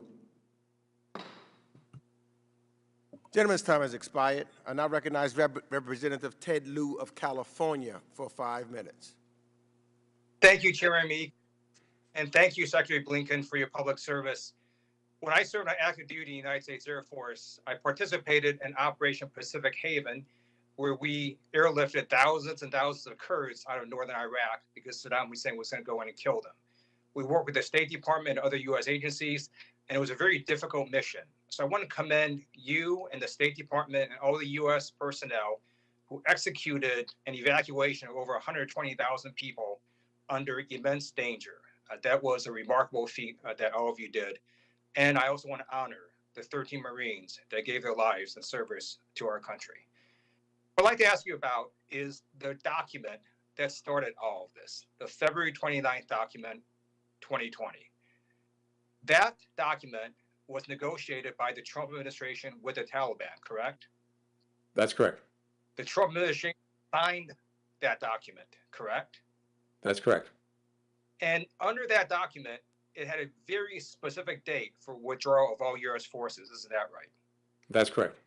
I'm going to read you what the document says because I think my Republican colleagues need to hear this and the American people. On the very first page of the February 29th, 2020 agreement that the Trump administration signed with the Taliban, it states, the United States is committed to withdraw from Afghanistan all military forces of the United States, its allies and coalition partners, including all non-diplomatic civilian personnel, private security contractors, trainers, advisors, and supporting services personnel within 14 months following announcement of this agreement. That's a very specific timeline, isn't it? It is. In fact, it gets even more specific. It says that in the first 135 days, the United States, its allies, and the coalition will withdraw all their forces from 5 military bases. Did Donald Trump do that? He did. Yeah. In fact, when you read this document, let's just be clear. This is a surrender document. Donald Trump surrendered to the Taliban, and he said, we are leaving Afghanistan, we're not coming back, and we're not going to fight you anymore. Now, our Republican colleagues want to say that somehow it's conditions-based. And did you notice that earlier, they didn't want you to talk about the conditions? Because the main condition is that the Taliban was going to stop attacking U.S. forces. Isn't that correct? That is correct. Do you know how many U.S. forces died in the first year of the Trump presidency in 2017, Secretary Blinken? Approximately 14. Mm-hmm. Do you know how many died in 2018, the second year of the Trump presidency? How many U.S. forces died in Afghanistan? Approximately 14. In 2019, the third year of the Trump presidency, do you know how many U.S. forces died in Afghanistan? Approximately 21. And then Republican colleagues say, hey, for a whole year and a half, U.S. forces didn't die. That's because the Taliban stopped attacking U.S. forces because of this agreement. Isn't that right? That is correct. And if the Biden administration had somehow said, hey, just kidding, we're not leaving Afghanistan, we're going to renege on this agreement, the Taliban would have started attacking U.S. forces again. Isn't that correct? That is correct. And in fact, Donald Trump withdrew over 15,000 U.S. troops at the height in Afghanistan during his presidency, down to 2,500 by the time President Biden inherited office. Isn't that right? Yeah, that's about right. I think he had about 13,500 when the administration started, down to 2,500 when the administration ended. So Donald Trump executed not only this surrender agreement, but also 70 to 80% of the surrender of the withdrawal. And he left you all with merely 2,500 U.S. troops, and the Taliban was still meeting their condition of not attacking U.S. forces. Isn't that right? That is correct. They literally put in a box that you had to withdraw all U.S. forces, or else they essentially would start attacking our forces again. Isn't that right? Attacking our forces and engaging in an offensive against Afghanistan cities, which they'd refrain from. And the reason we know intelligence wasn't manipulated It's because the Trump administration, in fact, would not have agreed to a specific date certain to withdraw all U.S. forces if they knew the Afghan government would collapse in 11 days after that. Isn't that right? It stands to reason. In fact, it was a bipartisan, you can call it not understanding what's happening in Afghanistan, but this was happening over 20 years.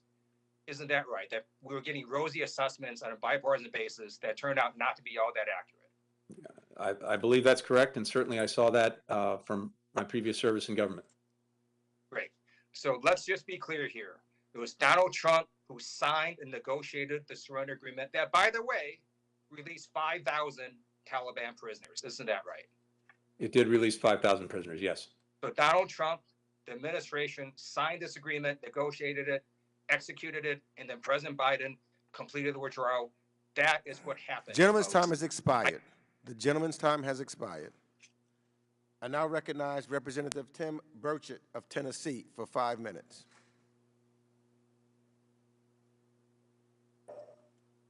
Thank you, Mr. Chairman.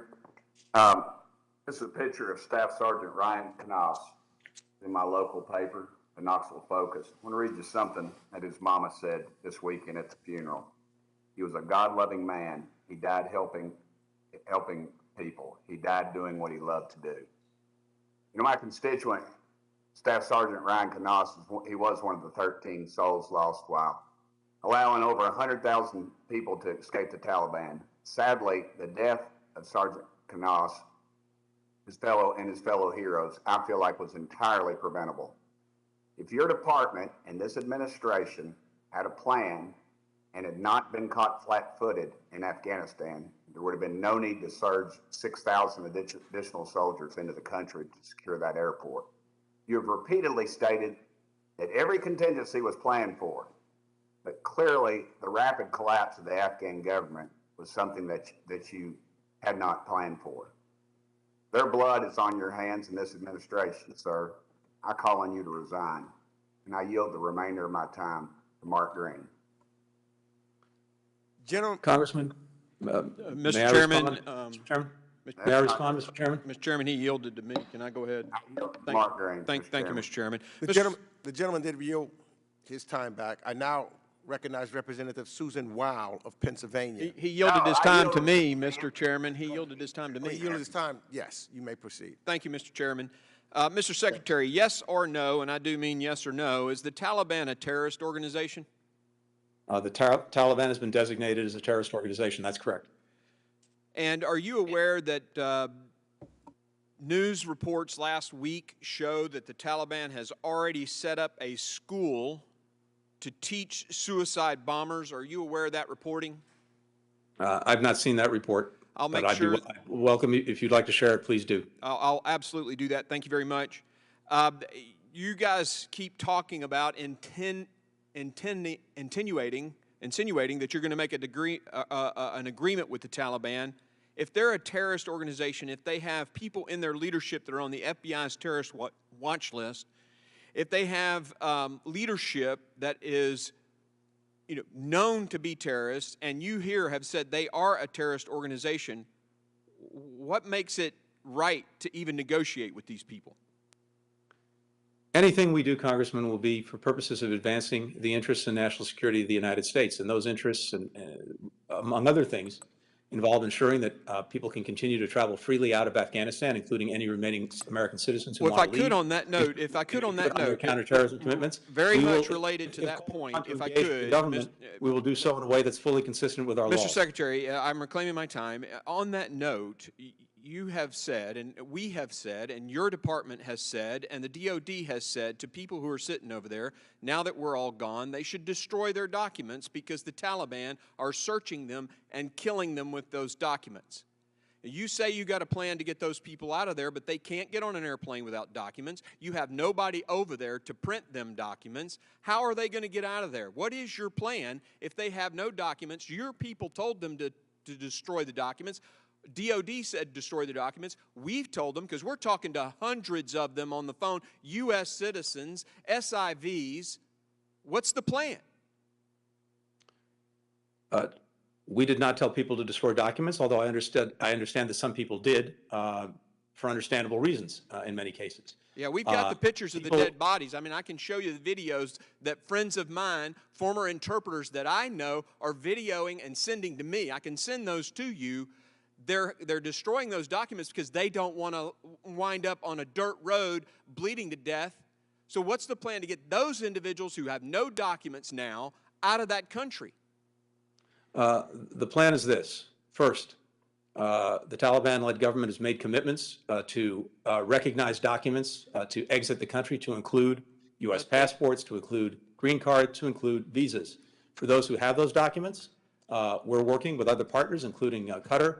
Well, I mean Turkey, for the people who don't have documents, Mr. Secretary, that we know. You just said it was understandable that they would destroy those documents. So what are we doing for the people who don't have documents? And we are putting in place exactly that, a mechanism to make sure that we can get people the documents they need in order to leave the country. And I'm happy to take that up in a different setting to go into more detail. But okay, you're exactly insinuating that might be classified. Okay, fine, we can do that. Considering that the agreement between the Taliban and Afghan governments that the president keeps talking about, everybody keeps talking about this agreement between the Taliban and the Afghan governments, that they're just following. We're following the agreement. It looks like my time's about to expire. I'll see you in a few minutes when it's my turn. Thank you, Mr. Secretary. Thank you. I now recognize Representative Susan Weil of Pennsylvania for 5 minutes. Thank you, Mr. Chairman. Secretary Blinken, we just received word in my office this past weekend that one of my constituents here in Pennsylvania 7, an American citizen, has been successfully evacuated from Afghanistan and is now safely in Qatar. She is a wife and mother, and I want to thank you and the State Department officials who worked so hard with my team to ensure this successful outcome, and I hope for Glad to hear that. I hope for many more. Mr. Secretary, like all of my colleagues here, I've been working with my team to assist vulnerable Afghan allies who worked shoulder to shoulder with service members from our communities. And I have to say that over the course of the evacuation, it was beyond heartbreaking to see that in the vast majority of cases, the Afghan allies we were trying to assist were simply not getting out or receiving any useful information, even with members of Congress getting involved. Although I will also say parenthetically, there may have been situations where members of Congress were not particularly helpful or were getting in the way, and I apologize for that on behalf of this body. But at the same time, I want to recognize the extraordinary efforts behind what was the largest airlift in American history. It's a testament to our service members, first and foremost, as well as the administration. What I want to ask you is, what concrete steps is the State Department taking now to accelerate processing time for SIV, P2, and other applications for vulnerable Afghan allies? And what steps is the department taking to improve communication with offices here in Congress when it comes to time-sensitive cases involving our Afghan allies? Thank you. First, let me just again thank you personally, but also thank so many members of this committee who have been working with us on SIVs and other Afghans at risk, getting information to us, working to follow up. We're deeply, deeply grateful for that, and we want to make sure that we continue to do that and work on these cases. As you know, we've discussed before. In the first instance, of course, we inherited a program that was in a deep freeze.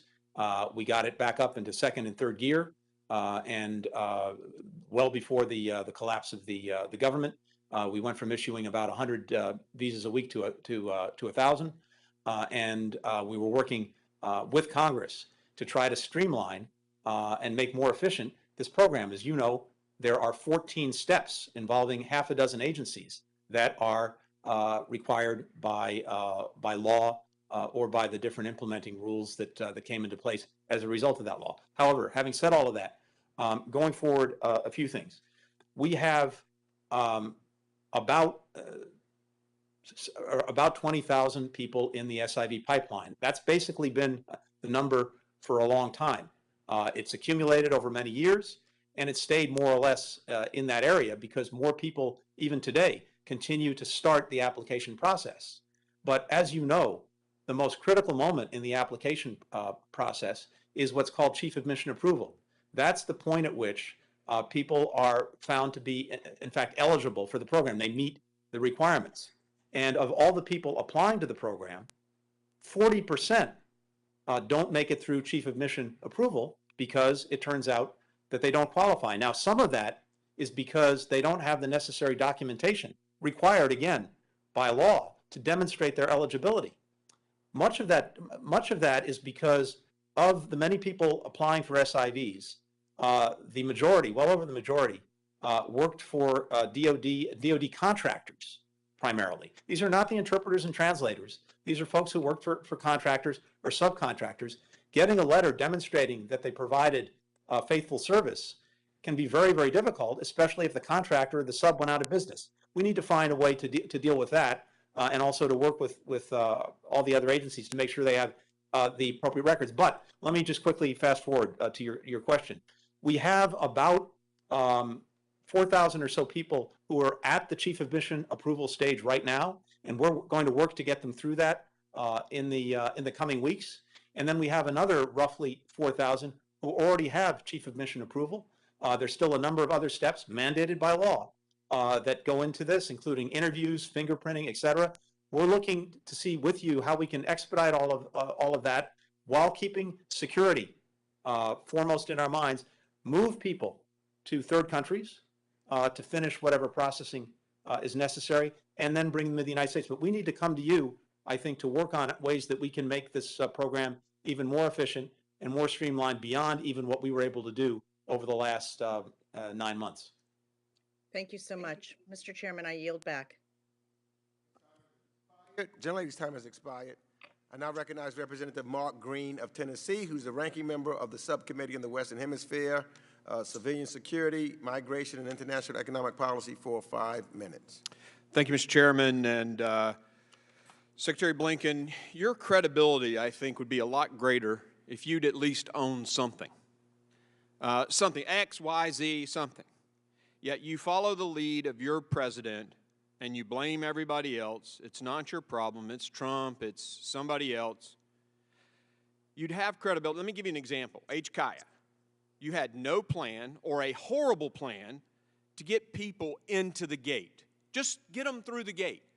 My colleagues and I had hundreds of people on the phone that were U.S. citizens sitting at the gates and they couldn't get in. That's a failure on you, either to plan or you had a horrible plan, but those U.S. citizens couldn't get through the gate. Just own it.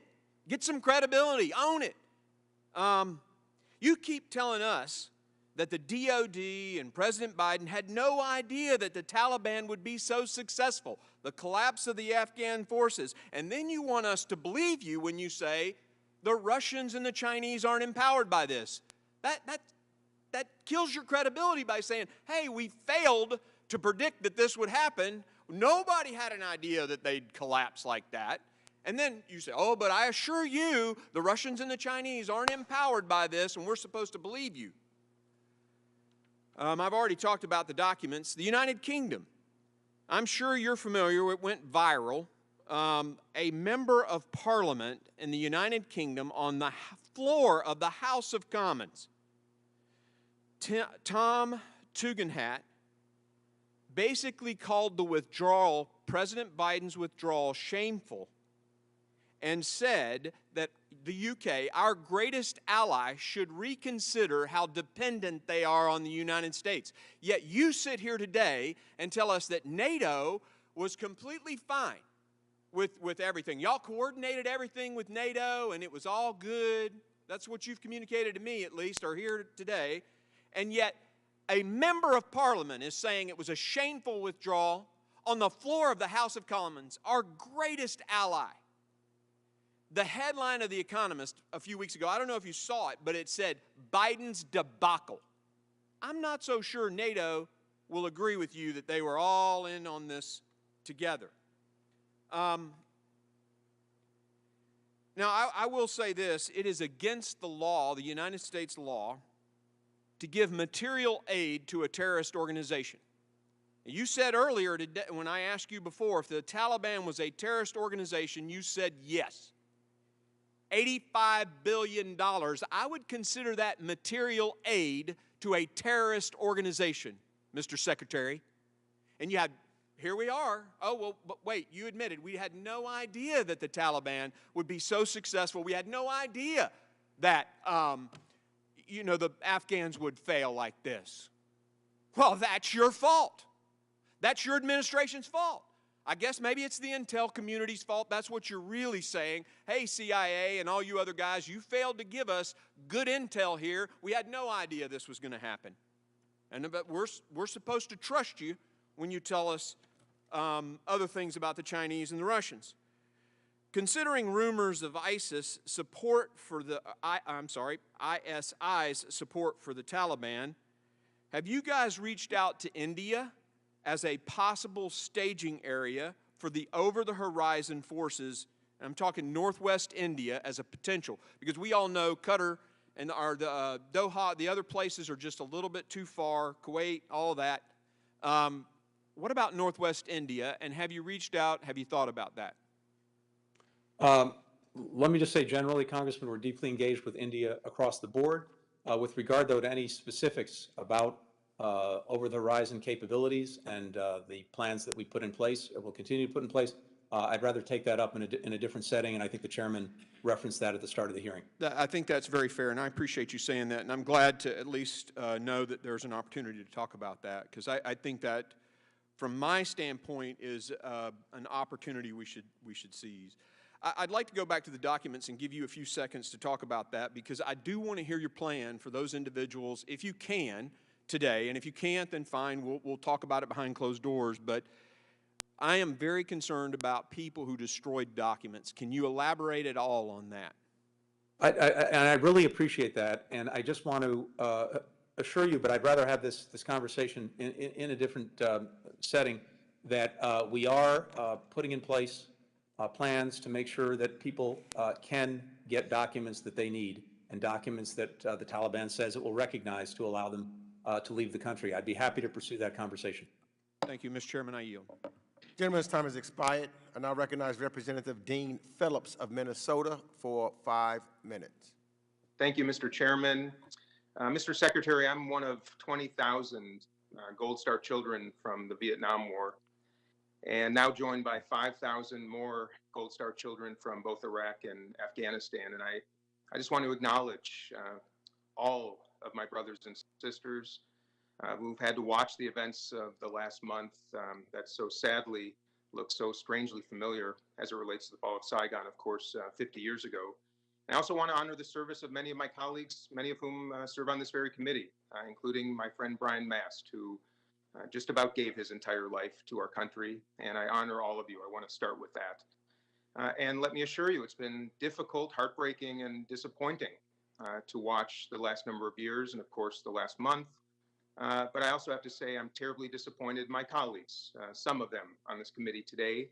I think it's embarrassing, I think it's counterproductive, and I think it's shameful, frankly, because I don't hold Republicans accountable for my father's death, even though he died in a Republican administration. I hold John Kennedy, I hold Lyndon Johnson, I hold Richard Nixon, I hold Congress accountable as well, and many other individuals. I just ask that the spirit of this committee return to our core job.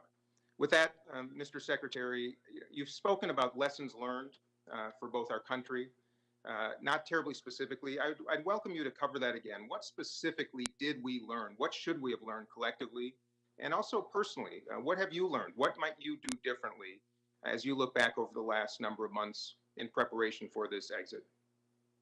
Thank you very much. Thank you for what you said, and thank you for the question. I think we all have to take stock of the last 9 months and the last 20 years, because to reach the point that we've reached today, it's an accumulation of decisions, strategies, plans over 20 years, as well as over the last 9 months, and all of that has to factor in.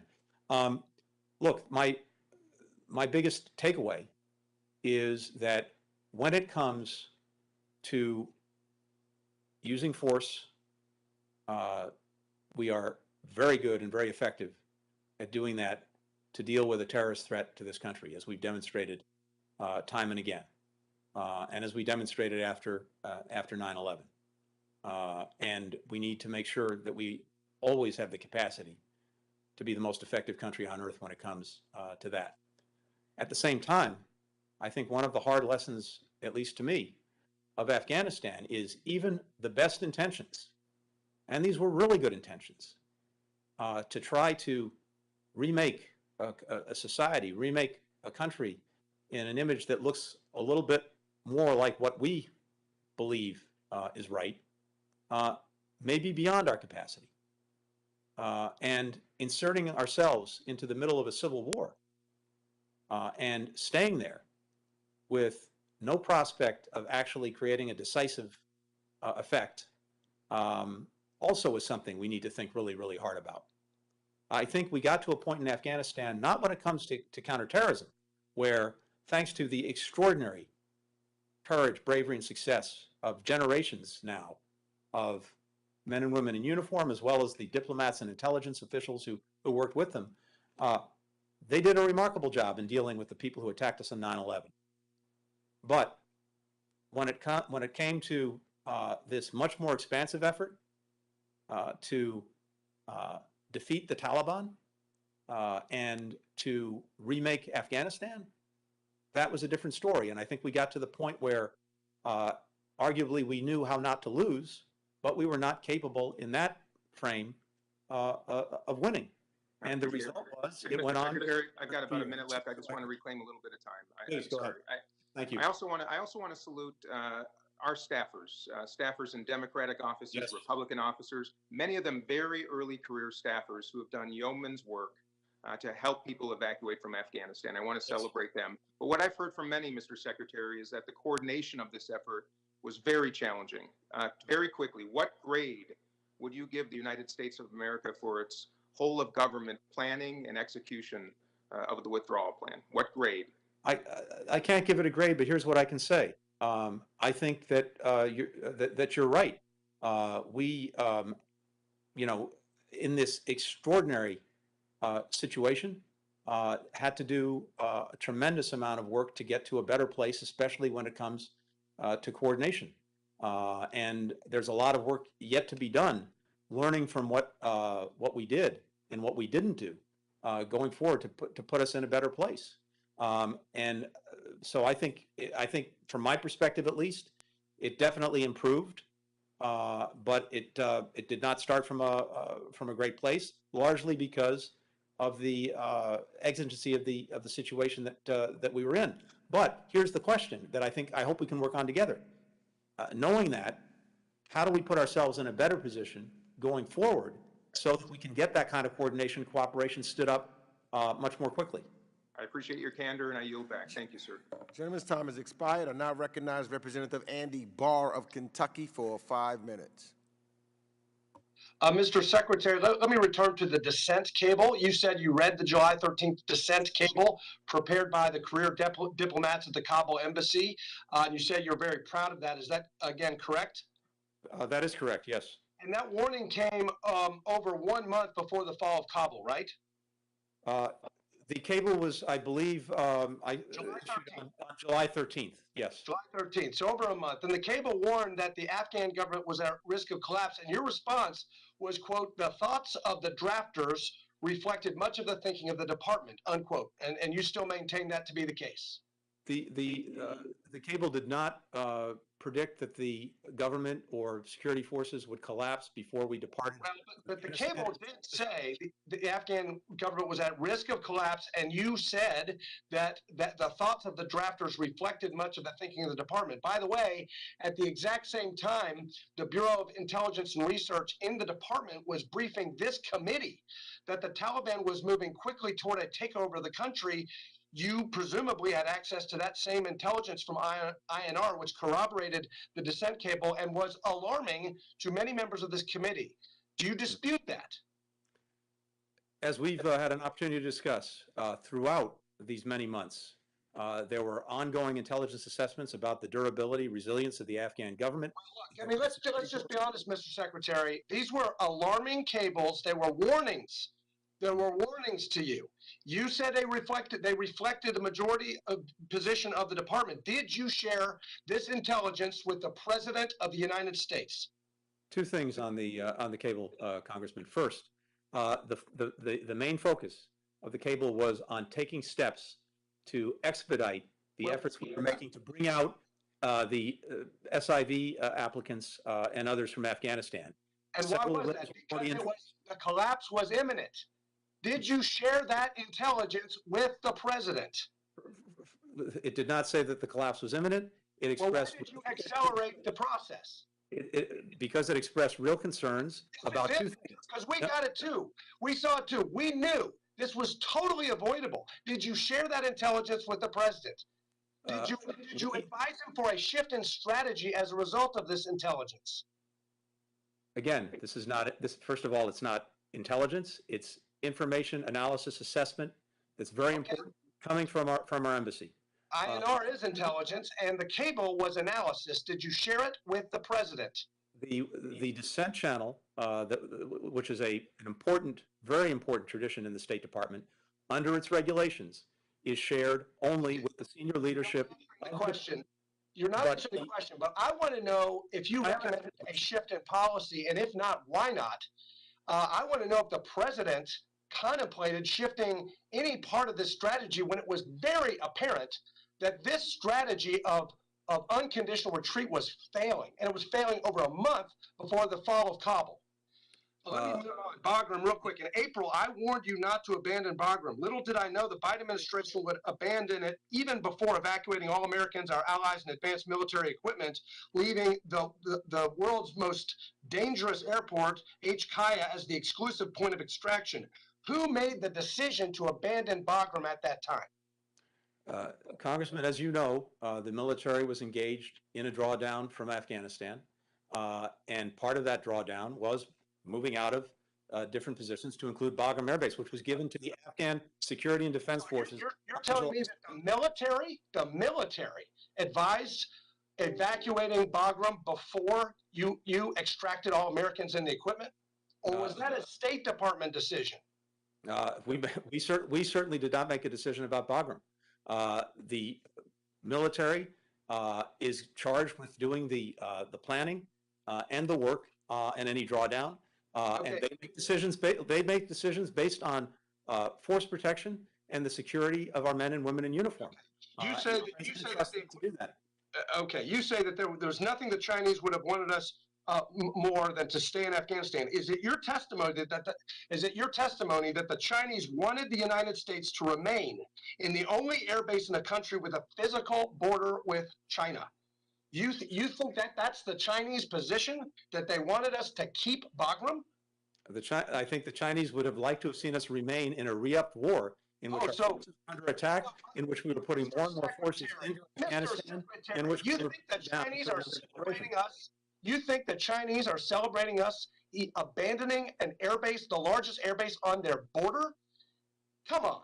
The gentleman's time has expired. Just be honest. Just be honest. I yield back. The gentleman's time has expired.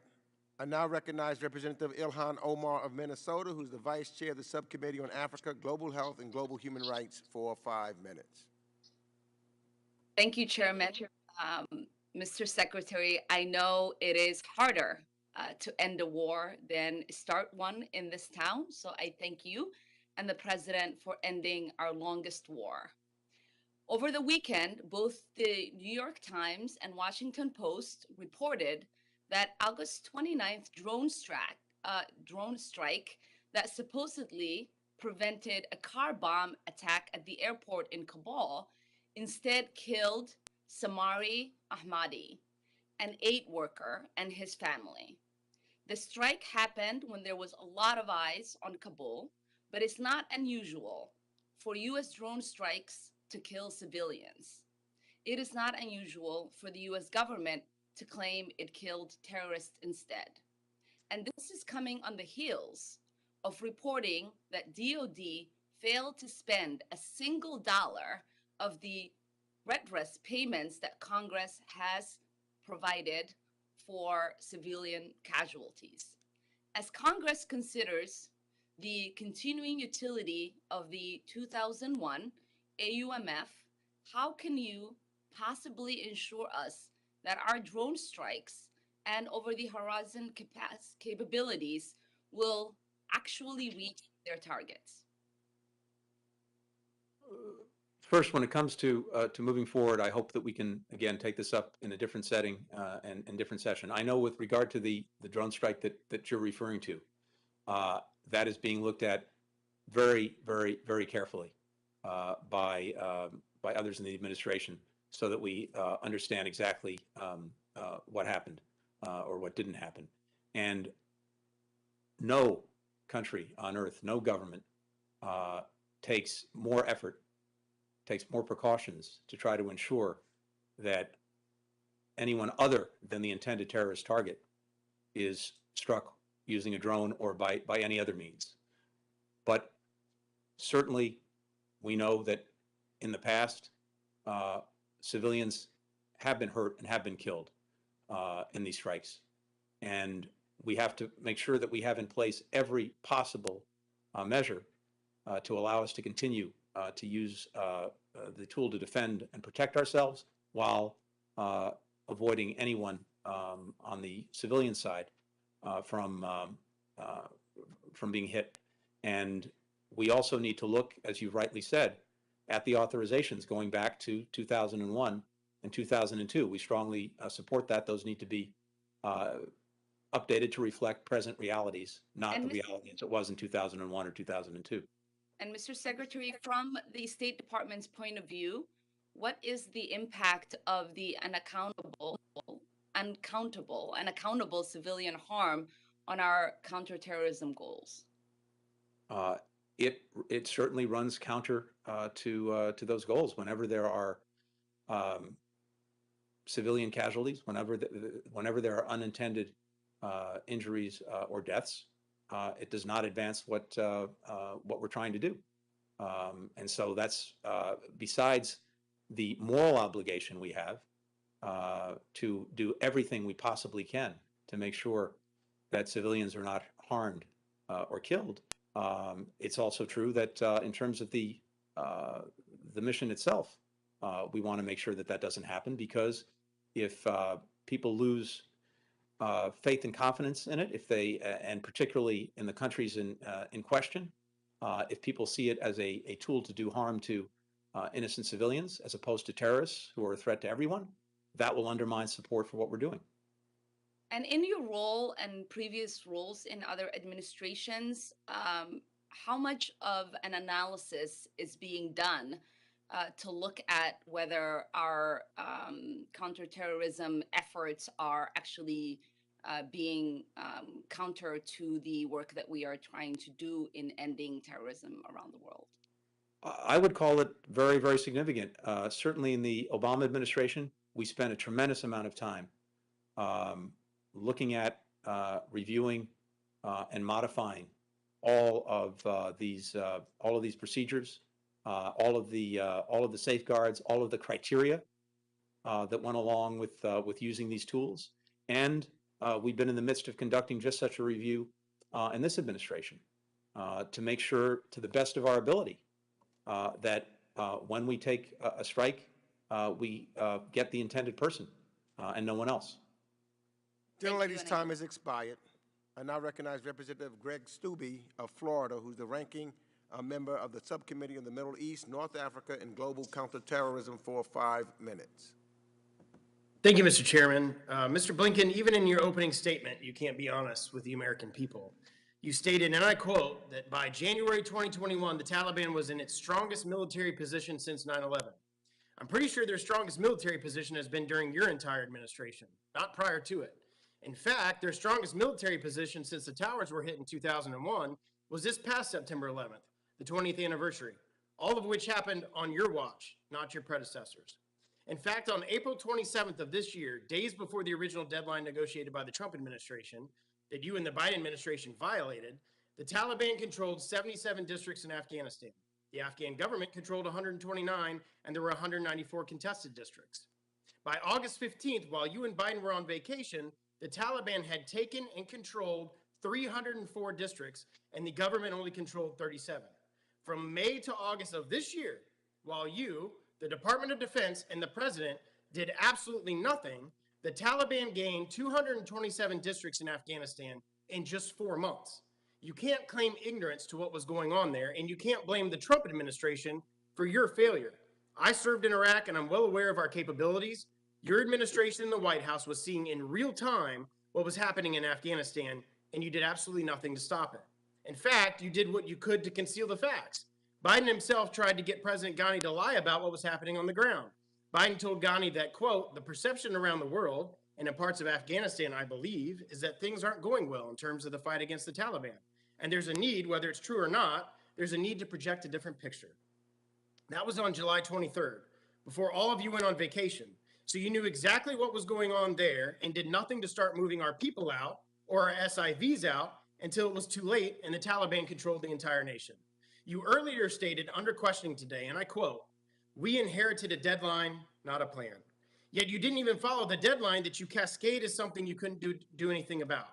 This whole blaming the Trump administration for everything that's happened in Afghanistan is a disgrace. You are the Secretary of State, and Biden has been the commander-in-chief since January, not Trump. You and the administration saw what was happening in Afghanistan, and you had the ability to deal with it, not Trump.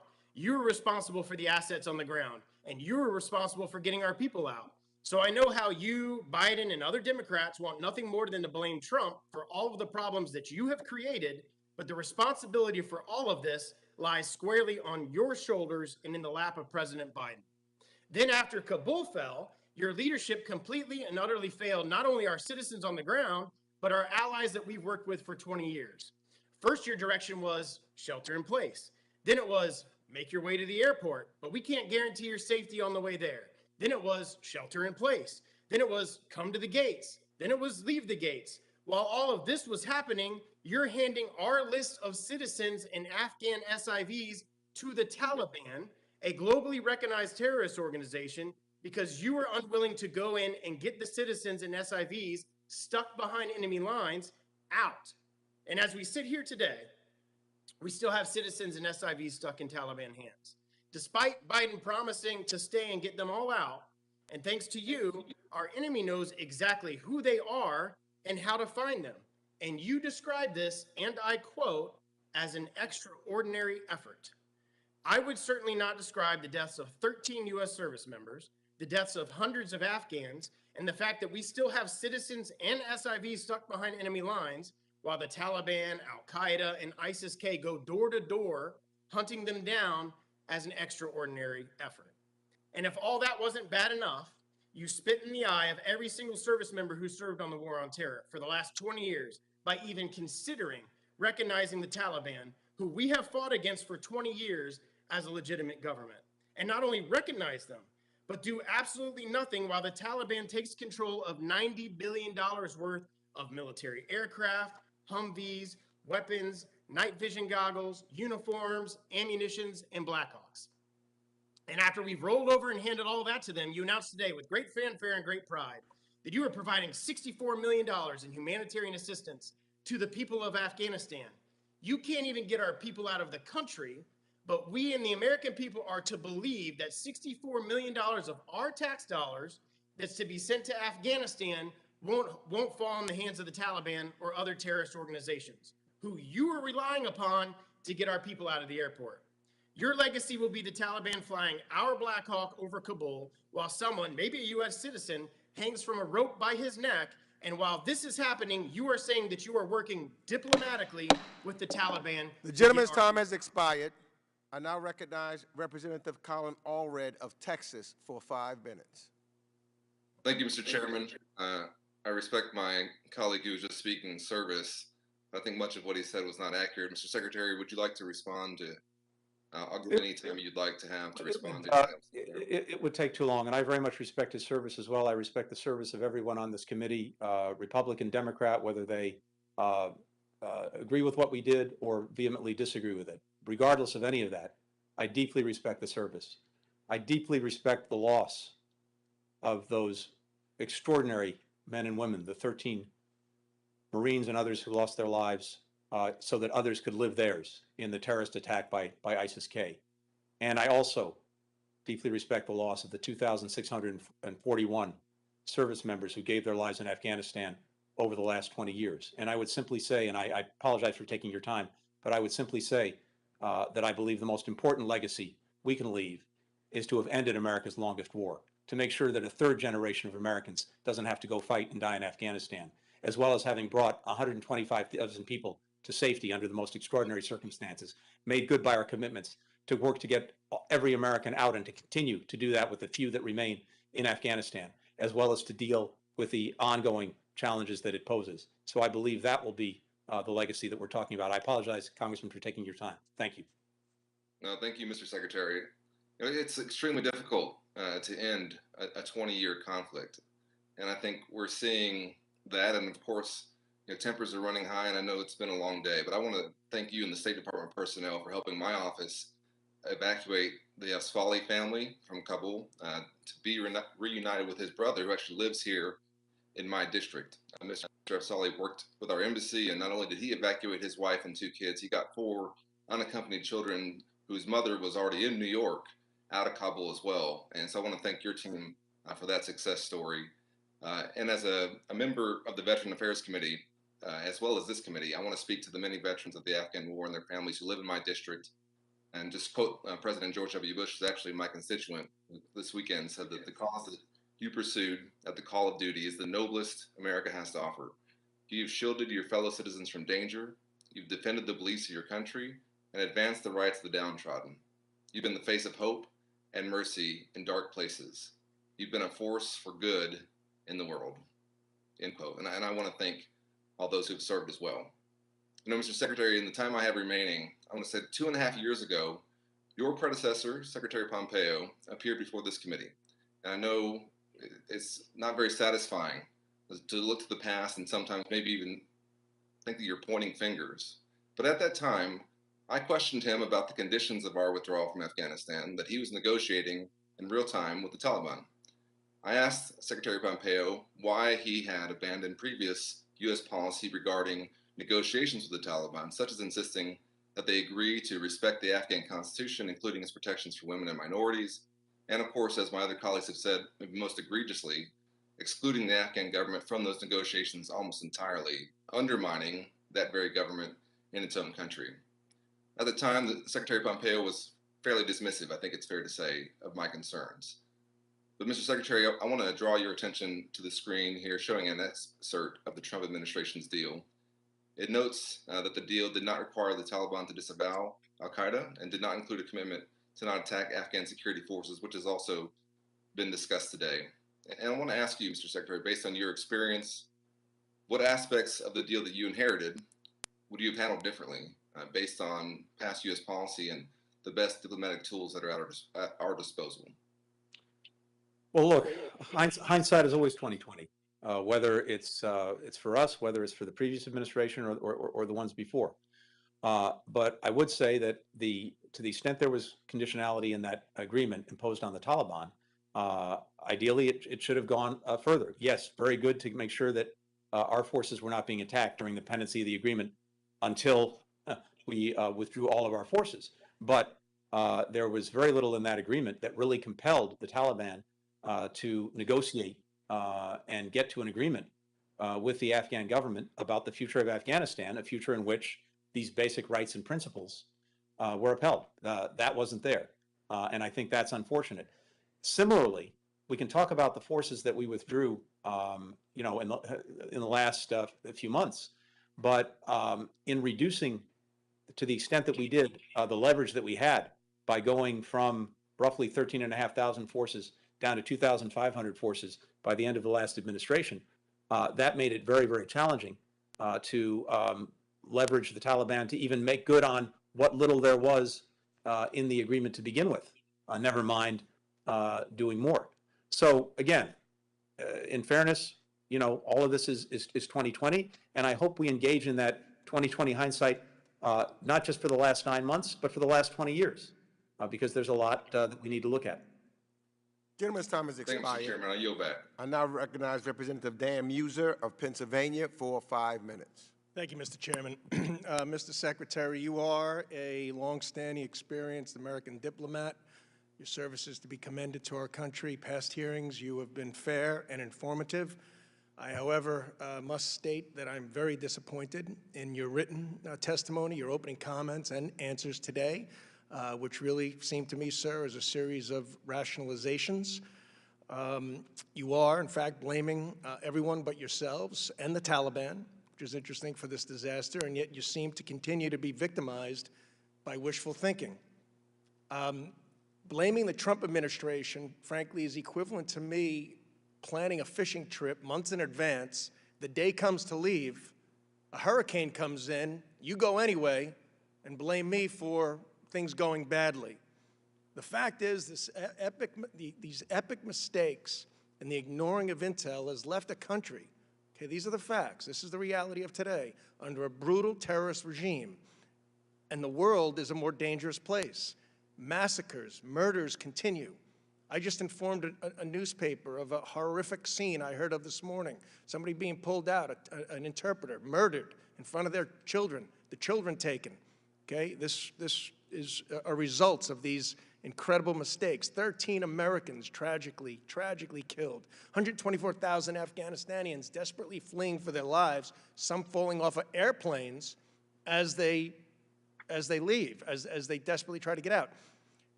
We have billions in American military equipment and pallets of cash, I understand, left behind in Taliban hands.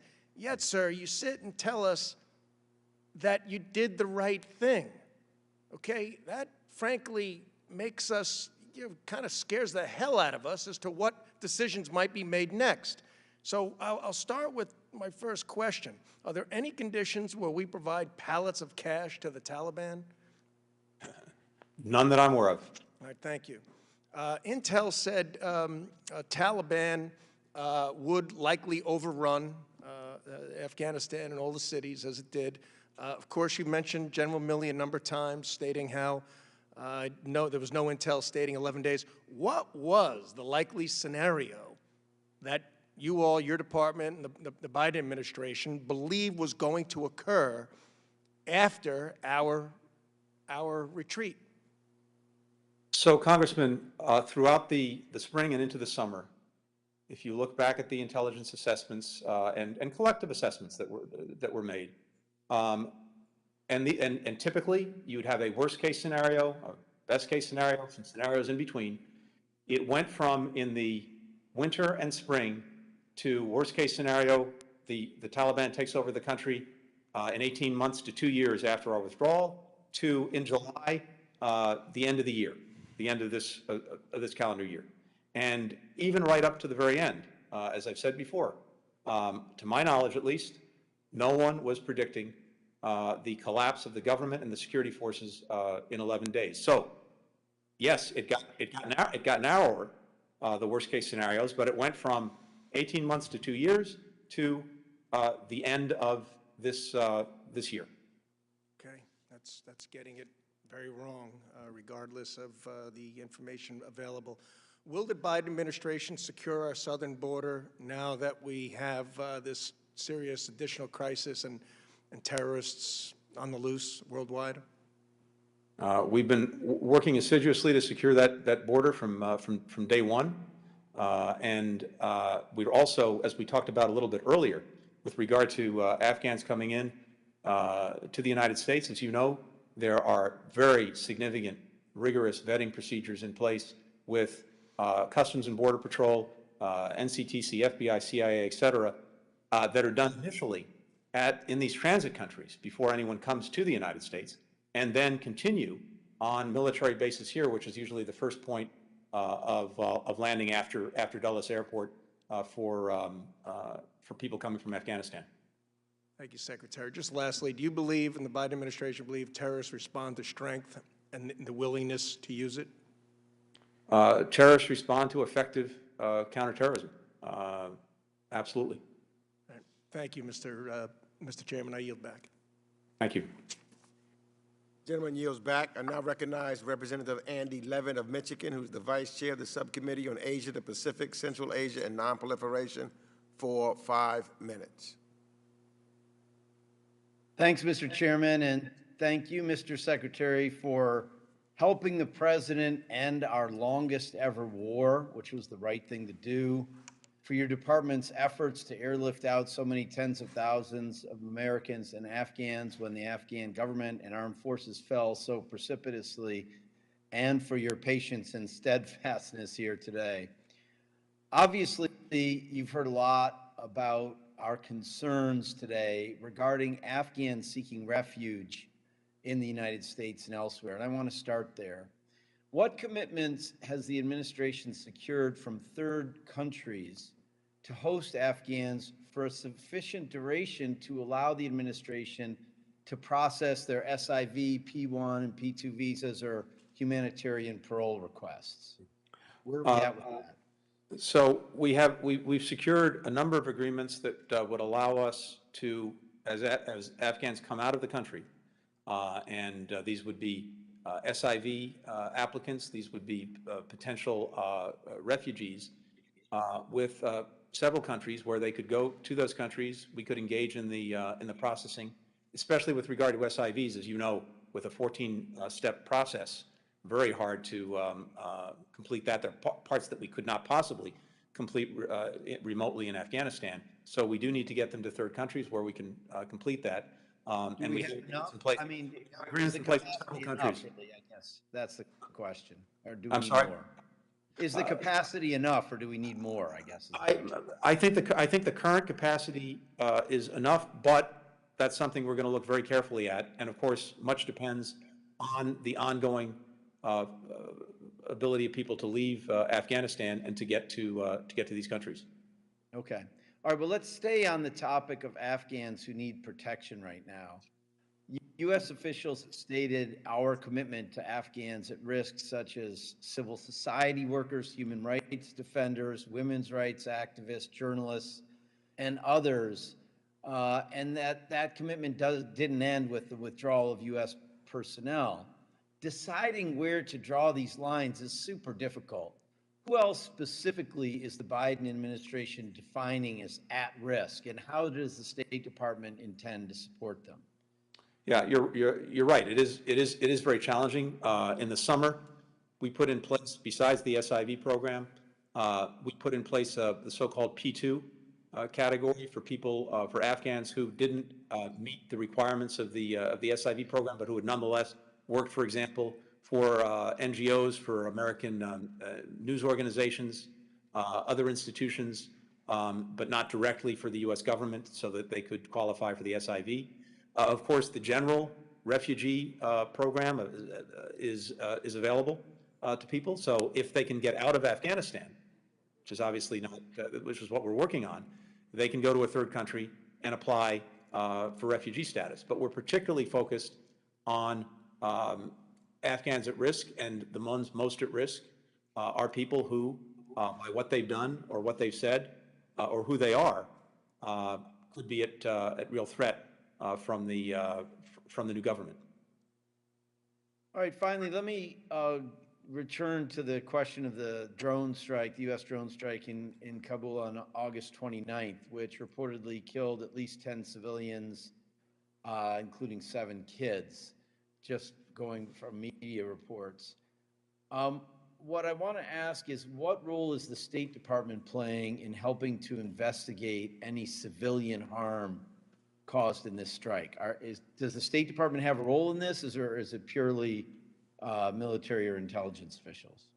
Well, without going into too much detail here, in the first instance, the military and intelligence is focused on reviewing everything that we did, as they do that as a matter of course, and of course they're doing that in this instance. To the extent that we have any information that comes to us that's relevant to this, of course we would feed it into that review process. All right, well, I hope we can take this up when we have a classified discussion, because, you know, it's just, it happens a lot, and we have to do everything we can to stop it. With that, Mr. Chairman, thank you so much, and I yield back. Gentleman yields back. I now recognize Representative Claudia Tenney of New York, who's the vice-ranking member for the Subcommittee on International Development, International Organizations, and Global Corporate Social Impact, for 5 minutes. Thank you, Mr. Chairman. I just want to get right to it. My son served in the Marine Corps for 8 years. I spent the weekend with Marines and Gold Star families. There's nothing worse than having someone show up at your door to tell you that your son or daughter was killed in action. I know you know that. I just want to say to some of our colleagues on this call who don't understand the anger and the anguish that many feel, you know, referring to this as histrionics and by this side, I feel the pain of these people. I spent the weekend with them. I've been with my Gold Star families for many, many years. And I know you understand that, but my question to you is that I want to reference back to something that Representative Issa had referred to.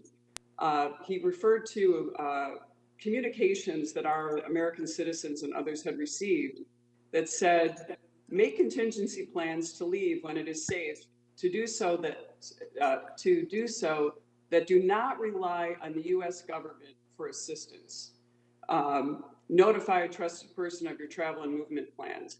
This communication was given by the State Department to U.S. citizens along with legal permanent residents and SIV applicants and holders. My question is, can you tell us that these people who, and I appreciate those who've been able to get out successfully, who have not been assisted, who are there in harm's way, will you give us a commitment that our American citizens and our legal permanent residents and others will get out safely? Absolutely, but just to clarify, and again, I invited Congressman Issa to share that with me. Here's my understanding. Starting in March, we issued 19 separate. Let me just. No, but it's important. It's important. I don't want to take your time. It's important to clarify this if I could. No. Yeah, no. So here's just to be clear, and I believe this is what this refers to, but if it's not, we'll take that up. The question is, can you just make the assurance that these people will be out safely? Because I now have an American citizen, family of 7. A 2-year-old is an American citizen, and they're still stranded in Afghanistan. They were told by the State Department in a letter, only one parent can accompany the family home, or this 2-year-old home, which means the other 5 are going to be left in Afghanistan. I want your assurance that all of that family will be kept intact and be brought home and will not be separated at the Afghan border. First of all, Congresswoman, we are committed to bringing in any remaining. I'd be happy to address the question if I could, please. We are committed to bringing any remaining American citizens in Afghanistan out who wish to leave, and we're working on that every single day under the law. This is the question, though. We have an American citizen who has 6 family members who are legal permanent residents. We were told by the State Department only one gets to accompany the American citizen. These aren't people that don't want to leave Afghanistan. These are people that aren't going to abandon their children. So I just want to be sure that they'll come out. Let me move to second. Let me be clear. Could I please answer the question? Because it's an important one and it deserves I just want a yes or no answer. It's really simple because you're taking up my time and I have a couple issues I want to get to. I'm really happy to address, because you raise a very important question. Just to be very clear, any American citizen, their spouse, and their minor children, we are committed to bringing out. That's what the law provides under the Immigration and Naturalization Act. It's also what the other laws provide for. If we want to be more expansive than that, we invite Congress to change the law. Quick question. Thank you. I appreciate that. Mr. Secretary, would you agree that it would have been safer to evacuate these people had the U.S. and allied troops remained in Afghanistan? Had we remained in Afghanistan? No, the question is, do you think it would have been safer to evacuate? No. I highly doubt that, because had we remained in Afghanistan beyond May 1st, we would have been back at war with the Taliban not only firing on our forces, but also assaulting the cities. Would it have been safer if U.S. service members, allied troops were in Afghanistan while we were evacuating these people? Do you agree that it would have been safer? I'm sorry, I apologize. I missed the last part of your question. Could you repeat it, please? Yeah, I said, do you agree that it would have been safer to evacuate the people that I described, American citizens, green card holders and other, had we kept the U.S. troops and allied troops there first and evacuated them later? Oh, I see. If the Defense Department, the government as a whole, engaged in the drawdown from Afghanistan, but the single most important factor was the collapse of the Afghan security forces and the Afghan government in 11 days. That's what radically changed the situation. Gentlelady's time has expired. I now recognize Representative Abigail Spanberger of Virginia, who's the Vice Chair of the Subcommittee on Europe, Energy and Environment and Cyber, for 5 minutes. Thank you very much, Mr. Chairman. And Mr. Secretary, thank you for being with us today. My first question is specific to Afghan allies. And for those of us who have been working directly with people on the ground trying to get folks out, as I know you have, it's been a really challenging time. And I think one of the lessons here, one of the takeaways for me, is that we must always plan for the worst case scenario, because I think we saw a confluence of worst case scenarios come to fruition. So on that end, I would note that in your opening remarks, you stated that we expect the Taliban to ensure freedom of travel, make good on its CT commitments, uphold the basic rights of the Afghan people, including women, girls, minorities, and name a broadly representative permanent government. But I have also seen videos of women and girls being beaten by the Taliban. I know there have been night letters that have been posted on doors marking people for interrogation or assassination. I have received photos and written testimonies of some of the beatings and targetings that have occurred, and murders and beatings have been documented against those who have helped the United States. And so, sir, I would begin by asking, have you seen any of these videos? Have they made their way to you as well? Yes, I've seen videos, I've seen reports, I've read news accounts. Yes, and these incidents are deeply, deeply disturbing. So looking towards the future, recognizing that perhaps we should here plan for the absolute worst case scenario, is the department talking through what the contingencies are in the scenario in which the Taliban does not do the things that you stated are our expectations and hopes? In short, yes. Okay. And thank you for that. And I also just want to thank every person on the ground, every person who's been so helpful. I represent many, many in the veterans community who have focused on exclusively on ensuring that those who helped keep them alive and those who work side by side with them would have a chance at a better life in the future. And so I'm grateful for their service and their work. I recently sent a letter to you, sir, focused on border crossings. And I know there's been some progress towards working with border nations about the possibility of them opening the borders. Could you just briefly comment on what the status is related to the ability to exfiltrate people or allow people to cross at borders? Yes, thank you, and I saw the letter, and I thank you for it. We've been working with a number of countries, including Pakistan, Uzbekistan, Tajikistan, to ensure that ideally their borders will remain open overall, but certainly that they would remain open to American citizens, green card holders, visa holders who seek to leave and who are assisting in leaving. And we have basic agreements with all three countries that that'll be the case. And so the work now is to be able to see people start, as we saw last week with the flights that left Kabul for Qatar, that start to happen. Thank you so very much, Mr. Secretary. And please, if any of that changes, I ask that you keep us apprised so that we can be helpful as possible. And last week I visited Fort Pickett, which is in my district, to see Operations Allies Welcome firsthand. And I saw thousands of Afghan children, women, and men who made it out of Afghanistan. It's a testament to a whole-of-government approach, public servants, U.S. service members, NGO workers, and volunteers standing up an incredible effort on very, very short notice. On behalf of the communities that I represent, I would just want to reiterate the importance of really ensuring that the interagency team engages and communicates with local government. I was very happy to learn about the health screenings on the ground and the initiation of English language classes that have begun on site. I hope that continues. But I am curious, how long do you anticipate Operations Ally Welcome will continue to utilize military installations across the United States, including the one that's in my district? Well, thank you, and I'm really grateful for that support, the engagement of the community. It makes all the difference, and I want to make sure too, like you, that we have the right connectivity, that we're talking and coordinating with the local community.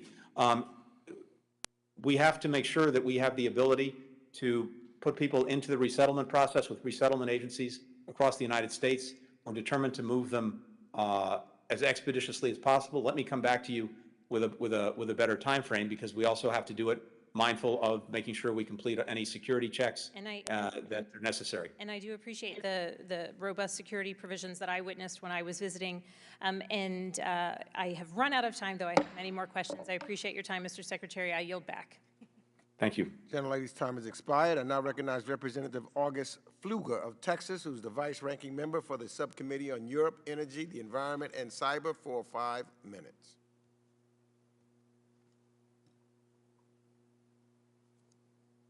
You're muted, Mr. Pfluger. Please unmute.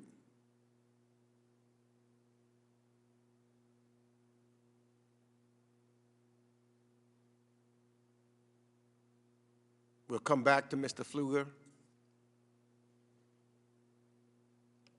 I now recognize Representative Nicole Meliotakis of New York, who's the ranking member for the Subcommittee on International Development, International Organization, and Global Corporate Social Impact, for 5 minutes.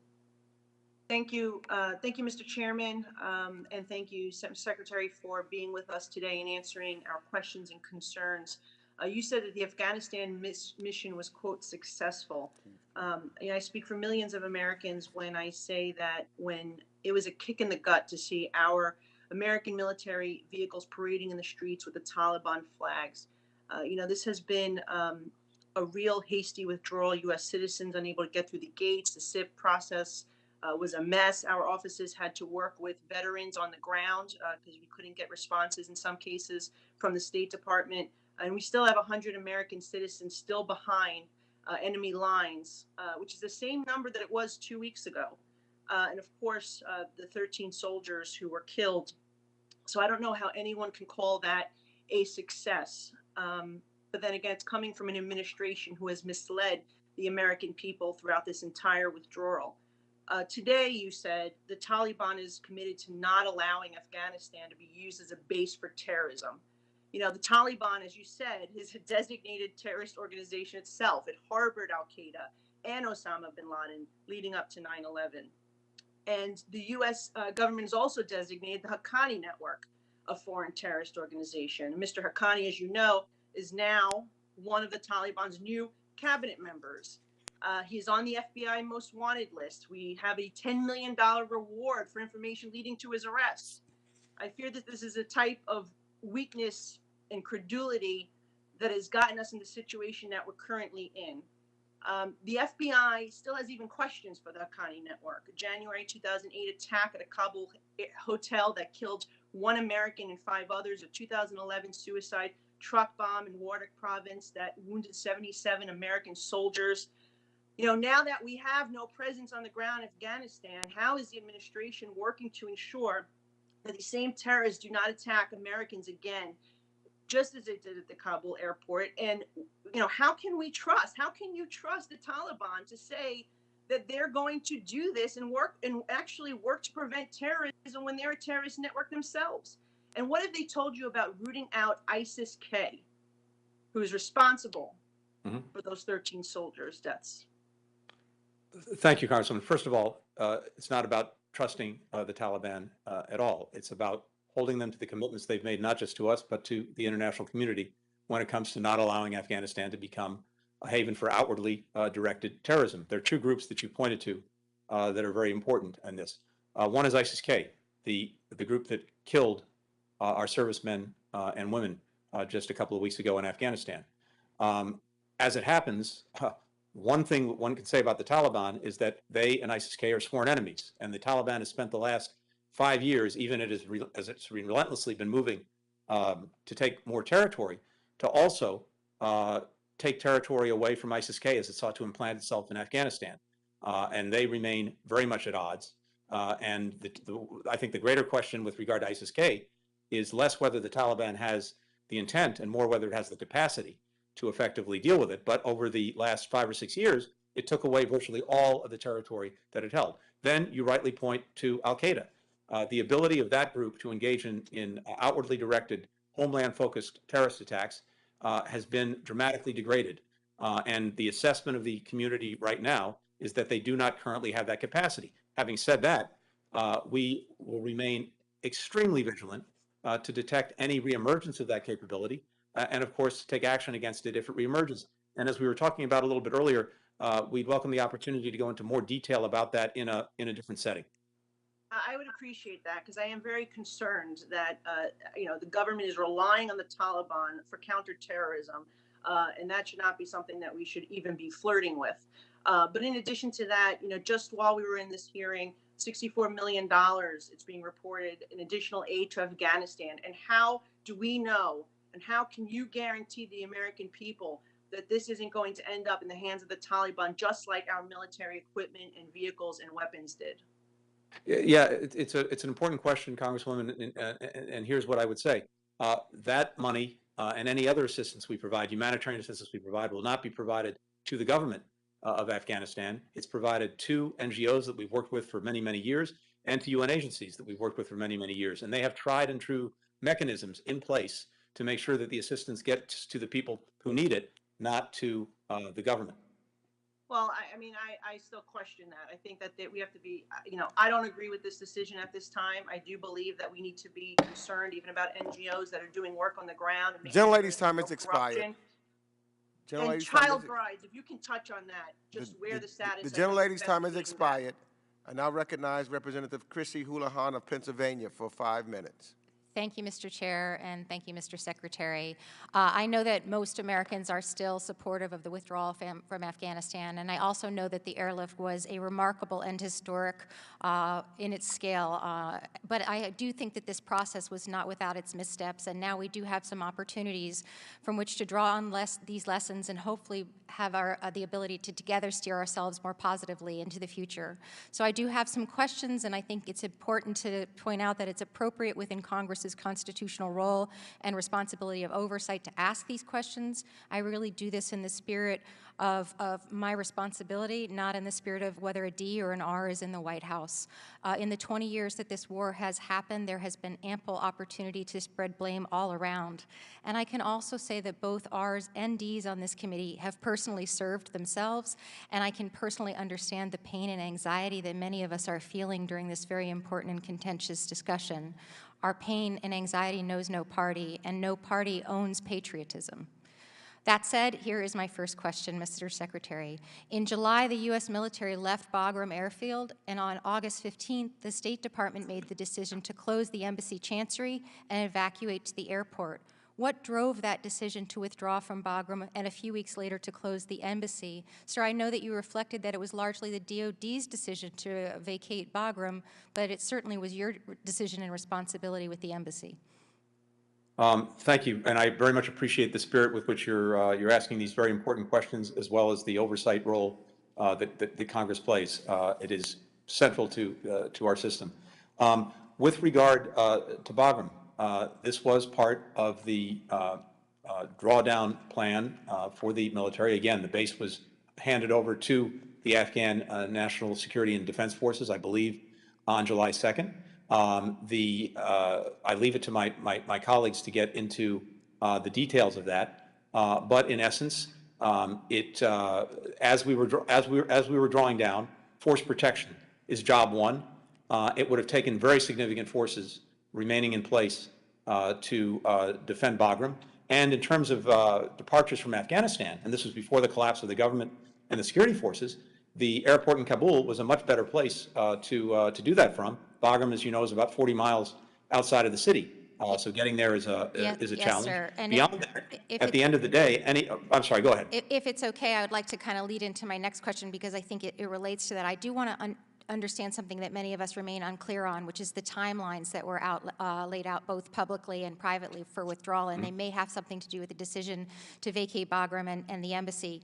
I empathize that you were given an agenda and not necessarily a plan from the prior administration, but as far as I can tell, September 11th was announced publicly as a date certain by which we needed to be gone, as was August 31st later on. And I was always led to believe that telegraphing, let alone speaking out loud, the dates that you were planning on doing things was something you should not signal to your enemy. Why did we do that? Can you help me understand that? And was that somehow, does that somehow drive the Bagram decision and the embassy decision?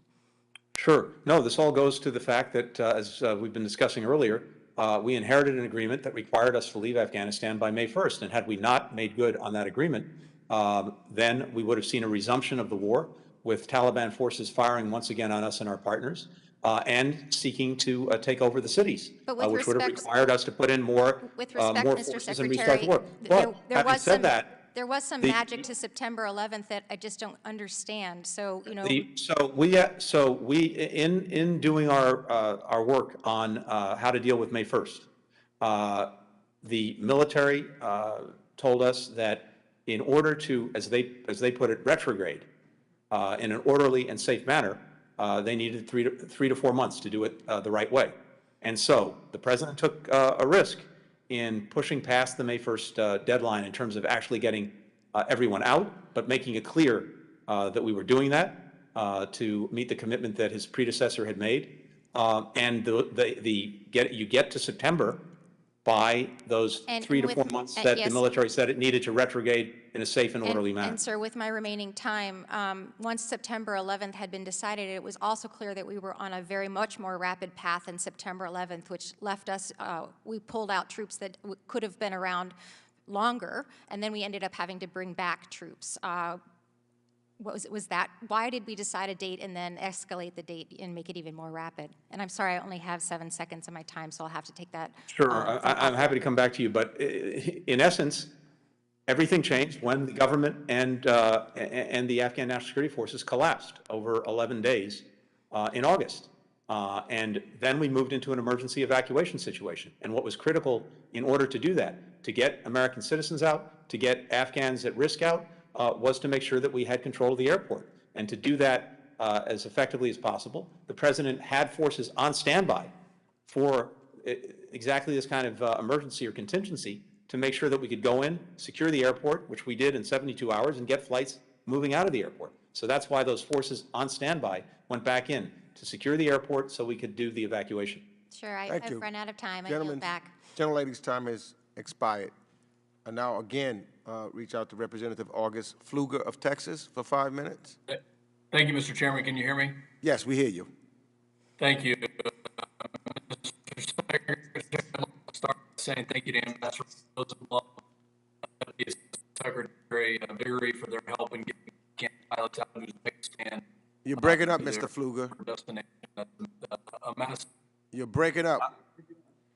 I'm sorry, Mr. Chairman, I couldn't hear the congressman. Yeah, I could not hear either. Mr. Pfluger, we could not hear you. You broke up. Okay. Can you hear me now? I hear you better. Yep. Yep. Okay. I'd like to start by saying thank you to Ambassador Rosenblum and also to Deputy Secretary Viggory for their help in getting the Afghan pilots out of Uzbekistan to their onward destination. I now want to ask a very pointed question, Mr. Secretary. Are there any American hostages being held in Afghanistan? Mark Frerichs, who is of great concern to me and to the entire administration, who's been hostage there going back a couple of years, and who we work on every single day to bring back home. Are there any other American hostages being held? To the best of my knowledge, no. Are we going to bring Mark Frerichs home now that we have left Afghanistan? We're doing everything in our power, as we had been, and as the previous administration was doing. Who is holding Mark Frerichs right now? I'd be happy to take that up in a different setting. So would it be fair to say that this is going to be very difficult to bring him home now that we've left Afghanistan? It was obviously extremely difficult since it didn't happen over the last couple of years. And we're determined, though, that to see that through. Have you received any classified briefings on the situation as it relates to the terror threat inside Afghanistan? Classified briefings recently? We get briefings, yes, on a regular basis. Would you characterize those as positive, like the world is a safer place, or negative, like that threat is rising? Well, Neil said I don't want to get into any details in this setting. Again, happy to come back to you, but it very much depends on what you're looking at. If you're looking at outwardly directed threats against the homeland and against others outside of Afghanistan, the basic assessment is the groups in question currently do not have that capacity. But That could change, and that's why we're being extremely vigilant to see it if it reemerges and to do something about it if it does. At the 9/11 Museum in New York City, and I'll read, in the Bin Laden Museum of that, the Al-Qaeda, with Taliban's permission to operate in Afghanistan, pursued its campaign against the U.S. and its allies. The Taliban provided Al-Qaeda members with passports and stamps, allowing them to travel freely and import vehicles, weapons, and money. I find it hard to believe that so much has changed in a 20-year period that now that threat has been mitigated. How many evacuees have met criteria as known or suspected terrorists at this point in time at our lily pad locations? Known or suspected? I don't have that information. We're engaged in a extremely vigorous verification process involving multiple agencies, law enforcement, intelligence, security. No one will get to the United States. Where are they going when they pop on either a KST or some other similar list? Where are they going? What are we doing with them? So we have a number of countries, I think, as you know, where we're transiting anyone coming out of Afghanistan. That's where the initial checks are done. And if we need more time on those checks to verify something, they stay in place, or they move to another location where we have arrangements to make sure that we have the time we need to go through all of the checks before they get to the United States. Thank you. And we've requested in a bipartisan manner to conduct oversight and have been denied that ability at the lily pads. We will continue to press. It's not right to be denied that oversight. Mr. Secretary, did the president follow best military advice to the letter on the execution of the withdrawal, as he stated in his speech recently?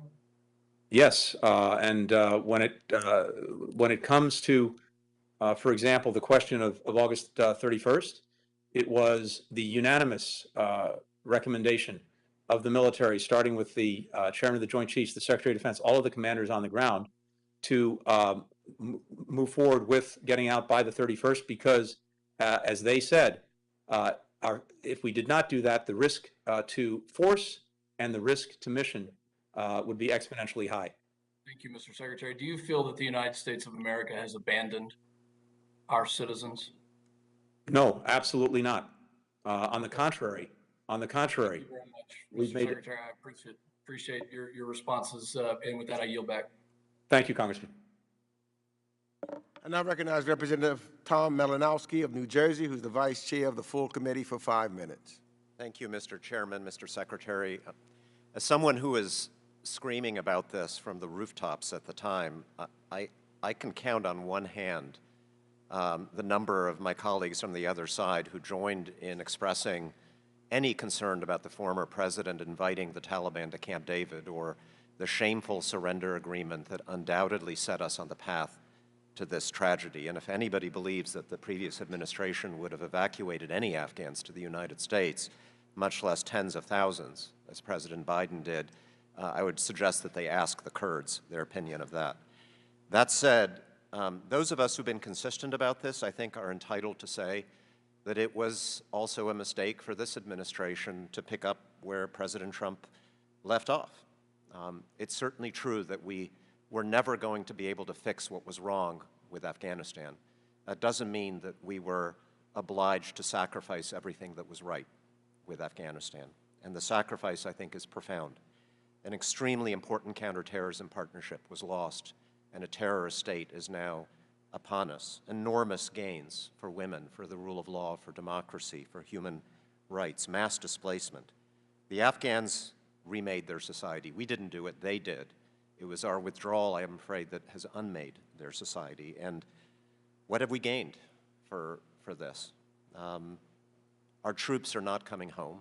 We need to be honest about that. They're merely moving to other bases in the same region to conduct the same counterterrorism missions, including in Afghanistan, but from a longer distance with no partners on the ground, no NATO allies on the ground, presumably more civilian casualties. That drone strike in Kabul was not the last act of our war. It was unfortunately the first act of the next stage of our war. Now, I don't want to ask you to respond to all of that. I think this is just a philosophical difference that will have to rest. I do want to ask you, Mr. Secretary, about the next stage of this evacuation to which I know you're committed. There was one Afghan woman in particular that I worked to get out, one of many. An activist, I won't name her, she was on social media, interviewed by the international media a lot, tremendously at risk, tried to get to the airport several times, once got on a bus that a third country had organized, was taken off that bus. And again, to be honest, we in the very short time we had before August 31st, we were never able to make the evacuation of those Afghans at risk a priority. The message that we got from the State Department was if they got to HKIA, we would try to evacuate them, but that they were in effect on their own to get them or dependent on private groups to get there. My question for you today, very practically, is whether with this new phase, with most Americans out, with the airport restarting operations, whether the State Department will proactively prioritize trying to get individuals like that women's rights activist out. And let me say what I mean by that specifically. Will the State Department, for example, reach out to all the private groups and NGOs that have been working on this to try to consolidate and rationalize these lists that they have and that you have? Will you work to try to proactively contact these people to get them visas either to the United States or visas that we can encourage third countries to give them? And would we work then proactively with countries like Qatar that are still in place to try to arrange for safe rides to the airport? Congressman, in short, yes. And I think we do have to do everything we can to bring some of these lists together to the extent that hasn't happened, and ultimately to prioritize those who are most at risk. Our priorities going forward are, of course, on any remaining American citizens who wish to leave, as well as on the special immigrant visa applicants who worked side by side with us over the years, and Afghans at risk. And I think we do need to make sure that we're looking at everything that different organizations are providing, members of Congress are providing, so that we can identify those who we believe to be at the highest risk, and we can focus on that population. Thank you. What I'm hoping is that you're very proactive about this rather than putting the burden on them to find a way out of the country first. And then finally, very quickly, I know you've surged all kinds of personnel to Germany and to other places where people we evacuated on our planes came out. Are you willing to do the same for Afghans who were brought by private groups to countries like Albania?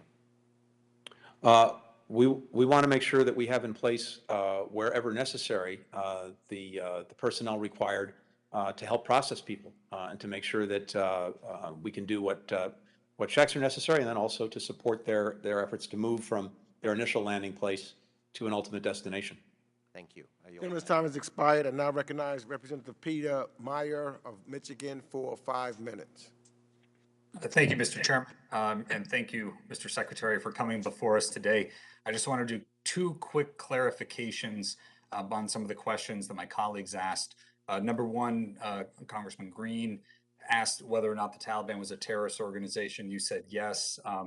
I'm assuming you're referring to their listing as a specially designated global terrorist. That's correct. They're not on the foreign terrorist organization list, correct? Thank you for clarifying that. That's correct.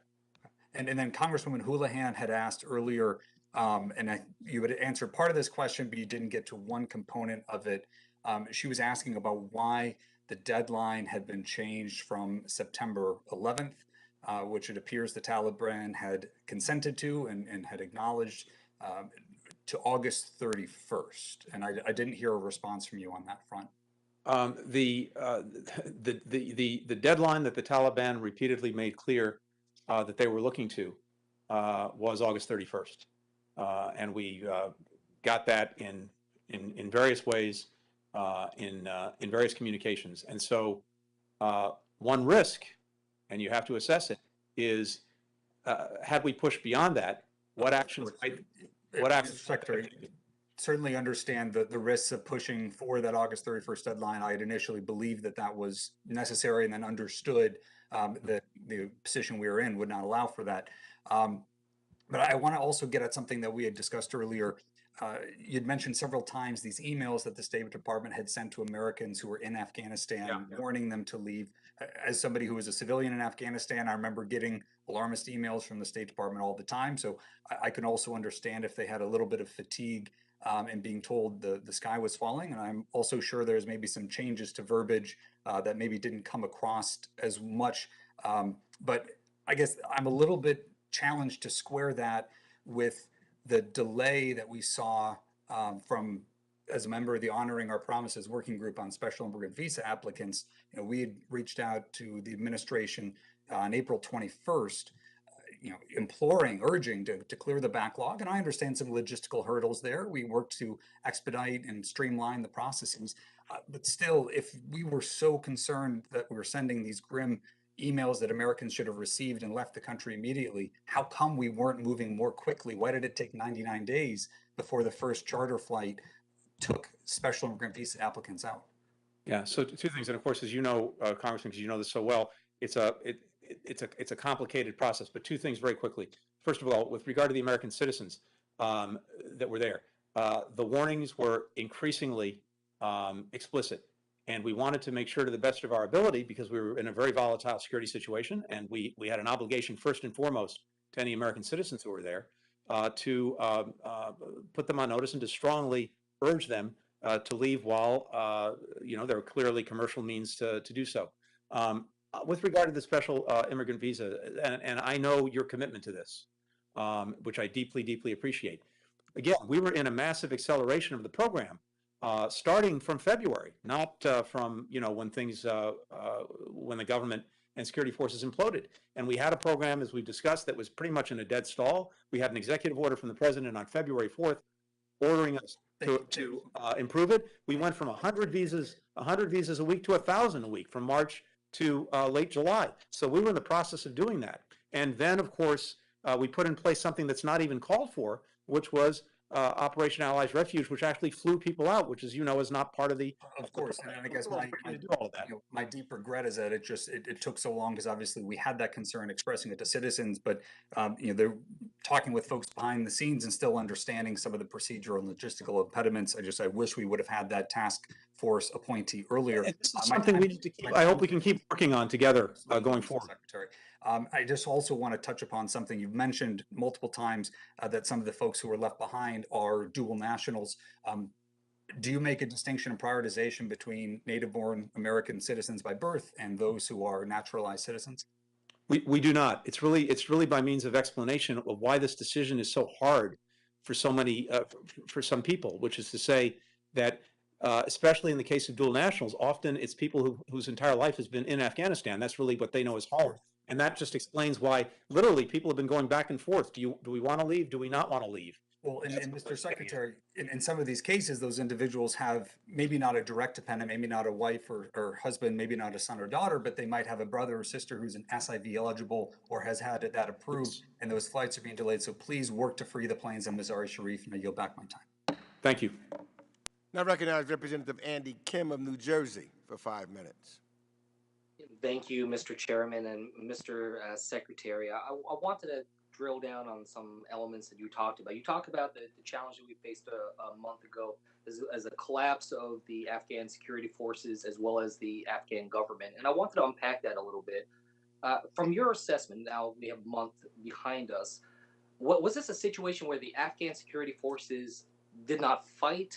Or was this a situation that they were not given the orders to fight or given a strategy to actually implement that? I wanted to see if there was a greater sense of granularity that you have on that. So I think it was a combination of both factors, and you're right to point to them. But I think that to some large extent, those security forces were ill-served by the leadership that they had in giving them a coherent plan. We throughout the summer, we were pressing, and obviously the experts were pressing, our military leaders and other experts, but also me in conversations that I had with then President Ghani and others to put in place an effective plan, and in particular to make sure that they were consolidating their forces to more effectively defend the major cities, Kabul and large provincial capitals. And so in the absence, despite extensive efforts to get them to adopt those plans. I think that made it a lot harder on the security forces that wanted to fight. Yeah, yeah. No, I think so, and I think look, this is going to be one of the most important questions. When we look back at this and try to understand and diagnose where the problem was. A related element to this is it's a question I've actually asked to some State Department staff and senior staff before, but I wanted to get your take on it. Mr. Secretary, did former President Ashraf Ghani secure anything for his people with his departure, or did he flee as a coward? Look, I don't want to characterize his departure other than to say that that combined with, as an institution, the Afghan security forces not putting up resistance, and all of this taking place in the space of 11 days, obviously is what put us into this emergency evacuation. Did you have any prior knowledge that he was going to flee, or did you hear about it when he announced it on social media? I spoke to President Ghani on a Saturday night, and this was when we were in the process of working in Doha to try to organize a transfer of power and to have toward a representative government, and to see that he would participate in that. And what he told me in that conversation was that he would go along with that effort, but if the Taliban wouldn't, he would, and I paraphrase, fight to the death. That was Saturday night. He left the next day. I had no advance warning of that. Mr. Secretary, I wanted to ask you if you've personally spoken to any Taliban leadership. I have not. I guess the question is are you actively choosing not to speak to them? Is this a point of leverage and legitimacy in your mind? And if that is the case, who is the most senior person in the U.S. government right now talking directly to the Taliban, and who is their counterpart on the other side? We've made very clear to the Taliban, as have countries around the world, with our leadership and organization, that any legitimacy that they may seek from the international community, any support that they may be looking for, is going to be contingent on their actions. And basically the nature of the relationship that they might have with us or anyone else will be defined by what they do. And so just in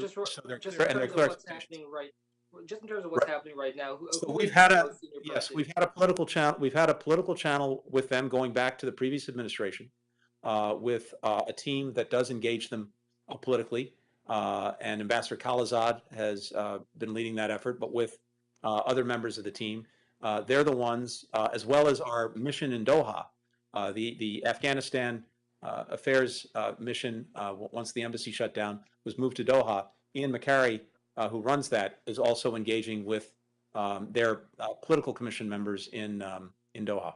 Yeah, and just a final question here. There's a lot that we need to unpack over the course of 20 years. And certainly these different committees we're on in Congress will see different elements of it, the political side, the diplomatic side, the military, intelligence, et cetera. But I wanted to ask you, would the administration support a 9/11-like independent commission that would look across all of these different pillars to try to assess an analysis of what happened? I can't speak for the administration on that. All I can say is that, as others have said, we're all going to do our hot washes, to use the vernacular, on the last 9 months since we've been in office, and I hope and expect that all of us will engage in a review of the last 20 years. Great, thank you, Mr. The gentleman's Secretary. time has expired. I now recognize Representative Ronnie Jackson of Texas, who's the vice-ranking member for the Subcommittee on Africa, Global Health, and Global Human Rights, for 5 minutes. Thank you, Mr. Chairman. Mr. Secretary, how many members of the State Department were killed in the recent evacuation efforts in Kabul? Members of the State Department killed? None. Okay. Mr. Secretary, in your earlier testimony, you stated that members of the State Department ran into the airport and were serving side by side with the Marines at that gate. Although I deeply appreciate any and all efforts of the State Department personnel on the ground to rescue American citizens, for you to try and ride the coattails of the 13 brave service members that gave their lives in this effort is absolutely shameful in my mind. And it really shows the American people how out of touch you continue to be. I'm not riding anyone's coattails, Congressman. For your information, the men and women of my department were at the gates. Not a question. That was a statement, not a question. Side by side with the statement, not a question. Secretary Blinken, Exactly 1 week ago, 4 of my constituents escaped Afghanistan, the first known to leave the country since your administration abandoned American citizens in Kabul on the 30th of August. Your officials left this young mother and her 3 children behind. The youngest was 2 years old. The family remained hidden and terrified for 12 long days until my team and a group of brave patriots on the ground facilitated their evacuation. During this time, the State Department did nothing to help this family. Instead, you directed them to go to the Taliban checkpoints repeatedly, where the mother eventually had a pistol placed to her head, and then told them to stay in their homes as the Taliban went door to door searching for American citizens and Afghan allies. All while you were vacationing in the Hamptons and your diplomats were safe in Doha. Then miraculously, after their safe arrival, the State Department jumped in to claim full responsibility for what had happened. The response from your team is revolting. It takes credit from the brave patriots who risked their lives to actually bring my constituents home safely. Mr. Secretary, did you even know of this family's existence until you wanted to take credit for their harrowing journey? Also, can you explain to what your team, exactly what your team did to help them escape Afghanistan? My team has been working 24/7, around the clock and around the world to get every American citizen who wishes to leave Afghanistan and their families out. They've been putting themselves on the line. They've been putting everything on the line to do that. I very much applaud the efforts that people, including yourself, have engaged in to do the same thing, to help bring people out. And I'm glad that we're able to work together to do that, including in this case where, to the best of my knowledge, we facilitated their departure from Afghanistan, including making sure that we worked to get Taliban to allow them to leave, as well as working at the border with consular officials to make sure that they could be received when they got to Uzbekistan and cared for. So I'm glad that we were able to do that together. This is not about taking credit. I applaud the work that's been done, including by you, and I hope going forward we can continue to do even more of that in closer cooperation and coordination to get any remaining American citizens who wish to leave out. Mr. Secretary, well, I do thank you for coming to this committee meeting today. I do thank you for staying the extra time so that you could actually hear my statement and my question. I do have to say that I'm deeply disappointed in your administration's actions and what I consider to be your gross incompetence. Not only did you risk countless American lives by prematurely and haphazardly withdrawing from Afghanistan, but in the aftermath, you have tried to act as if you've made zero mistakes, and there's been a continuous effort in the State Department to pat yourselves on the back, which most Americans at this particular point do not appreciate. Your tone-deaf approach and your attempts to spin the truth and claim victory from this clear blunder is deeply disturbing. This includes your disgusting attempts to seize credit for this evacuation of my constituents. We will find out later, which I think you had very little, if anything, to do with. You and the rest of the Biden administration owe the American people an apology. You have ruined any trust we have with our allies and any credibility we have on the world stage. With that, Mr. Chairman, I yield back. Thank you. Gentleman yields back. I now recognize Representative Sarah Jacobs of California, who's the Vice Chair of the Subcommittee on International Development, International Organizations, and Global Corporate Social Impact for 5 minutes. Well, thank you so much, Mr. Chair, and thank you, Mr. Secretary, for answering our questions and for staying so that some of us more junior members get a chance to ask you questions as well.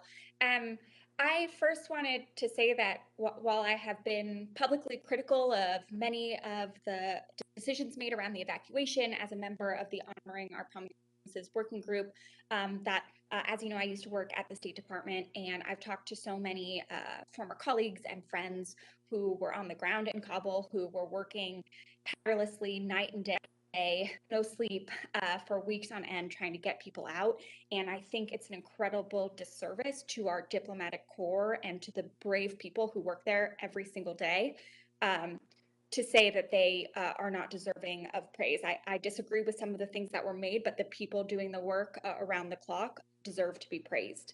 Thank you. Now I want to raise a letter I sent with Senator Merkley and many of my colleagues. While I remain committed to working to get people out of Afghanistan with my colleagues, I also want to make sure that we are doing everything we can to deliver humanitarian assistance and, urging the Treasury Department to issue an OFAC general license. So I look forward to working with you and the administration to make sure that the 18 million Afghans that are in need are provided support. I think we heard just today from the UN how dire that need is. I also think we've talked a lot about policy failures and the last few months and the last 20 years. And I know you're still absorbing the lessons of the past few decades, and I look forward to working with you on that and on the lessons learned, especially as someone who has done a lot of work in peace building and conflict stabilization. I wanted to follow up on something you addressed with my colleague, Mr. Phillips, on a very specific failure we encountered over and over again in Afghanistan, and that's on corruption.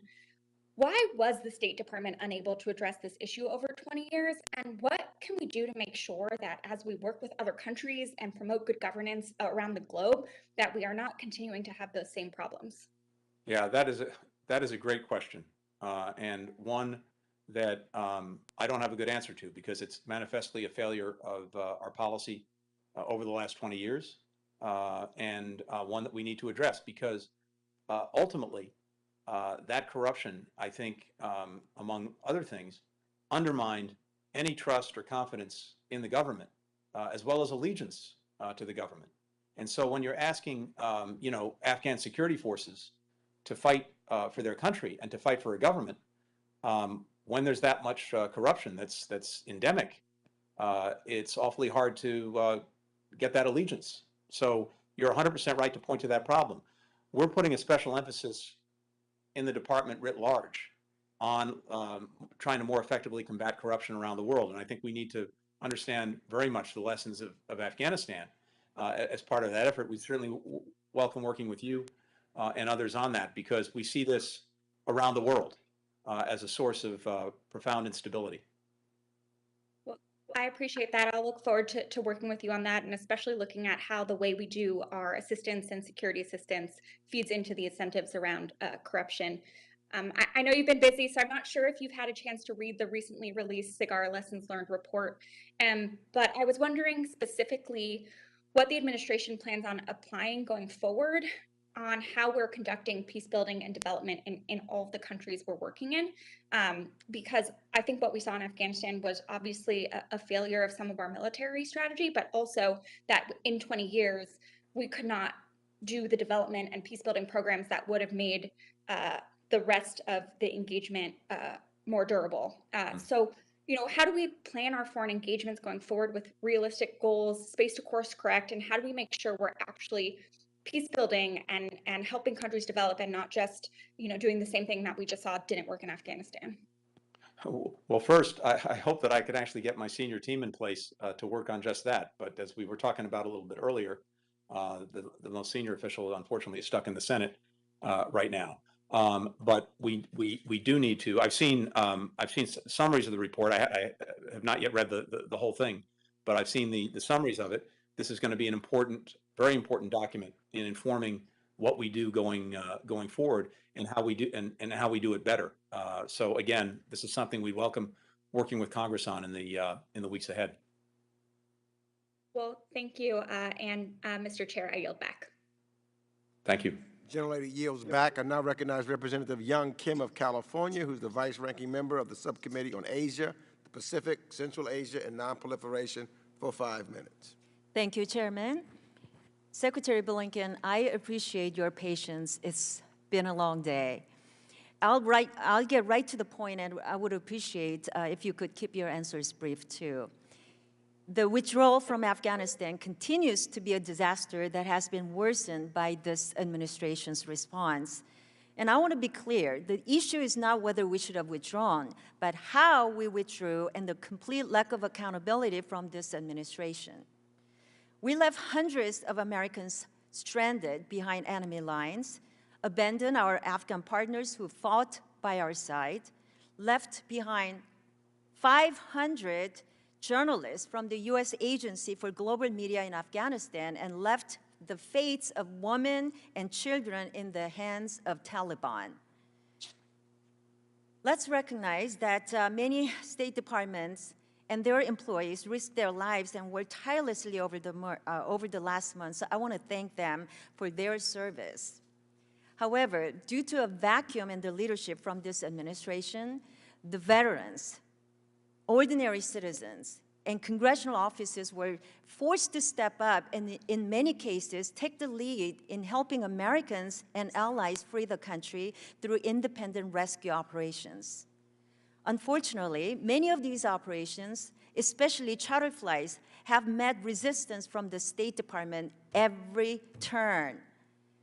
And one of the Afghan SIVs we work with the Marine veterans to try to evacuate was Syed Obaidullah Amin. He served heroically and risked his life as a translator for the US forces. Despite having a pending SIV, P1, P2 application, he was abandoned by this administration during the evacuation process. He and his wife were killed at Abbey Gate during the Kabul airport attack, fighting to get to safety, leaving their 2 infant sons orphans. There are still P1 and P2 applicants and need the State Department's help. It is too late to save his life, but we still have time to save others. And my office and other congressional offices have been working with a third party to evacuate civilians, people that this administration left behind. This group includes Americans, Afghan partners, and civilians of allied nations. This operation, without the help of the State Department, has secured routes into a neighboring country and has the approval of officials to stage people there for transport to a safe third country, where NGOs stand ready to feed, treat, and process those people. Without basic support from the State Department, this country has made it very clear that everyone in this group will be sent back to Afghanistan to die at the hands of the Taliban. Secretary Blinken, they have started moving as we speak, and the first group has 60 people in it, and 40 of them are children. Your team already has all the necessary information that we provided, but has been repeatedly refused to provide any assistance. I've called your office 2 times and talked to your officials. These people are all doomed if state does not approve and provide transport to a safe third country. Secretary Blinken, I need your commitment now that your department will approve and provide transport for these people. Do I have your word that you will make this happen? We're committed, Congresswoman, to working with you and to working with every other member on securing the safe transport for people that you've identified and that seek to leave Afghanistan. So we will work directly with you on that. But I remind you that we do not control who leaves the country. Secretary Blinken, you don't understand. If we don't do anything right now, even for another day, these people are in grave danger.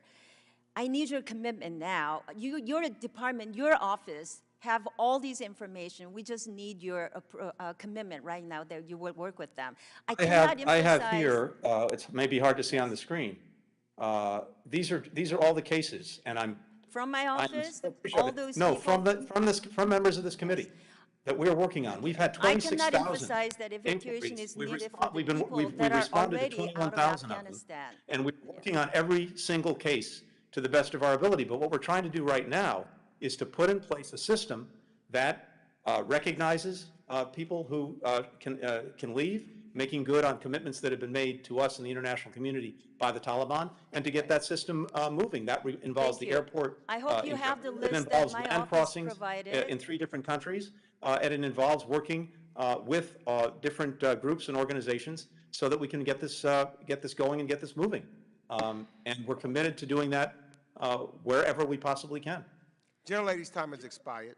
I now recognize Representative Kathy Manning of North Carolina, who's the Vice Chair of the Subcommittee on the Middle East, North Africa, and Global Counterterrorism, for 5 minutes. Thank you, Mr. Chairman, and thank you, Mr. Secretary, for your patience and for your service on behalf of our country and the American people.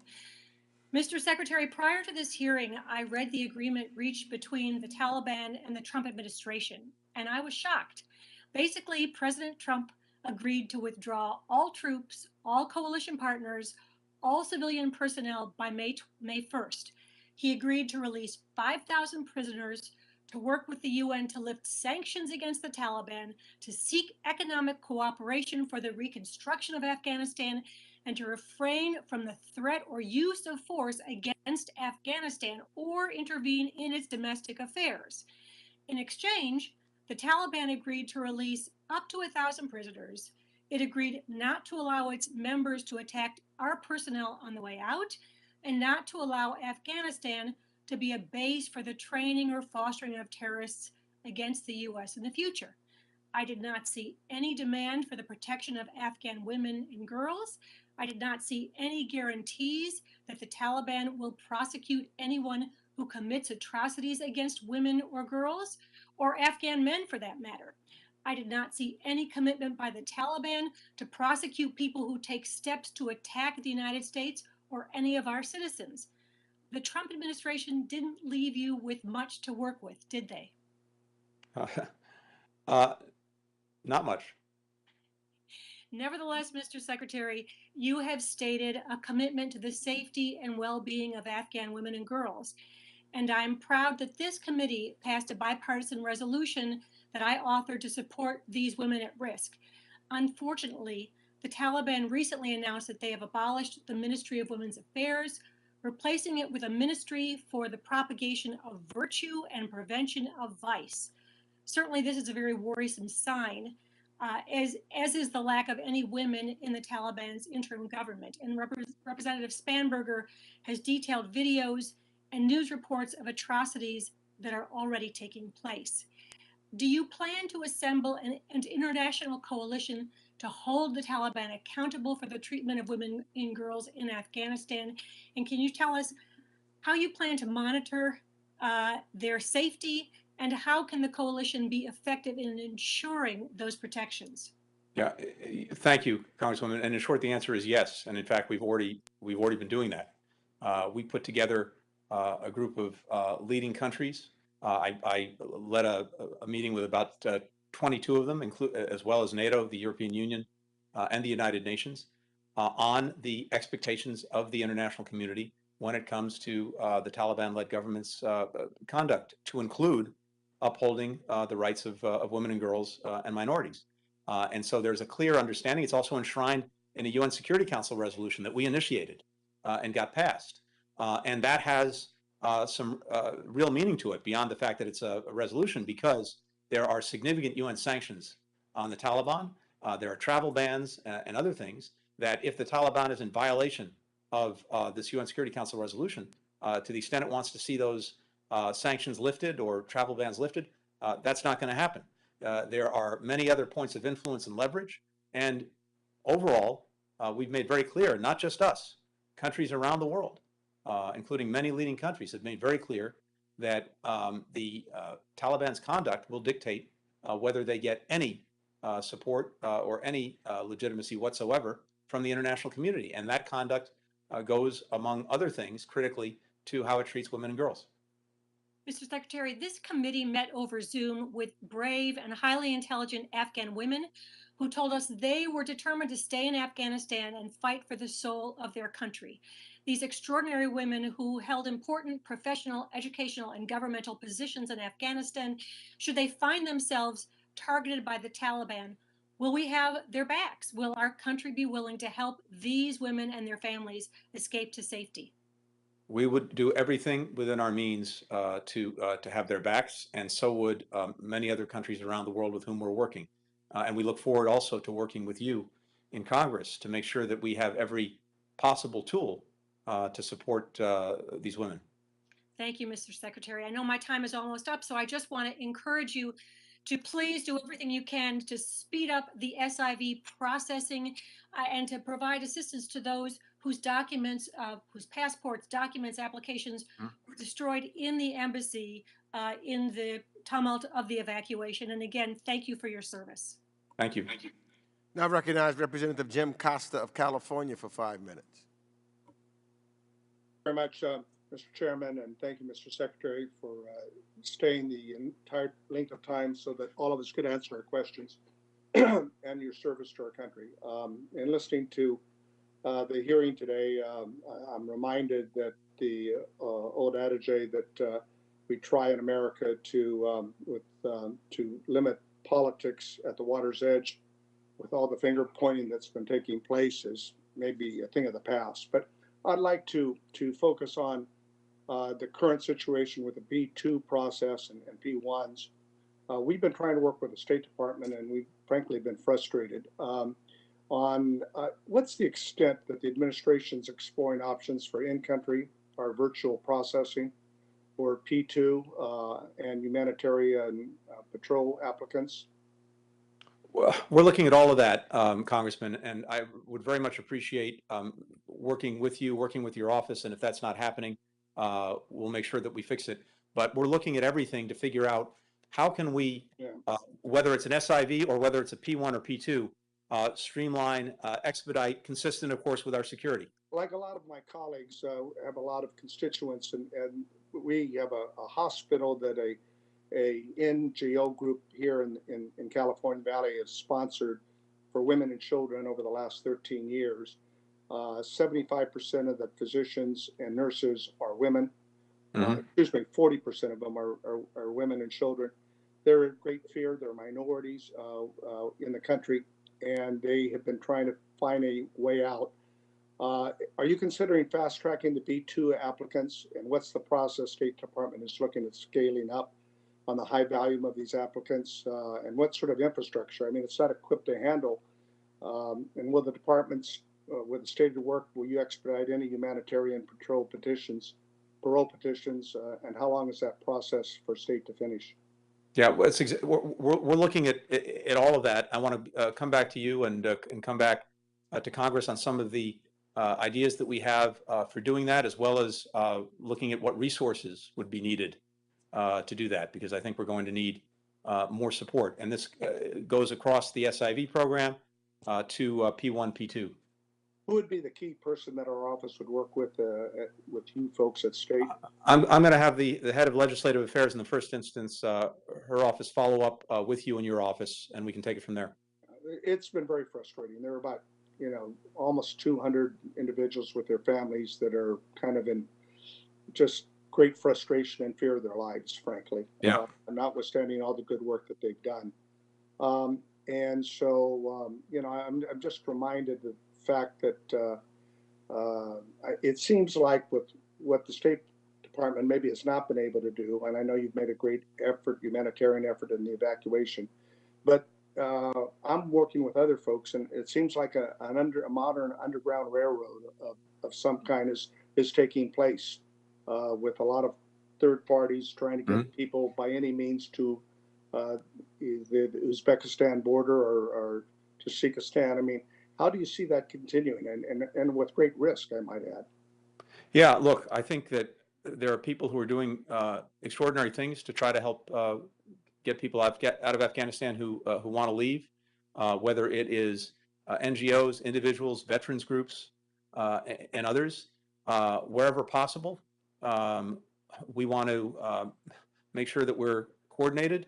We want to make sure that we're doing whatever we can to support these efforts. But we're also working, Congressman, to make sure, to the best of our ability, that we have in place an overall process, an overall understanding that will allow people to leave openly and freely with the necessary documents. That would be the best way to do this. Right, but you're processing these P2 applicants and getting some understanding by the Taliban is obviously key to that happening. That's correct. And so let me just close on this, on the bigger picture at 20,000 feet. You've been asked this question, and please get back to us with these brave people who are in great fear of their lives. Last night, I don't know if you saw it, but CNN did a great presentation of 2 hours of 20 years of Afghanistan. Was it worth it? Under 4 different administrations. And I remember meeting with Maliki the 3rd time in 2010, and I made the same comment that was made earlier. How do you expect to create democratic institutions where corruption in this part of the world is endemic, if not a way of life? And he gave me a BS answer. What's the lessons to learn here that you've gotten? And you can't answer that in 10 seconds, but. Well, I think one of them is exactly the one you just cited, Congressman, which is when you've got corruption corroding everything that you're trying to do, it makes it a lot harder, if not impossible. That's certainly something we need to follow up on. Look forward to working with you. Thank you. Thank you. I now recognize Representative Juan Vargas of California, who's the Vice Chair of the Subcommittee on the Western Hemisphere, Civilian Security, Migration, and International Economic Policy, for 5 minutes. Thank you very much, Mr. Chairman, and I want to thank the Secretary. Mr. Secretary, I appreciate the words that you said that you were working with the veterans groups in particular We stood up, not we, the veterans stood up an incredible group here in San Diego and did heroic work as they did when they were serving. I hope you continue to work with them and the State Department as a whole. They know their interpreters, they know the people that help them. And again, they did magnificent work, obviously, as soldiers, as airmen, as Marines, and they're doing magnificent work now as citizens, trying to help those that helped us. I agree. Yes, thank you for underscoring that. I very much agree, and we're doing everything we can to work closely with them. As I mentioned, I met with about 75 veterans groups about 10 days ago, and our leadership has been engaged with them across the board, as well as the Pentagon and others. So thank you. Well, good. The one thing that we've kind of talked around a little bit but haven't really hit square on is the issue of intelligence. And obviously this is not a classified briefing, but you did bring up the notion that, well, the briefing that stated that we thought that it would be 2 years potentially. I think you said 18 months to 2 years before a collapse. And then you said the shortest time was maybe by the end of this year. How many months would that have been? So what is the shortest period? That, I believe, was an assessment that was made in July. So 4 or 5 months, 6 months. I have to say, I read all the classified information. I went to all the briefings. I don't remember anything shorter than that. I don't either. But look, I want to be clear and be fair. There are going to be individuals' voices who may point to something different. Right. As you know, you try to do this with worst case scenarios as well as best case scenarios and other scenarios, and you have to look across the board at all of this. And the question is, where does the kind of weight of it land? And that's what I was referring to. Well, what I remember and how I remember this is all the information that I read, and obviously some we can't discuss in this setting, but nobody said that they would collapse in a month. Nobody said that they'd collapse in 2 months. There were some people that were saying, and not that, it might go quicker than 6 months. But this was a real failure of intelligence. And my concern is this, that I believe that we could have that same failure of intelligence with Iran and its nuclear program. Again, I don't think that we're looking at this wide-eyed and open-minded. I think that Iran, we're going to wake up one of these mornings and find out that our intelligence is very wrong there. I think we have a very difficult time understanding these religious fanatics and what they would do to either liberate their country as they see it, or to create the weapon of choice as they see it. I don't think we have good intelligence on that. I don't think we understand what they would be willing to do, and it very much concerns me.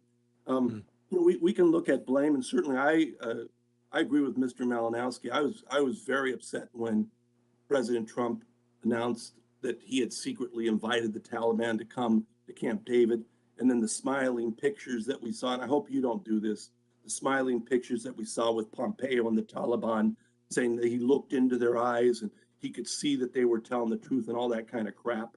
I hope you don't do that. I hope you have wide eyes open and not those starry eyes of Mr. Pompeo looking into the eyes of Taliban and saying, oh, yes, they're going to be good boys this time. They're not. But again, I think our intelligence is lacking, and I don't know how we can correct that.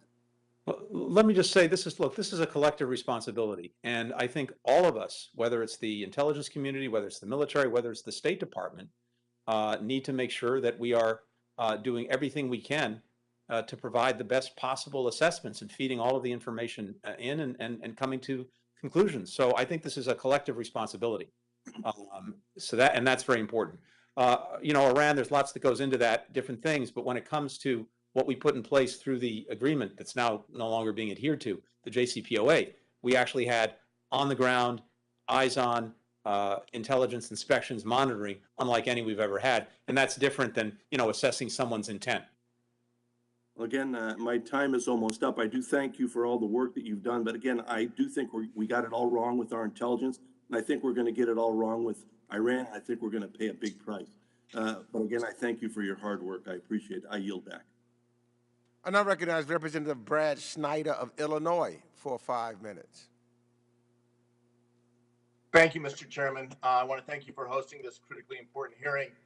And before I go any further, I want to remember and honor the service and sacrifice of our military, as well as our diplomats and others who have served our nation in Afghanistan over the last 20 years.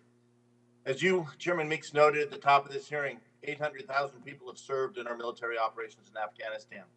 2,461 U.S. personnel have given their life, including, tragically, 11 Marines, 1 Army soldier, and 1 member of the Navy who died at Hamid Karzai International Airport last month. I also want to acknowledge the tremendous effort expended last month to coordinate the evacuation of more than 124,000 people from Afghanistan. Nevertheless, I know we are all concerned to know that Americans and Afghani allies remained in Afghanistan after our last troops left on August 31st. Mr. Secretary, as you have previously affirmed, our nation remains committed to help any American as well as citizens of allied nations and Afghans wanting to leave. I know this body is counting on your commitment there, and please know that we are prepared to assist in any way. Mr. Secretary, I also want to thank you for staying for a very long hearing to allow all of us to have a chance to speak and ask questions. We have covered a lot of ground today, some of it addressing very difficult issues. Let's be clear, the current situation in Afghanistan and the tragic events of this August were the consequence of policies taking place over 20 years, not the policies or even the events of the previous 20 weeks or even 20 months. I can just touch on some of those.